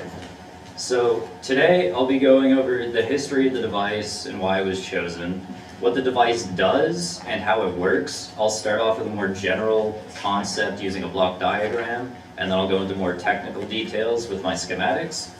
I'll go over the physical build of the device, the issues found when I built it, then I'll go over my testing and results, what I should have done differently, which is a decent chunk, and my conclusion. So starting with the history, I didn't really know what to choose as a project for this course. So it was given by the advisors and did start as a pair of speakers with active filters in it, which would have meant I would have had to do 2 individual amplifiers with filters built into speakers. So it was less of an electronics project, so I moved on to more of an IC-based project. And when I was looking around and choosing, I came across and settled on an IC called the TPA 3122D2. And since that's a mouthful, from now on, whenever I say IC, this is the name that I'm referencing. So the reason why I chose it was because of the manufacturer. It's made by Texas Instruments, which is a very reputable manufacturer, and they have plenty of resources that I was able to learn from. So they have a very in-depth data sheet with many pages of graphs. They had also a kind of an application where they took the chip and made their own audio amplifier, so I could go look at and how they designed the PCB and such. And I also chose this because it's Class D, so it's a lot more power efficient. And although this doesn't matter too much, as this is powered by an AC to DC wall adapter, I still chose it because the circuit is easier to design than Class AB, and the reason for this is because it's more efficient and it also has slightly more distortion. And the reason why it's easier with more distortion is because I'm not looking for a perfect, clean audio signal that most people look with Class AB. And when I did first start designing the schematic, this schematic is what I first based my circuit off of, and this is from a guy online known as Afrotech Mods. So most of these components are just needed and from the schematic, so that's kind of what he went with. And so when I took this and I kind of made my own schematic with it, it's a little small here because the details aren't too necessary. I just wanted to point out that I didn't directly copy the schematic immediately. I changed the output filter to my own detriment because the capacitance was too high and caused issues. I added an audio jack because the schematic didn't have any sort of actual input. And for the mute and gain buttons here, he just had them going either to high voltage or just a ground, so I added some buttons. So overall, what this device does is it's powered by this AC to DC wall adapter, and it can receive an audio signal from any 3.5mm audio player. Now, also, it can be used with Type-C or Lightning. Like with our new phones, they don't have audio jacks, so you can get adapters for them, and if the adapters work well, then you can just plug it in with an audio cable, which needs to be a stereo audio cable in order for this to function properly, and then you can use it with the amplifier. And so this amplifies the input signal by around 20 dBs, and it outputs a stereo audio signal to any pair of speakers as long as they have 4 ohms of impedance. And this is necessary because that's what the circuit was designed for. So if you use a higher impedance of 8 ohms with your pair of speakers, I cannot guarantee that it will work properly. And everything is wired up to the speakers just using standard speaker wire that you would use in any of your regular audio setups. So here's my block diagram to go over. And so my circuit, I'm going to read this from left to right, top down. And so in the top left, as you can see, the power that it gets is from any standard 120 volt power plug that you'd see in North America. Then it goes to my AC to DC power adapter that will then plug into a DC power barrel connector located on the back of the device. And from here, it directly supplies voltage to an on-off switch, and it directly goes here before the rest of the circuit in order to apply, in order to be safe for the user in case they decide to open up the top and they keep it switched off to allow the voltage to not be anywhere else in the circuit.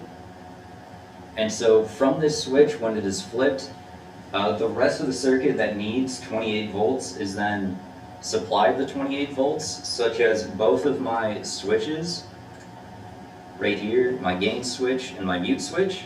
They both need 28 volts because when these are pressed in, it then supplies that voltage to my IC, which will then either set the logic of those pins to high when it's pushed in or low when it's not, and this will activate either the gain function or the mute function, depending on which one's pressed. It also supplies a voltage to a red power LED located on the front of my device, and this is to show that everything's functioning as it should power-wise, and also for the user to know if it's working properly. And lastly, the IC is then supplied my 28 volts as it needs this for a multitude of reasons. 28 volts was necessary for this to be able to output the wattage necessary to both of my outputs. And so now with the audio input here, like I said, it's any audio player that can interact with a 3.5 millimeter audio cable. And so it goes into my audio jack, which is located on the front of my device as well. And from here, going into my IC, both audio channels will now be independent. So it is individually sent the left audio signal and the right audio signal both on their own. And they stay independent throughout the IC, and once the IC amplifies it by around 20 dBs, it is then sent individually both to their own low and high pass filters, which will filter out most noise, and then they're both individually sent to their own speakers. So when it comes to the power circuit, it's a fairly basic power circuit. There's my power jack, which will then, when plugged in and supplied voltage, will supply voltage to my power switch. And so this part right here would be the only thing getting a voltage when this switch is open. And then once it's closed, I have a resistance here of about 1300 ohms to make the voltage go from 28 volts to around 2.1 volts to be able to power the red LED. And then there is also a 470 microfarad capacitor here, just to try to help filter out noise between VCC and ground. And then from here it goes to my 28 volt rail, which will then supply voltage to the rest of my device. So shown right here is half of the IC here. This is pins 1 through 10, shown on the right of the screen. And just to not take up too much time going over every pin individually, I will group these based on their function. For instance, pin 1 here and pin 10 both have the same function. They are both supplied 28 volts with a 0.1 microfarad capacitor used as a bootstrap capacitor, and they both supply voltage to this pin. And what both of these pins do is they power the internal circuitry for the amplifiers for the right audio channel and the left audio channel located within the IC. Pin 2 is labeled SD here, which means shutdown. And the reason this is going straight just to 28 volts is because the logic needs to be high, because this would only really be used if my device was battery powered, and you would then use this pin with most likely a button or a switch, because when this is tied to ground, it will then be logic low. And when it's logic low, it then makes the circuit draw the minimum amperage, which means the outputs won't work and nothing else will really work along with it until it's supplied VCC again. And here for pin 3 is the mute pin. It is hooked up to one of my latching push buttons. So 28 volts is supplied to my push button, and when it's pushed in, it's latching, so it will stay pushed in until it is pushed again, and it supplies 28 volts to the mute pin. So this will be logic high and will operate the mute function, which causes the output duty cycle of the IC to be around 50%, which means no audio will be able to get to the speakers. Then here for pin 4 and pin 5, this is the input pins for the audio channels. And this is hooked up to an audio jack here. This is a stereo audio jack. So it uses TRS, which is tip, ring, and sleeve. So the sleeve gets connected to ground, and the tip for this audio jack supplies right audio, which then goes through this capacitor just to do a basic amount of filtering, and it's the same thing with the left audio. The bypass here is a pin that is equal to VCC divided by 8. So in my circumstance, it should be around 3.5 volts. However, when it was measured, the last number I can remember was around like 3.43. And the capacitor value here determines the boot up time of the IC in the circuit. Then pins 7 and 8 are just both analog grounds. V-clamp here is for any bootstrap I/O located within the circuit as well. Now for pins 11 through 20 of the IC, once again I'm going to group anything that is similar or has the same if they do the same thing. So pins 11 and 20, they're both grounds individually for their audio channels. So pin 11 here would be ground for the right audio channel and any of the parts within the IC that need to be grounded, along with pin 20 for the left audio. Both pin 18 and pin 13 here are for the bootstrap I/O located within the IC. And so this value right here is from the data sheet. It's 0.22 microfarads between the respective bootstrap pin and its audio out. And then pin 17 and 16 here are both AVCC here, so they get connected to VCC, and they both have separate valued bootstrap capacitors. And then for these pins 15 and 14, they're both for gain. So they both have states of 0 and 1. So there's 4 different possible values to have. If they were both to ground to be 0, 0, which is the base of a gain of 20 dBs.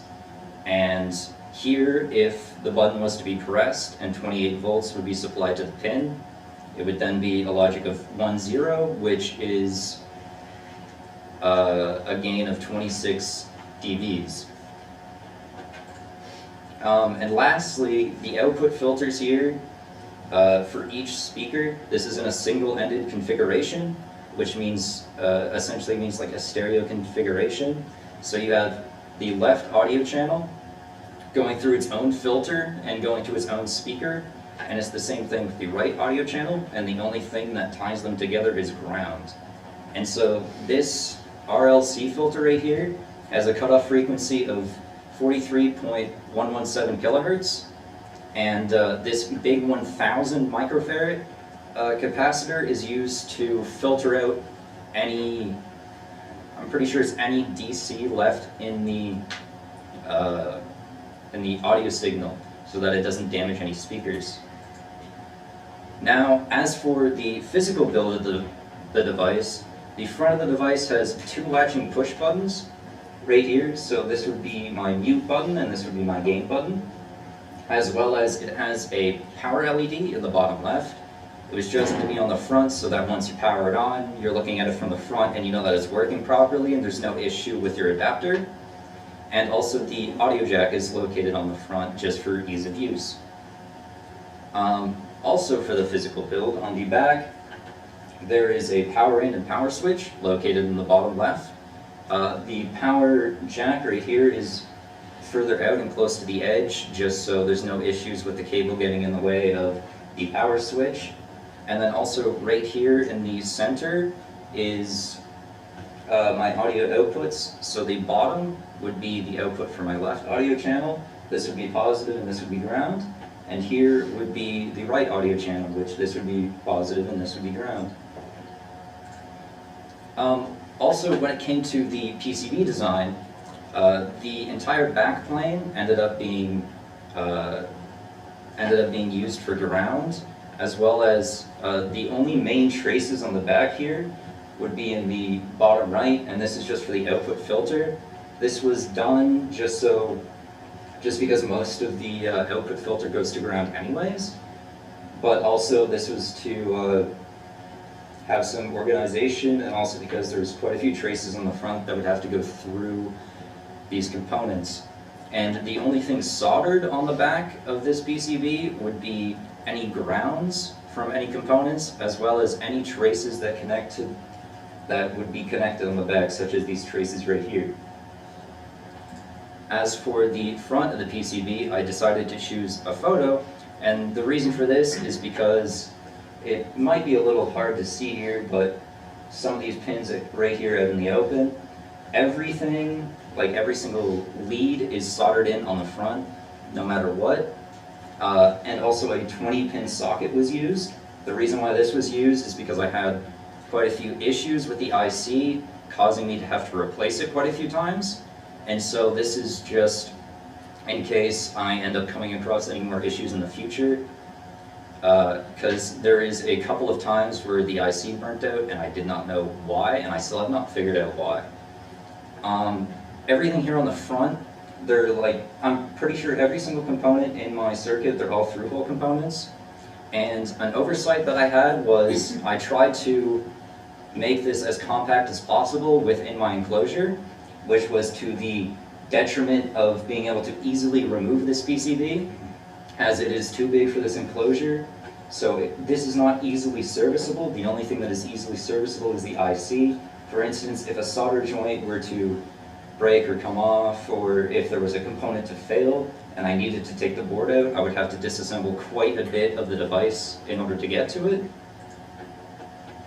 So the issues found is the original design that I showed way back on like slide 3 or 4, the output circuit had to be completely scrapped because, for instance, this capacitor here that I was using in the original design was 180 microfarads, which ended up being way too large of a capacitance, which made it so that there was no audio signal that was able to reach the speakers. So I tried a different LC filter.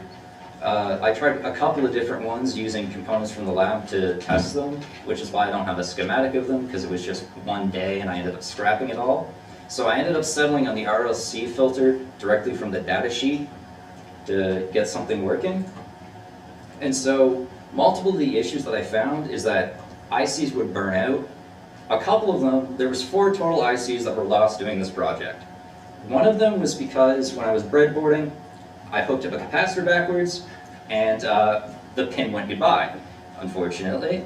Another one is because when I came to do my functionality test, a ground came undone in transport, and I didn't notice before powering up the circuit, and this caused me to lose another IC. With more issues found, when I was breadboarding the circuit, the audio jack was quite noisy and would also have a very poor connection. So I ended up soldering wires to it to directly breadboard it.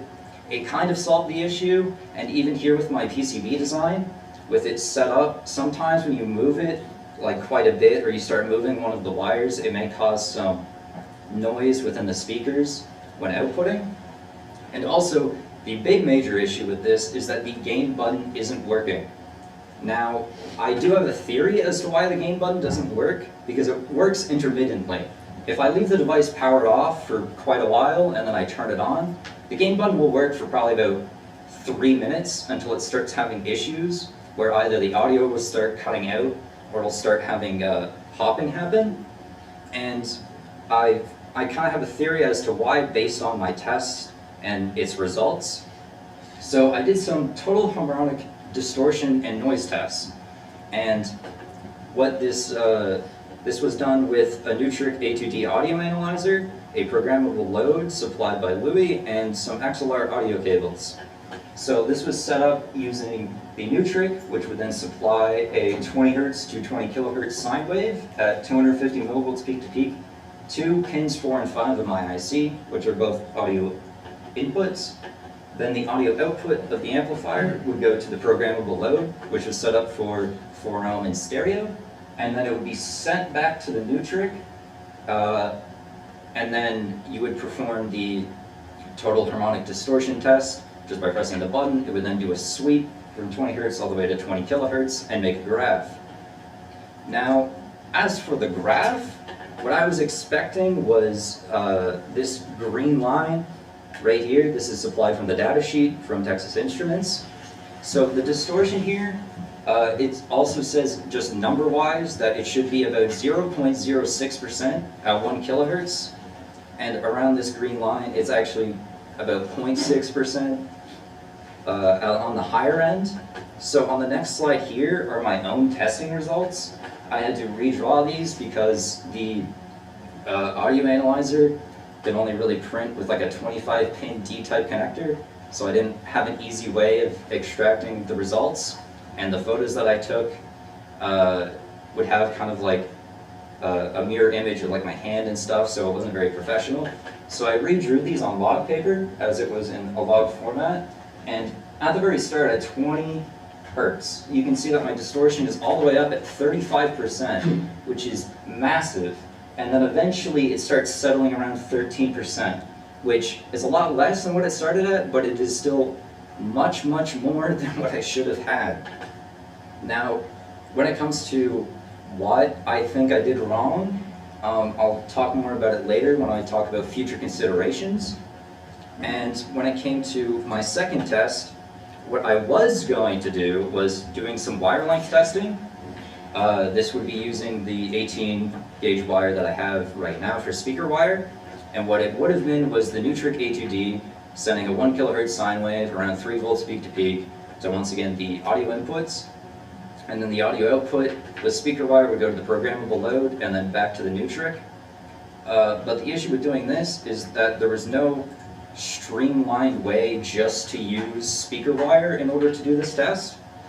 And when I looked up online quite a few resources, I checked how long you can really have speaker wire before there's many issues. The numbers were a little all over the place, so I went with the lowest number that I found, which is here from this website. They make audio cables and they make speaker wire, and they stated that, for instance, my 4 ohm speakers here, if I were to have them set up, you would be able to have a maximum of 16 feet at 18 gauge before you would have significant audible losses.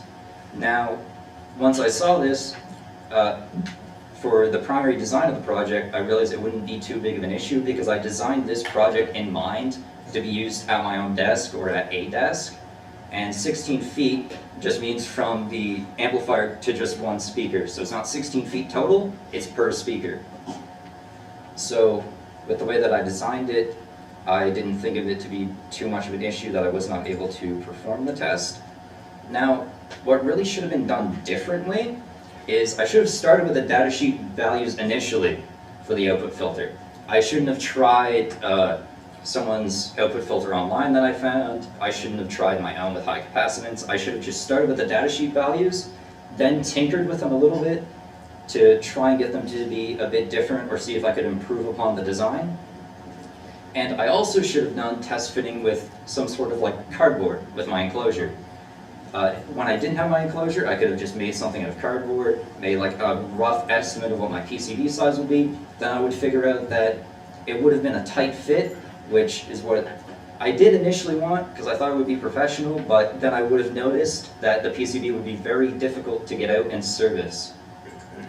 Now, for the PCB itself, I could have also just made this a bit larger in general, as when it came to soldering, there was some issues with, there's some wires located underneath of where big capacitors are, and with the wires that I use, they aren't very flexible, so it could break solder joints easily if you're trying to move things around. I should have used surface mount with anything on the front copper, because it would have made this look a lot more professional, and it would have made it look a lot more professional, it would have looked a lot cleaner. Overall, it would have been a lot nicer. My analog ground and ground were not separated on the back plane, which is probably where most of my distortion and noise is coming from, because they were joined at a thermal pad, but I did not separate the grounds as I could have, but I was talking with Mr. Legier when I was designing my PCB, and I was kind of running out of time at that point, as it was nearing the deadline to get it printed.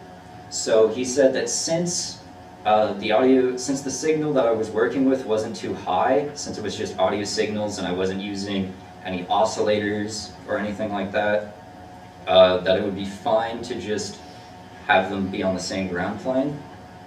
And overall, the conclusion for this is I do have a working amplifier that I can now take home and use at my own desk, which I am quite happy about. It has a small footprint, so it can actually fit underneath one of my monitors, which is nice. I will be using it. However, I do want to do quite a few updates in the future, obviously. I may want to remake the PCB, obviously with separate grounding, and maybe try a slightly different output filter, as I want to be able to play with it a bit. And especially, I need a new audio jack, one of higher quality, as this one was very difficult to work with.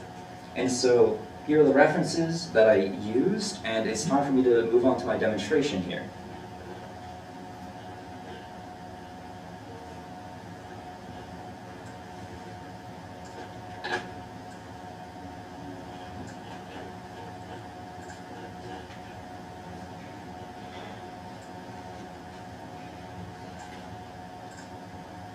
So, when it comes to my demonstration, I already have some of these speakers plugged in here, and the reason for that is because these are thumb screws here.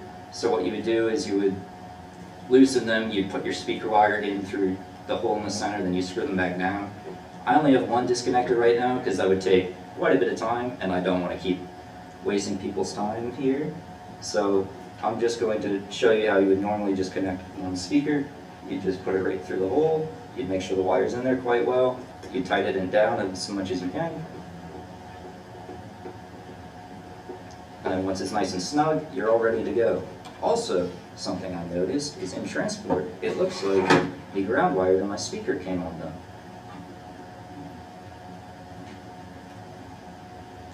And these are just speakers from an old satellite radio setup that I'm using. So now when it comes to the power, you would take any 28 volt AC to DC adapter with a 2.35 millimeter by 0.7 millimeter end to it, and it does need to supply at least 30 watts just to make sure you are supplying enough amperage to the circuit. So you just plug it in right on the back, and then you would just flip the power switch for it to be powered on. It has a little popping on startup. This was mentioned in the data sheet, and there is a way to solve this. I can't remember it right off the top of my head. I'm pretty sure it has something to do with having the mute function on initially for a few seconds using like a timer and such, and then having it turned off. So I'm just going to spin this around here. So located on the front, right here is my audio jack, which for reference, I can just plug in anything like this stereo audio cable right here. I am going to hit the mute button first, just because if you do plug it in, you'll kind of hear the noise of it being plugged in. So once again, like I said, you can use any adapter such as this if your phone, for instance, doesn't have any sort of audio jack on it. And so also, before I play the song, because of copyright, for instance, since this is a non-commercial product, I am able to play the song, but I have to directly say it is Rush E by Sheet Music Boss, and you can find his stuff on Spotify and YouTube. So all of the audio is controlled through my audio player itself, as the gain button does not work, but you control all the audio through your phone or whatever audio player you have. The mute button on the front does work with no noise, which I'm very happy about, because I read online there was plenty of issues people were having where they would have some noise or some popping coming through when the mute button works. And I can press this gain button and it will work for now, but trust me, it does not work in the long term. So yeah, it's very easy to use. And I can just turn it around, just power it off, and then the red LED will slowly get dimmer as it's discharging all the capacitance in the circuit, and that's how it works.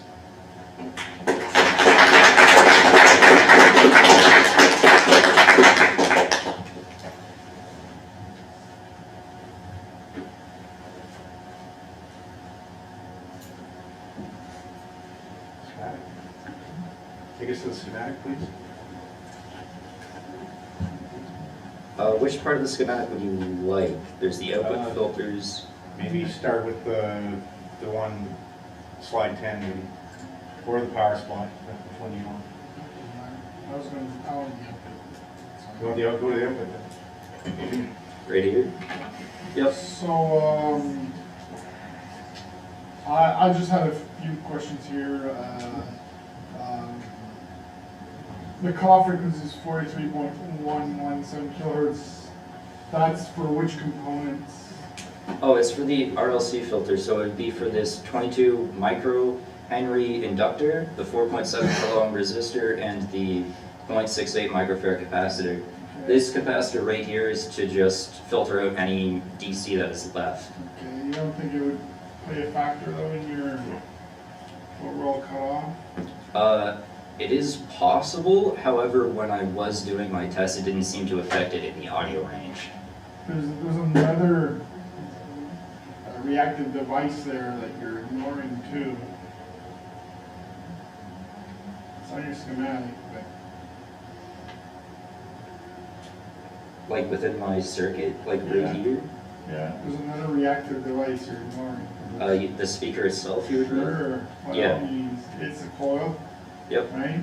That may explain why your THD values are so high, because you tested into a load box, Yeah. but it has what for loads? It has power resistors, I'm pretty sure. They don't, that's not a good simulation of a speaker, Okay, yeah. okay? So it could be that the fact that you don't have that coil in you when you do THD Yeah. might be because it's, it's a class D amplifier. What does that mean? So it means that the IC itself uses various amounts of switches to constantly switch a square wave really fast into making it look like a sine wave or perform like a sine wave. Okay, so and where does that square wave exist? With one of their schematic there. Yeah, it is generated within the IC itself and is then outputted through That's the right. output. And how does it become, because speakers don't like square waves. No, they. So how does it become analog again? It's through the filter itself along with the DC blocking capacitor. And the speaker. a lot of PC sound cards Yeah. actually depend on the induction of the cheap little speakers you hook up to them Yeah. to get rid of a lot of the digitalized noise. And when you go try to test them with just resistive loads and that, they fail miserably because the resistors that can't filter out. Okay. So I would suspect in your case that it might be, not that I'm calling yours cheap or anything, but Yeah. I suspect that let's be honest, what else are you gonna hook at the output than the speaker, right? So Yeah. if you're gonna design, you might as well design for that. You mentioned that you blew up your chip a few times. Yes. Can you bring, do you have like the overall schematic? I do not, because it wouldn't really be easy to see if I just had the overall schematic. Go down, next one, that one. No, next one down, sorry. Because like, yeah. Uh, There's the power circuit, then there's the pins 1 through 10, yeah, no, and then there's, that one, I guess. yeah. So, if we imagine the speakers on the end there, what could be one cause, and by focusing specifically here, what could be one cause of your amplifier IC letting the ghost, One cause would be the signal coming back into the output pin of the IC, I would think. Think of something a little more generic than that. We rarely get that issue. You were handling wiring in that a while ago there. I noticed your terminal posts are pretty close together.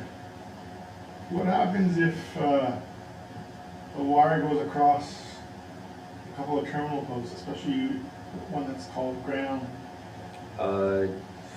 So you're talking about, like, for instance, if the wire isn't necessarily touching, but like really close to a trace on the PCB? No, if they touch. Well, it could At your cause, terminal post, if they touch, a little whisker goes across. it could cause shorting or unwanted signals. So what happens if it shorts? If it shorts, it would activate the short circuit protection in the IC, which may not be enough, and then it It could, may not respond Yeah. fast enough, right? Okay, so what maybe would have been a good, preventive solution to that, besides maybe spacing your I could have put diodes, diodes don't protect shorts, and they wouldn't have helped your sound quality much. yeah. Well, it's just because I was thinking that I should have had diodes at least, maybe in the outputs or maybe even at ABCC, just to make sure nothing really goes back into the IC itself. I don't, again, I don't think there's anything that's gonna be pushed in there, right? Okay, yeah. What, if you have a short on pin 19, Yep. okay, how could you, where's the short gonna occur? Assuming your workmanship inside is great and everything, where's the short going to occur? At the speaker? Yeah, Yeah. right? So, what could we put in line with that line to prevent that short from being an issue? What component? What component is A? Are you thinking about maybe like having a resistor here so there's No some resistor, no, that'll just heat the room up, that's all you're gonna be doing there. What component prevents excessive current? Oh, a capacitor? Or No. not? What component? It's a current protection component. Don't overthink it. I think it's too late for that. It's really simple. Starts with an F, ends with an E, has ooze in the middle. Even I guess. Yeah. A lot of amplifiers will have fuse lines on their output. Yeah. To protect their output stage, especially ones that have transformers in them, expensive toll-road transformers. Because the last thing we want is a short to blow the transformer up because it's expensive. In your case, you don't have that, but it would still save you some grief perhaps. I don't know if that's the reason why your IC's popping or not. Yeah. But if you had a fast acting fuse and we kind of don't want to rely necessarily on the short circuit protection, we may be doubtful of it. Okay, yeah. We could have put a fuse in line to both. Yeah. Because the reality is, those amplifiers, that's where they're gonna get, that's where they're gonna get used. A piece of wire goes across a terminal, a little piece of wire or something, or speaker shorts out, which is not unheard of, Yeah. right? And you don't wanna lose your amplifier for the fact that your speaker blew up. Yeah. Anybody else? Well, we can look at the input, the next one up there. Pin 2. Yep. How does that pin work? Do you know how that works? Internally, no, not off the top of my head. I just know that the function itself is if it is tied to ground, that the shutdown function will occur, which means that it will draw a minimum amount of current in somewhere in the milliamps to allow for instance, if it was battery powered, the battery to last a lot longer. Okay. It's So what's the active condition of that pin then?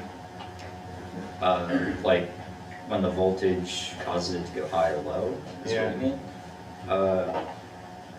Like it doesn't directly need to be tied to VCC, I'm pretty sure. Pretty sure it's only around a couple of volts that it really needs. But if we wanted to be really sure, where would we go up? No, but. I would go look at the data sheet. Okay, what's the data sheet say? Is it active high or active low? When it has a voltage? No, like just, just you take the IC and it's not connected. You set it here in front of me.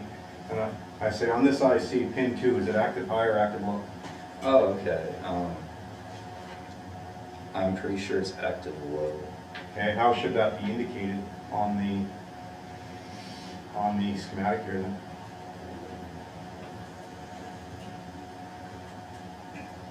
Unfortunately, I don't know how I would label that on the schematic. Because I have the data sheet actually, and I see how it's labeled on the data sheet, and yours actually contradicts the data sheet. That's why I was wondering. Okay. That's why I was kind of asking the question, right? So, yeah. So how is yours shown? Active. Active high. Yeah, but Yeah. it's not. Yeah, right? it's not. It's the opposite. So how should you label that? You took logic, right? Remember logic? Yeah. They're always labeled. When they're active low, they always have a marking on the label of the terminal that shows that it's active low. What are they using there? Obviously, I'd have to go double check the data sheet because I don't know. It's an overline. There's always the line there's always an over top of the overline, SD? right? Okay.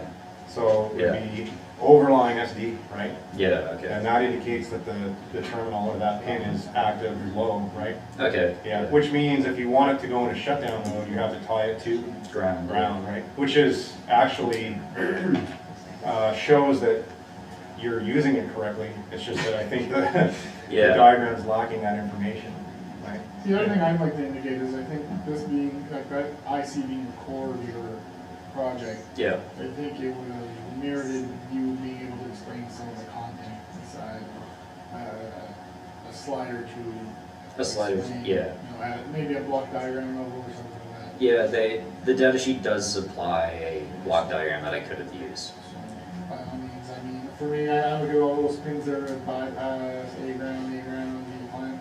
I'm just curious as heck to want to know what those do, but I've got no reference to look at. Yeah, that's why I just tried to explain their base function during my presentation. Obviously, it's not as good as if I used the block diagram itself from the data sheet. Yeah, you had mentioned that SD pin, something to do with being battery powered, but I'm questioning that because, I mean, yeah, the SD pin, if it goes active low, it's going to draw minimum, the IC will draw minimum power because it's shutting down the circuitry in that IC. But wouldn't it be better just to disconnect the power altogether? You'd be drawing less power then and wasting less charge. You're drawing less charge from the battery, right?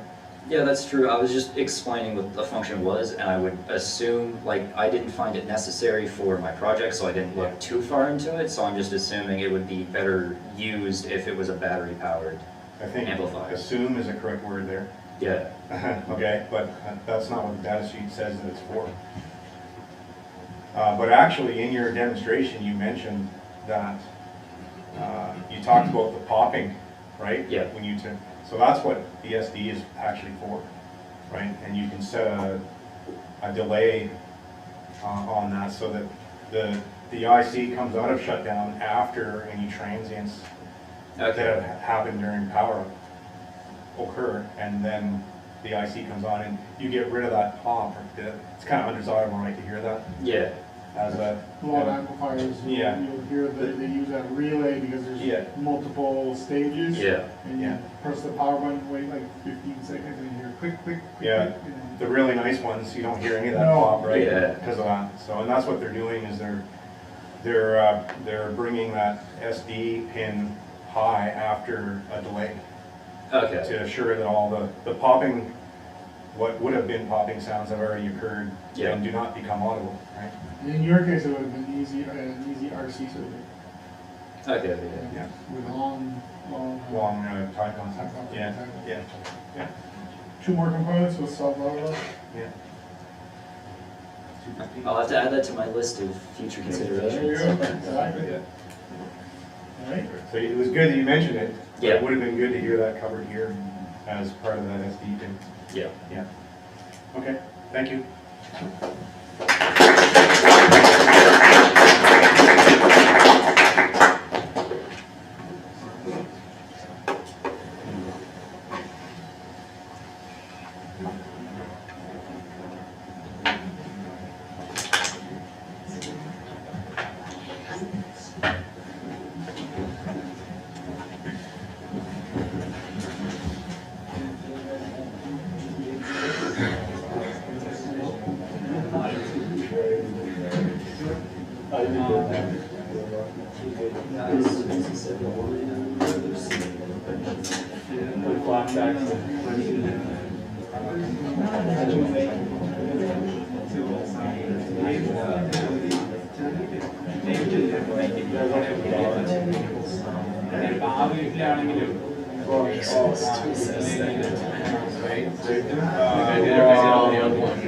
You could base it on. You could base it on the communications, technical communications.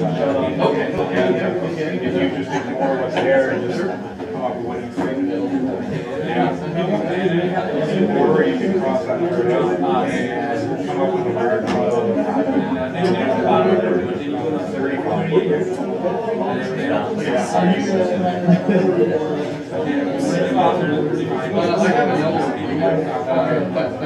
No, that's fine.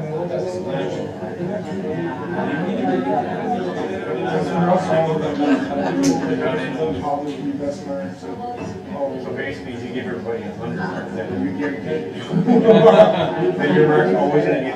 There you go. I was telling Dennis, there's no point keep buying this line mark together.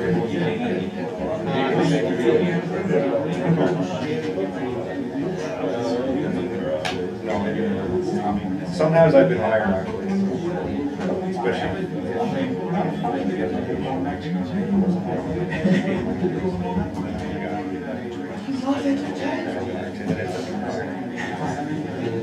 That did happen this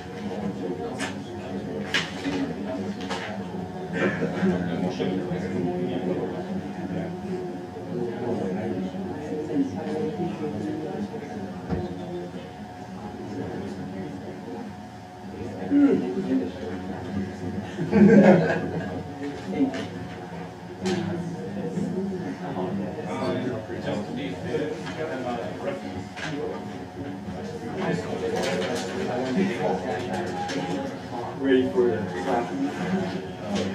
So this one's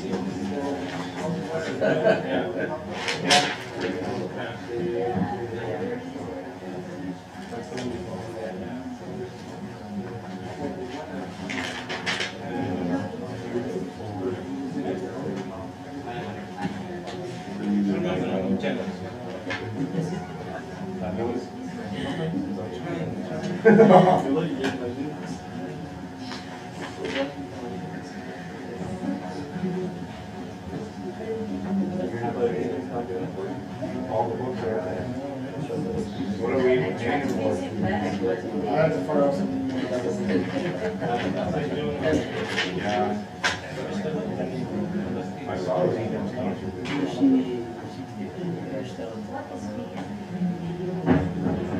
Yes, they have the most.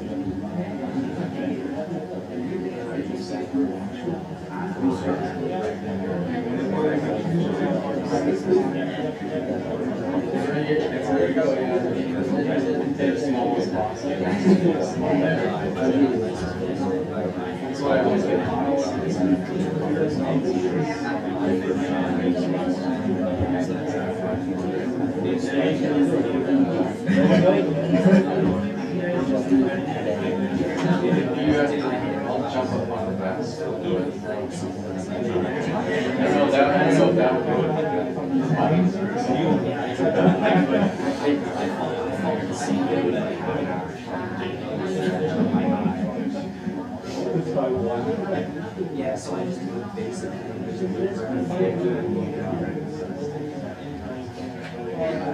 So it's 4 years ago. Every single time I it's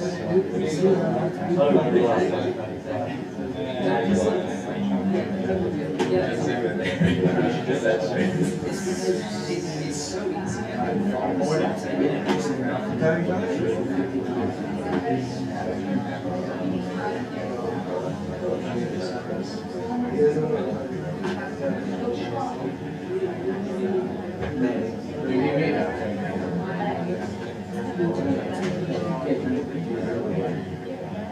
Like that. Oh, that was embarrassing. That's right. I was trying to forget that.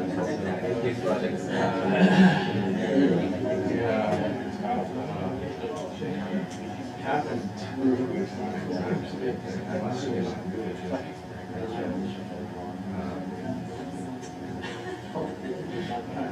It's probably more me than him. I don't know. Just trying to get my butt in here.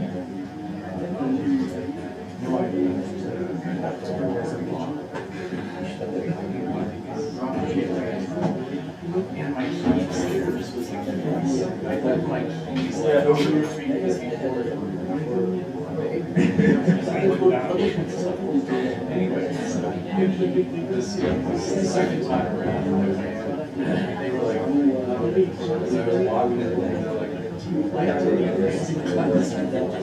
it's like, yeah, obviously, yeah. It's a good place for stuff, you know.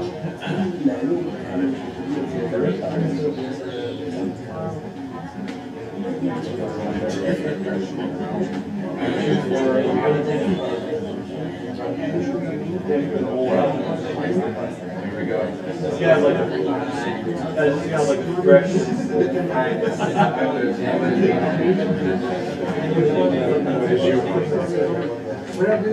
Oh, yeah, here.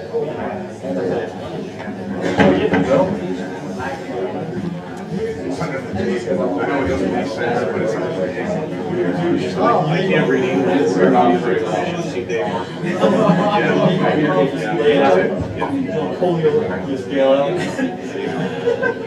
Did you know? I like the shade of F5 shades. right here. F5 starts the show from the beginning. Yeah. Think about it, man.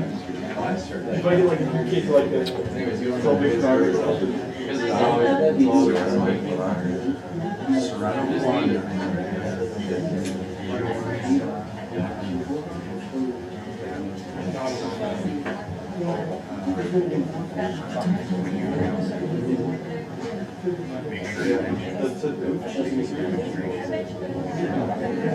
What day do you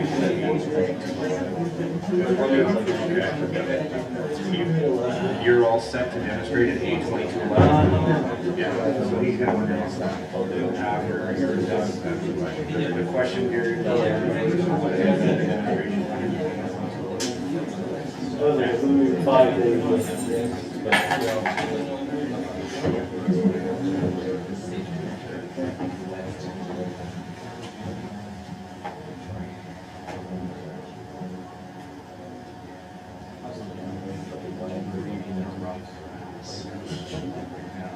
Oh, it's about tomorrow finish later. Yeah,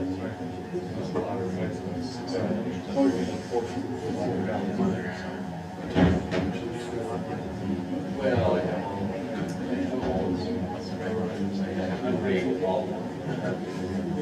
Because I'm the only communications moderator. So, at least for this team, it's a lot of reading.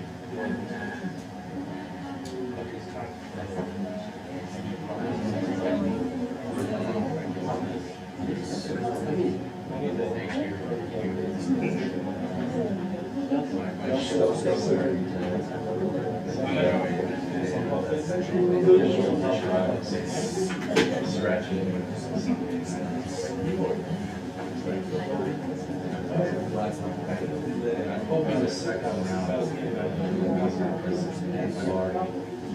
Oh, right, yeah.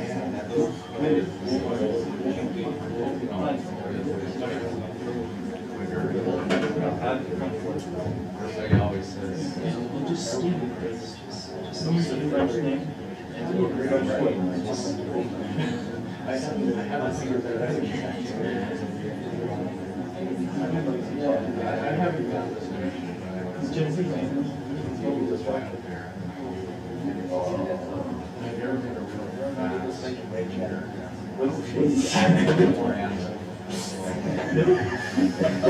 what? I just that. It was doing everything. Disrespect. Disrespectful. Disrespect. Why you're playing with the policeman is rage and that's another. Dude, the disrespect. Are you watching this? Yeah. Read it, reread it, read it again, reread it.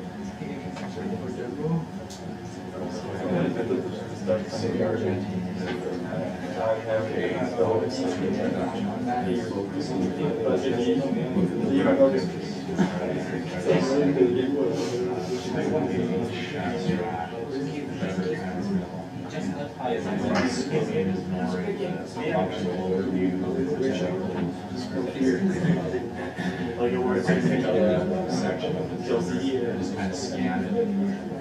Labs, yeah.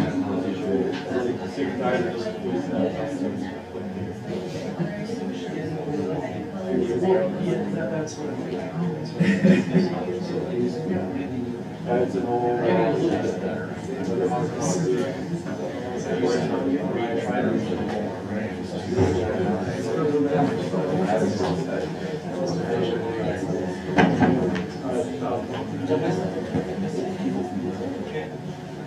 But it was like really popular. All right, so we're going to begin our last presenter for the day. It will be Giovanni Serrano Lavagna, with his 3-story elevator with web interface. As this room is not equipped to properly allow for his demonstration, we're going to be moving to room A2211 at the end of the question period to view his demonstration. Okay? Thank you. All right, so, well, my name is Giovanni Alberto Serrano Polania. This is an electromechanical project. My advisor, Mr. Goat. So basically, I expressed my interest to start working in a project in automation. So is when he showed me that we got an elevator from a senior student from last year. And basically the idea is just to update the control system. So I just thought, well, now I can work on that, but I would like to add something else. And it's basically the capability to have a web interface and a kind of HMI in order to any user to go inside the system and just check the status of the components, and maybe for maintenance purposes. And it's something that it could be expandable just for industrial application, for manufacturers, and basically when a supervisor or a manager wants to see the machine working, he just wants to know if everything is good, if it's working, is how many packages he is doing, what is the rate.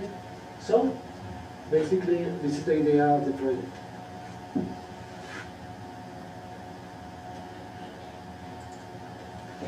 Starting here with my block diagram, I just want to say, starting with the power distribution, I just put these 3 blocks split, just because I just want to emphasize that we have power and control. So because we have an AC motor, and we will see it later. In other part, most of the project, the components are supplied in DC, just for feed the sensors and for the actuators. In here, my other block is the floor position sensors that basically it let me know when the floor is in, sorry, when the elevator is in the first, second, and third floor. We will see later in detail. And the core of the project is PLC. Basically, this was the big one, just to make the selection of the right equipment, just because it had some criteria that I'm going to explain later about why it is what it is. Inside this PLC is embedded one functionality, that is a web server. And the web server let me share some applications to, well, basically across the Ethernet, just to display in a browser. And also let me share whatever variable that I put in some databases that I'm going to explain later.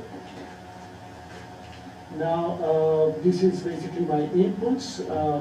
Here I have another one that is bidirectional, is the using elevator control, because the user has to call what floor he wants to go, and also he wants the ability to open and close the door.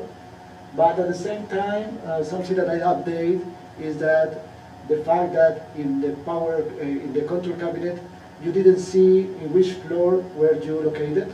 So I just add some indicators. That's why it's bidirectional. Another part is the elevator door actuator. that it was intended to open under the close. And for the control of the AC motor, I just put a variable frequency drive that is in charge not only for control the speed, there is another reason that I will explain later. So well, this is my block diagram. For the input voltage, it's capable to go in a range from 200 to 240 volts AC. Just is because the VFD is capable to work in that range, but at the same time the power supply can run from 100 to 240 volts. So basically that's the reason for the range.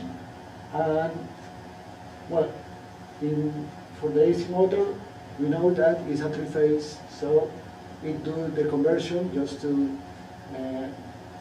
carry with the power of the motor. Now, trying to explain when we were doing the demonstration, this is kind of a schematic that will let you know where are the position of the devices. So, some parts that I take from the project before was the structure basically and part of the transmission. But what I did with the AC motor, the control panel, the proximity, well, the proximity switch were some sensors that they were installed before. And well, the maintenance interface is just not part of the project as itself, because it implies that you need a PCE, but it's not included. But it's something that I put that you can reach the web server just to go and see the application, but the PC like itself is not included. As I mentioned, there is the purposes, the control, and create a new interface for show the components, the status, some alarms, that basically there are two of them. One is an odometer for the motor, just to see when you want to set up maintenance activities for the motor itself, and also for the door actuator, because it's based in some solenoids. So after an amount of cycles of functionality, it has to be replaced or maybe check for somebody. All right. Now going through the block diagram, as I mentioned, for the power distribution. So in my wiring diagram, I start here taking the power from the supply, going to some mini circuit breakers just to feed all the system. From here, feed my drive, and here to feed my power supply. So it's a single phase feed. In this case is 208, and you know the range. Now, as I mentioned, I just want to split the power supply system that is based for feed the drive, the motor, and for the power supply for 24 volts DC. It's just for feed all the components inside the buttons and indicators, for feed the PLC, the door actuator, and to feed the proximity switches.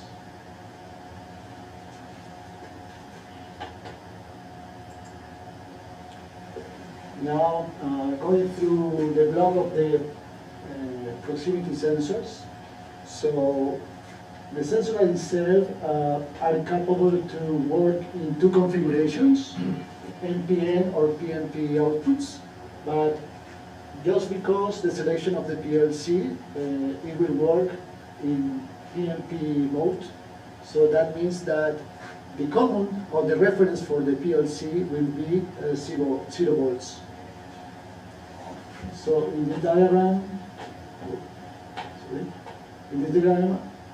in here, it shows the 24 volt DC, so the positive go through the sensor, and pass to the input, and the mass, the 0 volts, is the common just for all the loads. In this diagram that is from the sensor installed, you will see that it's 2-wire sensor, but it needs a load in series just to get activated. So inside the PLC there is an optocouplers that acts like the load that it needs just to work properly. So that's the sensors.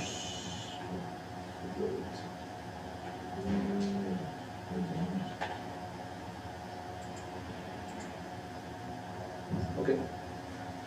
Now I'm going through the PLC.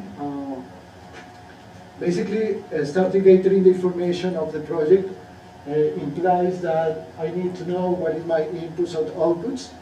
So I just put it in there.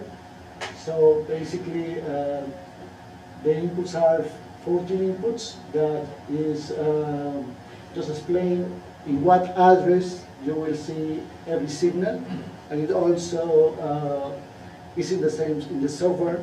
Explain it how they interact together just to activate the outputs. From the selection criteria for the PLC, basically it has to comply with the I/O requirement, with an Ethernet connection, just because we know that we'll be launched with a web server and we want to go inside to hold the application. The server capabilities, as I mentioned, I need to have the ability to share the variables that I put in the databases. For that reason, the databases capabilities, the program memory, that is something that I have, I will show in the next slide. It's just because I have 3 kinds of memories. The load memory, the word memory, and another that is the databases, that it's a retained memory. So that means that in case that we have an outage or whatever what happens, it will come back. The system has the ability to just store that status of components. So that means that technically it can start from any floor, and the system will run or whatever the user called. As I mentioned, the PMP inputs, just to be compatible with the sensors. Basically for the push buttons that I have in the door, it doesn't matter because it just contacts, so it's not a big deal. The relay outputs is something important. Just because with the relay input outputs, I can handle any kind of voltage that I want. In this case, it's 24 volts, but if I had an AC load, I could do it across this kind of outputs. And the last one is the programming language that basically for the standard is capable to work to be programmed in ladder, in block diagrams, and also in instructions. So just for the purpose of the project, I did it in ladder just to make sure that is something that I can handle.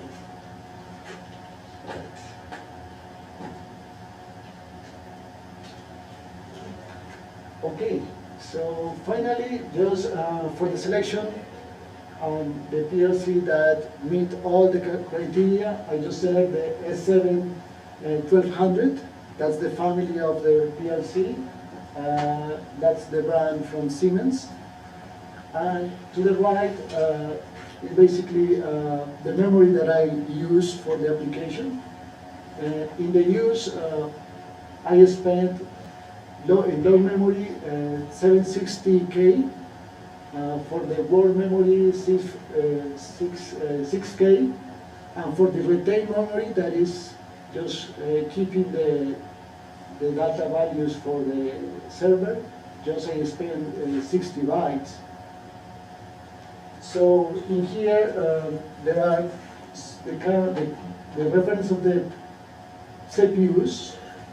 So basically for the amount of input or outputs, is this one, the 1240C, and is also meet the requirements for the memory. So finally, this is the CPU that I select for the application. This is my wiring diagram. In there, basically you can see the proximity sensor, just 2 wires, and go directly to a couple of terminals, the block terminals, and from the block terminals go to the inputs. In here, all S7 is all these push buttons that is located in the door. They are basically just normally open contacts, so go directly to the PLC inputs. So it's not so much. I will explain all the buttons later. And from the outputs, basically I just changed just to activate some indicators for the status of the floor, that the elevator is in certain position, just 2 solenoids, just to open and close the door. And for control the drive, I just put the forward and reverse functionality. It's just what I need. I would like to have another kind of control, just because it's now working just with 1 speed. So at the end, when I did another kind of research, what I saw is that starting the motor, starting the elevator, it starts with high speed. In the middle of or when it's closing to the door, it changes the speed and goes slow, just to be more accurate when you stop in the floor that you want. So it's something that I have an issue there, just because I try to work in a high speed, but the system doesn't respond. So there is a range that in the conclusion I will mention. So well, this is the wiring. Now, this is the algorithm that I use just for the control. I just have to apologize because I missed 1 line here for this condition. So basically the program starts scanning in which floor is the elevator. After that, it will ask if there is a call for any user. If it doesn't, it will ask if somebody wants to open or close the door, if somebody wants to open the door. If nobody do any action, so we'll come back here. So that's the cycle basically. But if somebody wants to, if somebody do a call, basically going here in the decision, I will ask if the status of the door is closed or not. It's something that if it's not, it will return, but if yes, it is closed, start the elevator motion. So the elevator motion is activated until the floor that I want is reached. So basically it's there. If not, it start just working and the cycle just ends and come back here. If for any reason we reach the floor and we open the door, just the system come in here and open the door and just wait in this buckle, in this fork. This fork is just waiting until the user close the door, just to start another call. There are two functions here that is independent of the main cycle, that is basically displaying the actual floor. So across the elevator, when it's passing through every floor, just the status change every time that it sends that the proximity sensor gives a signal. So, for example, when we are in the 2nd floor and we just reach out a little bit the sensor, but it continues working until the 3rd one, it will remain in that status, that is 2nd floor. And just when it reaches the third one, will change the status. So in that way, I assure that the programs work properly. And the second functionality is for the elevator motion, because the system evaluates if you go up or you go down, just to activate the forward or the reverse function for the drive. In here to the right, I just want to show the functions and blocks for the tree that I have in my PLC. So basically, is the FC are the functions that I use. The FB, this is the blocks of functionality for the odometer and for the state of the doors. And in here, this DB are the databases that I put inside my PLC just to have the variables for inputs, outputs, status, and is what I'm going to share in the web server. Probably it's not a big system, only with one of them. Those were just enough, but anyways, I just put it just to have better control of my program.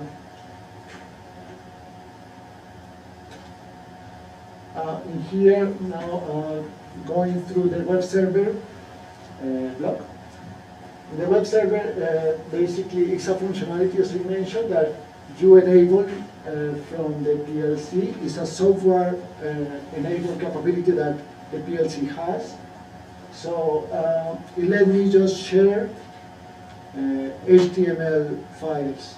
So basically, I will show you in the next slide that part.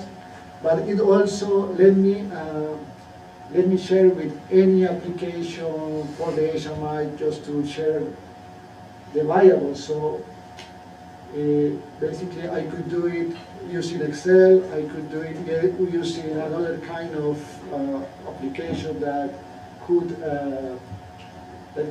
interchange data, because this web server is also at the same time an OPC. So let me share any kind of application, basically. This is an example of the database access. So in the database are all the variables that I use for attend the floors, for the alarms, for setup subset points. Basically, for the motor, you can set up how many hours of running you want to activate an alarm. And in here you can see that what variables are retained. So basically, as I mentioned, if you have an outage, you didn't have any problem. And also, I made it accessible, writable, just in order that we could across the web server or across the application in HMI, just to activate it or deactivate it as I wish. Wait.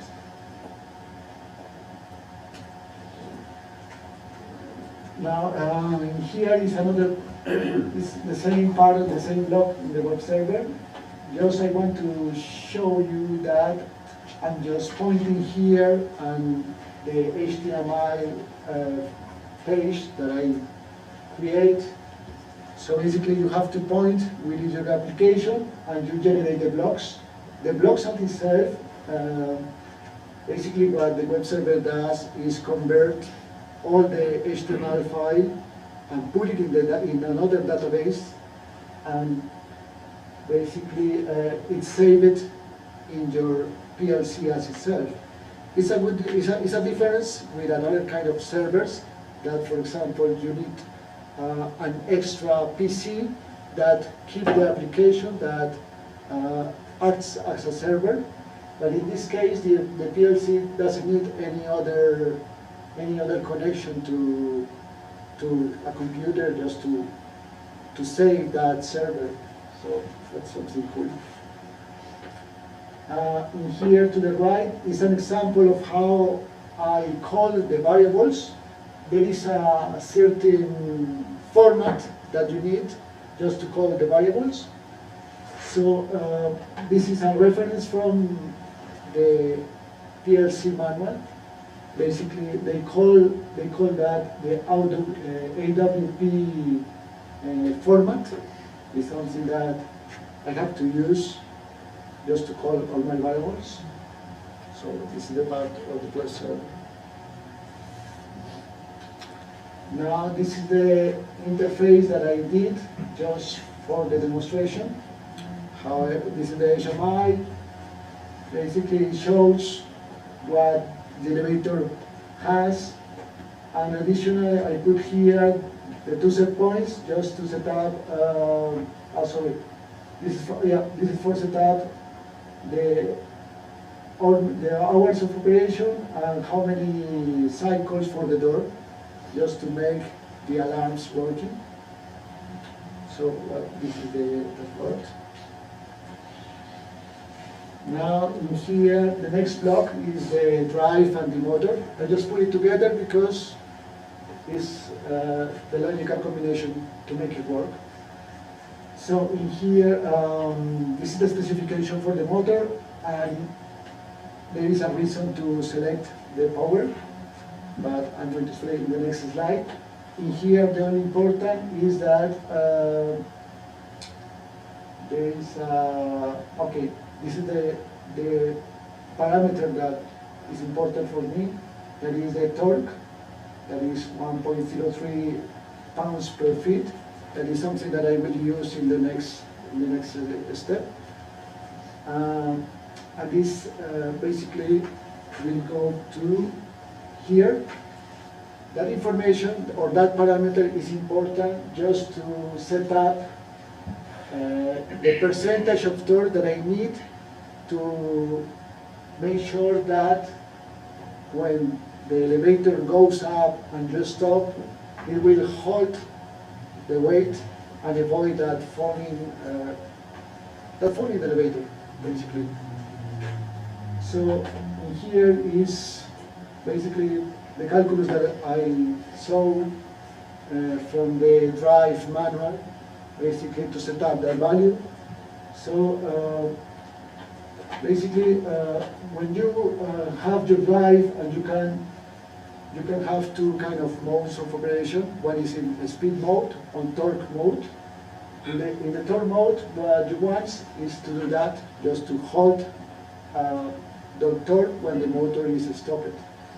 But you know that you can do the calculation with the power, with the voltage and the current. However, for the speed is a variable that depends on many factors. So just to adjust this value, that is the motor current, stator resistance, rotor magnetizing inductance, and stator inductance. These parameters that are inside the drive, you just grab it when you run a dynamic tuning. So that's a functionality of the drive, that you have to decoupling the pulley, you have to decoupling the cable, and you have just to start this dynamic tuning, just in order that the drive know these parameters about your motor. So I did that, and at the end, the only parameter that I need to put there is a percentage of torque that I need just to hold the weight of the elevator. And basically what the manual of the drive says is that it's a third of the torque of your motor. So that's why it's implied in here in this value. So having this weight here, that means that this is approximately the weight that I have in the elevator. This is the user interface. Basically, it's simulating the 3 floors. In each floor you can call the elevator, and you have the ability to open a door. And in this one, you simulate the car. So inside the car you have also, you can call and go to any floor, the same open and door, and these are indicators just to show me in which floor I am. Finally, for the tests and conclusions, well, I just did one test that is for repeatability. Is basically I did it in the second floor, just running the elevator from the first to the second and the third to the second, just to going up and down and see how far from the desired position the elevator will stop. So here is the average and the standard deviation for that situations. Doing that test, I just realized that I was running, I could run the elevator between 4 to 8 hertz, just because above of that range, the elevator goes so fast and it couldn't sense, the proximity sensor is not capable to, the PLC cannot see the proximity sensors basically. And the other thing that I realized is working in that frequencies, I just get the nominal current from my motor. So I just have another conclusion there, is that just for have a better range of operation, I should have a gearbox just to change the relation in the transmission, just to have a better range to take another kind of measures. So, well, for the future, there is a couple of improvements in the mechanical part that I just would like to add. For example, just to have safety braking, just to put two limits at the top and bottom of the elevator, change the relation just to have a better range of operation. What? That's the question.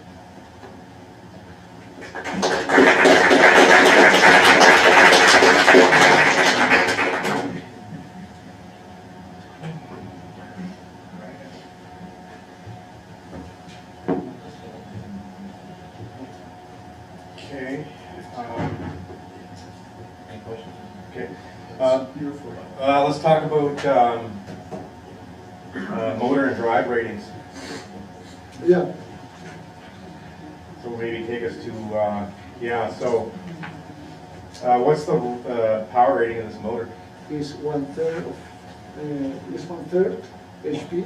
Yeah, 1/3 horsepower. Yeah, basically in that part, for the calculation, just for the energy that I need, I get 0.1 kilowatts, but that was the ideal, just to run the elevator from 1 meter and just went out with 1 kilogram of load. But technically, to find a motor with 3-phase under this value is, I couldn't really. So it's a oversized motor in fact. What would be the noticeable difference in the performance of the elevator if you were to change the motor, and of course presumably you'd match the drive with the motor as well, and so let's say that you changed the motor rating from 1/3 to 1/2, let's say. Well, what would be the difference that we would? In my opinion, it shouldn't change. It shouldn't change anything unless you put a gearbox for the motor and change the transmission.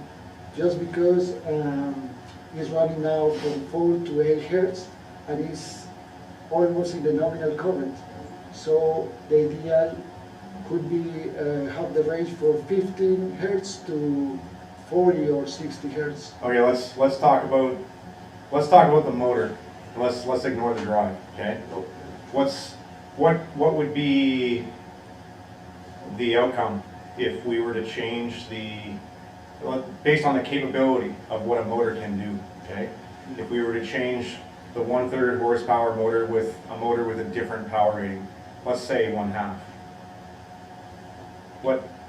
Let's ignore like drives and all that. Let's just say we hook the motor up and you know, we have a 1/3 horsepower motor, we have a 1/2 horsepower motor.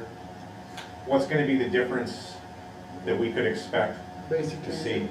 okay, we could have more torque, basically, Okay, because we have more power there. we have the ability to output more power, okay? Yeah. So what's going to be the noticeable difference in the operation of the elevator? Oh, well, in that part, that could be interesting because just with this one, working in the nominal, and I add more weight, the drive trip. So, Well, so changing that, basically I could have more power and basically could work in low frequencies. Well, let's say that we operate this elevator with a 1/3 horsepower motor, okay? And the elevator is called from floor 1 to floor 3, okay? 1/3 horsepower motor, right? But we do the same thing, we don't change anything else, but we do the same thing with a 1/2 horsepower motor. And then we say, oh, we want to run this from floor 1 to floor 3, okay? With the same amount of mass, okay, we haven't changed the loading, okay, in the elevator. What could we expect would be the difference if I replaced a 1/3 horsepower motor with a 1/2 horsepower? Assuming that the motor can output its full capability. Okay. What should I notice? That it could work not in the nominal current, in less current it could work. Let's say that we run the motor, the 1/3 horsepower motor to its maximum capability, and we also run the 1/2 horsepower motor to its maximum capability based on its rated value. What would we expect would be the difference?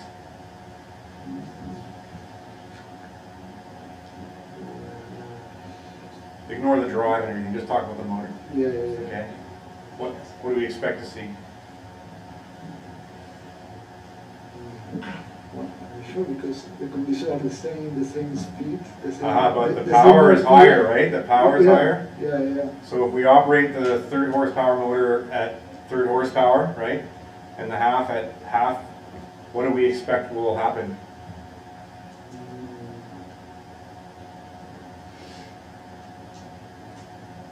I'm not sure. I'm not sure because... Like, ignore the variable frequency part of it, right? It's the same RPM, so... Ignore the variable frequency part of it. We just... relation there. Well, one should operate faster than the other, right?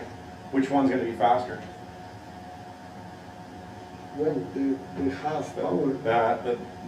The higher the power, right? Well, So the higher the power, the motor can actually lift the same amount of mass faster, right? So there's the advantage it of. doesn't matter that same RPMs. Well, I'm just saying ignore the variable frequency drive part of it, right? Okay. Makes sense. Okay. So here's kind of like part B of my question then, right? Okay. Why a 1/3 horsepower? What would be the optimal horsepower number for this application?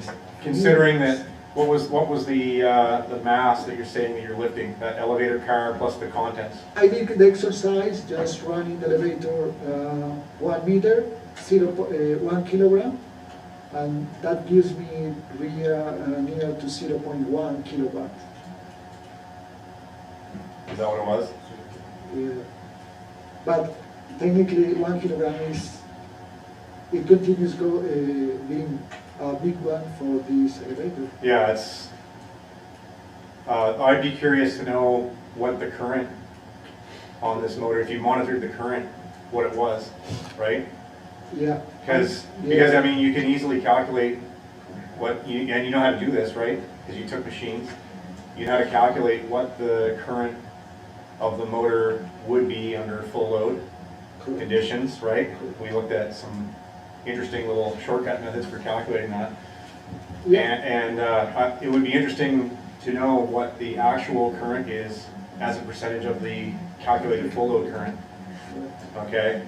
And I would say it would be a small fraction of that. And therefore, what would be the properly sized motor, right? I find it hard to believe that you couldn't find a smaller motor than that. They must exist.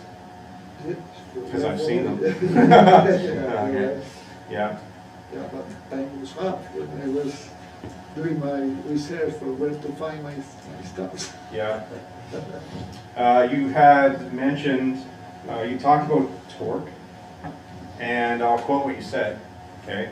You said that the torque was a certain number of pounds per foot. Can you explain the units of torque and why torque is measured in pounds per foot, as you say? Oh yeah, basically is the amount that you need of pounds per feet.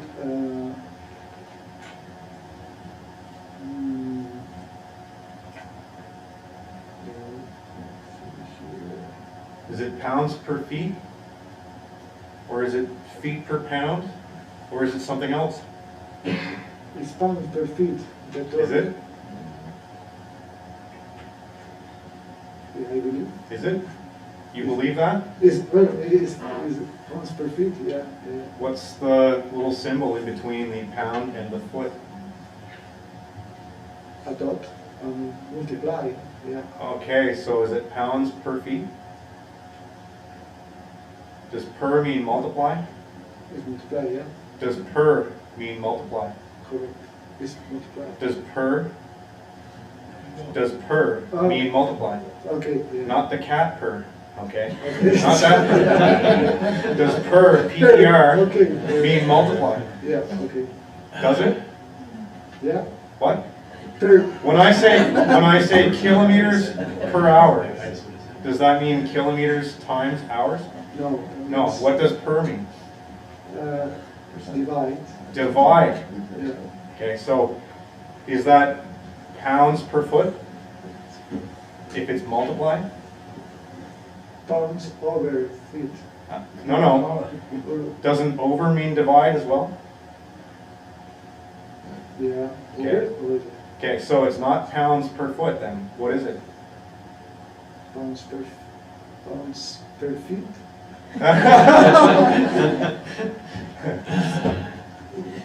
The per word doesn't belong there, does it? The per word, the word PER means divide, okay? But this isn't divide, it's multiply, isn't it?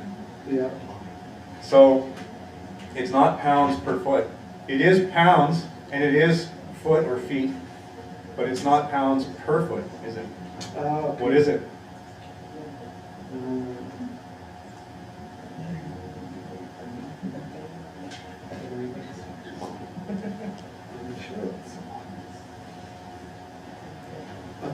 What did we call it? What did we call it in the lab? Remember we did labs on this, right? Yeah, I remember. We actually usually said it the other way. We didn't usually say it with pounds first. We usually started it with foot first, right? Do you remember? Yeah. We usually said foot pounds, right? Do you remember that from the lab?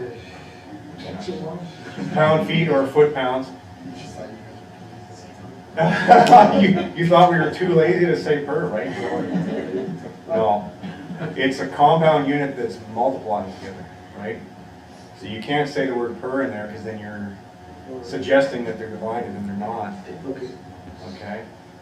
So it's a problem. Remember, what was the, okay, we could look at it this way too. What was the SI unit for torque? It was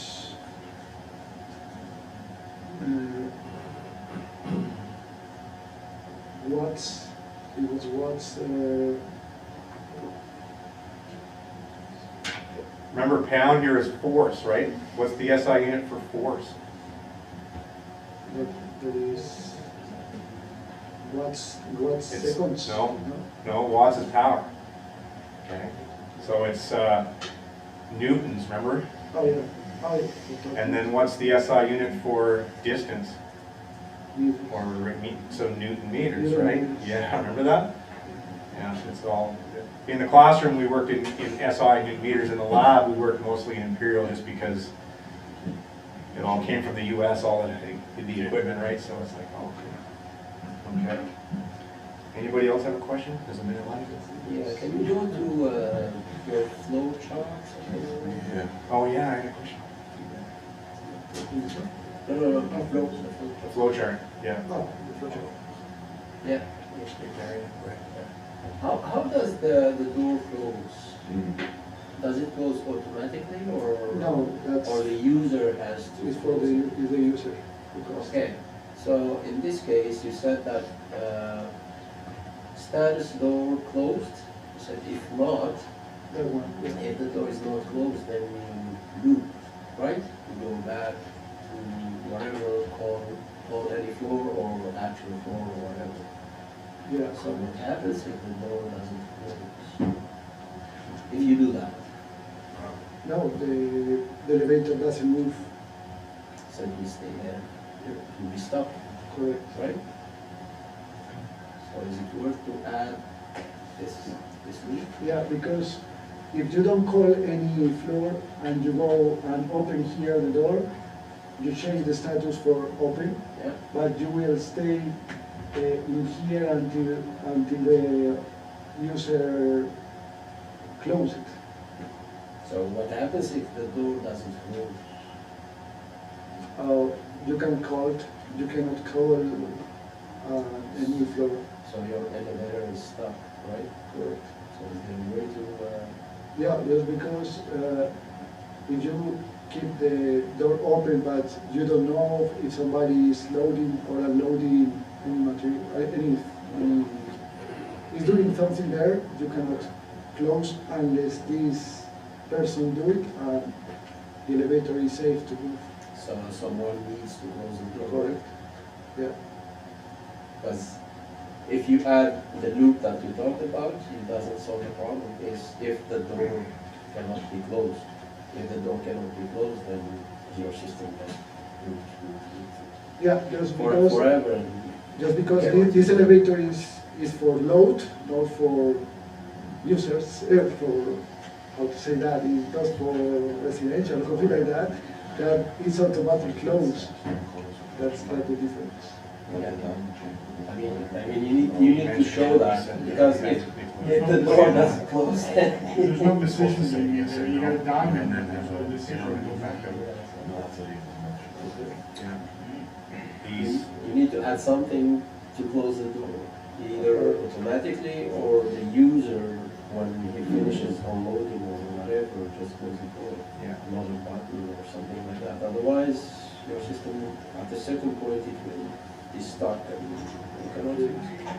Also, these detached kind of Yeah. sub-diagrams, I guess, sub-pseudocode diagrams, don't make sense to me, how it could be independent.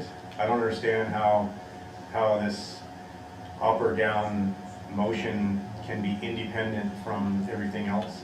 Well, I just put it there just to be more clear and not to put a lot of information inside. So yeah, I just try to put that elevator is in motion, but it doesn't matter if you go up or down. That depends of the situation of the elevator and which floor you call. I So agree that that's- it's hard to that's fit all why this I put in, that. but I think it needs to be related somehow. You should have like Yeah. a sub-block, that should be Yeah. a sub-block of something that's happening over there. This is not suitable. Yeah. This is more of a flow chart, I guess you said. Yeah, this isn't suitable. Anyway, we're out of time, I guess. Okay, so we're gonna proceed over to A2211 and you're gonna demonstrate the operation of this thing, right? Yeah. Right? Wait, just attendance? Attendance first, okay? So thank you, that was good.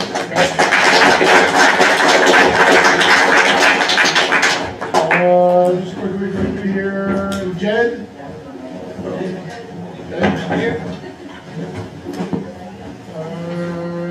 Agent,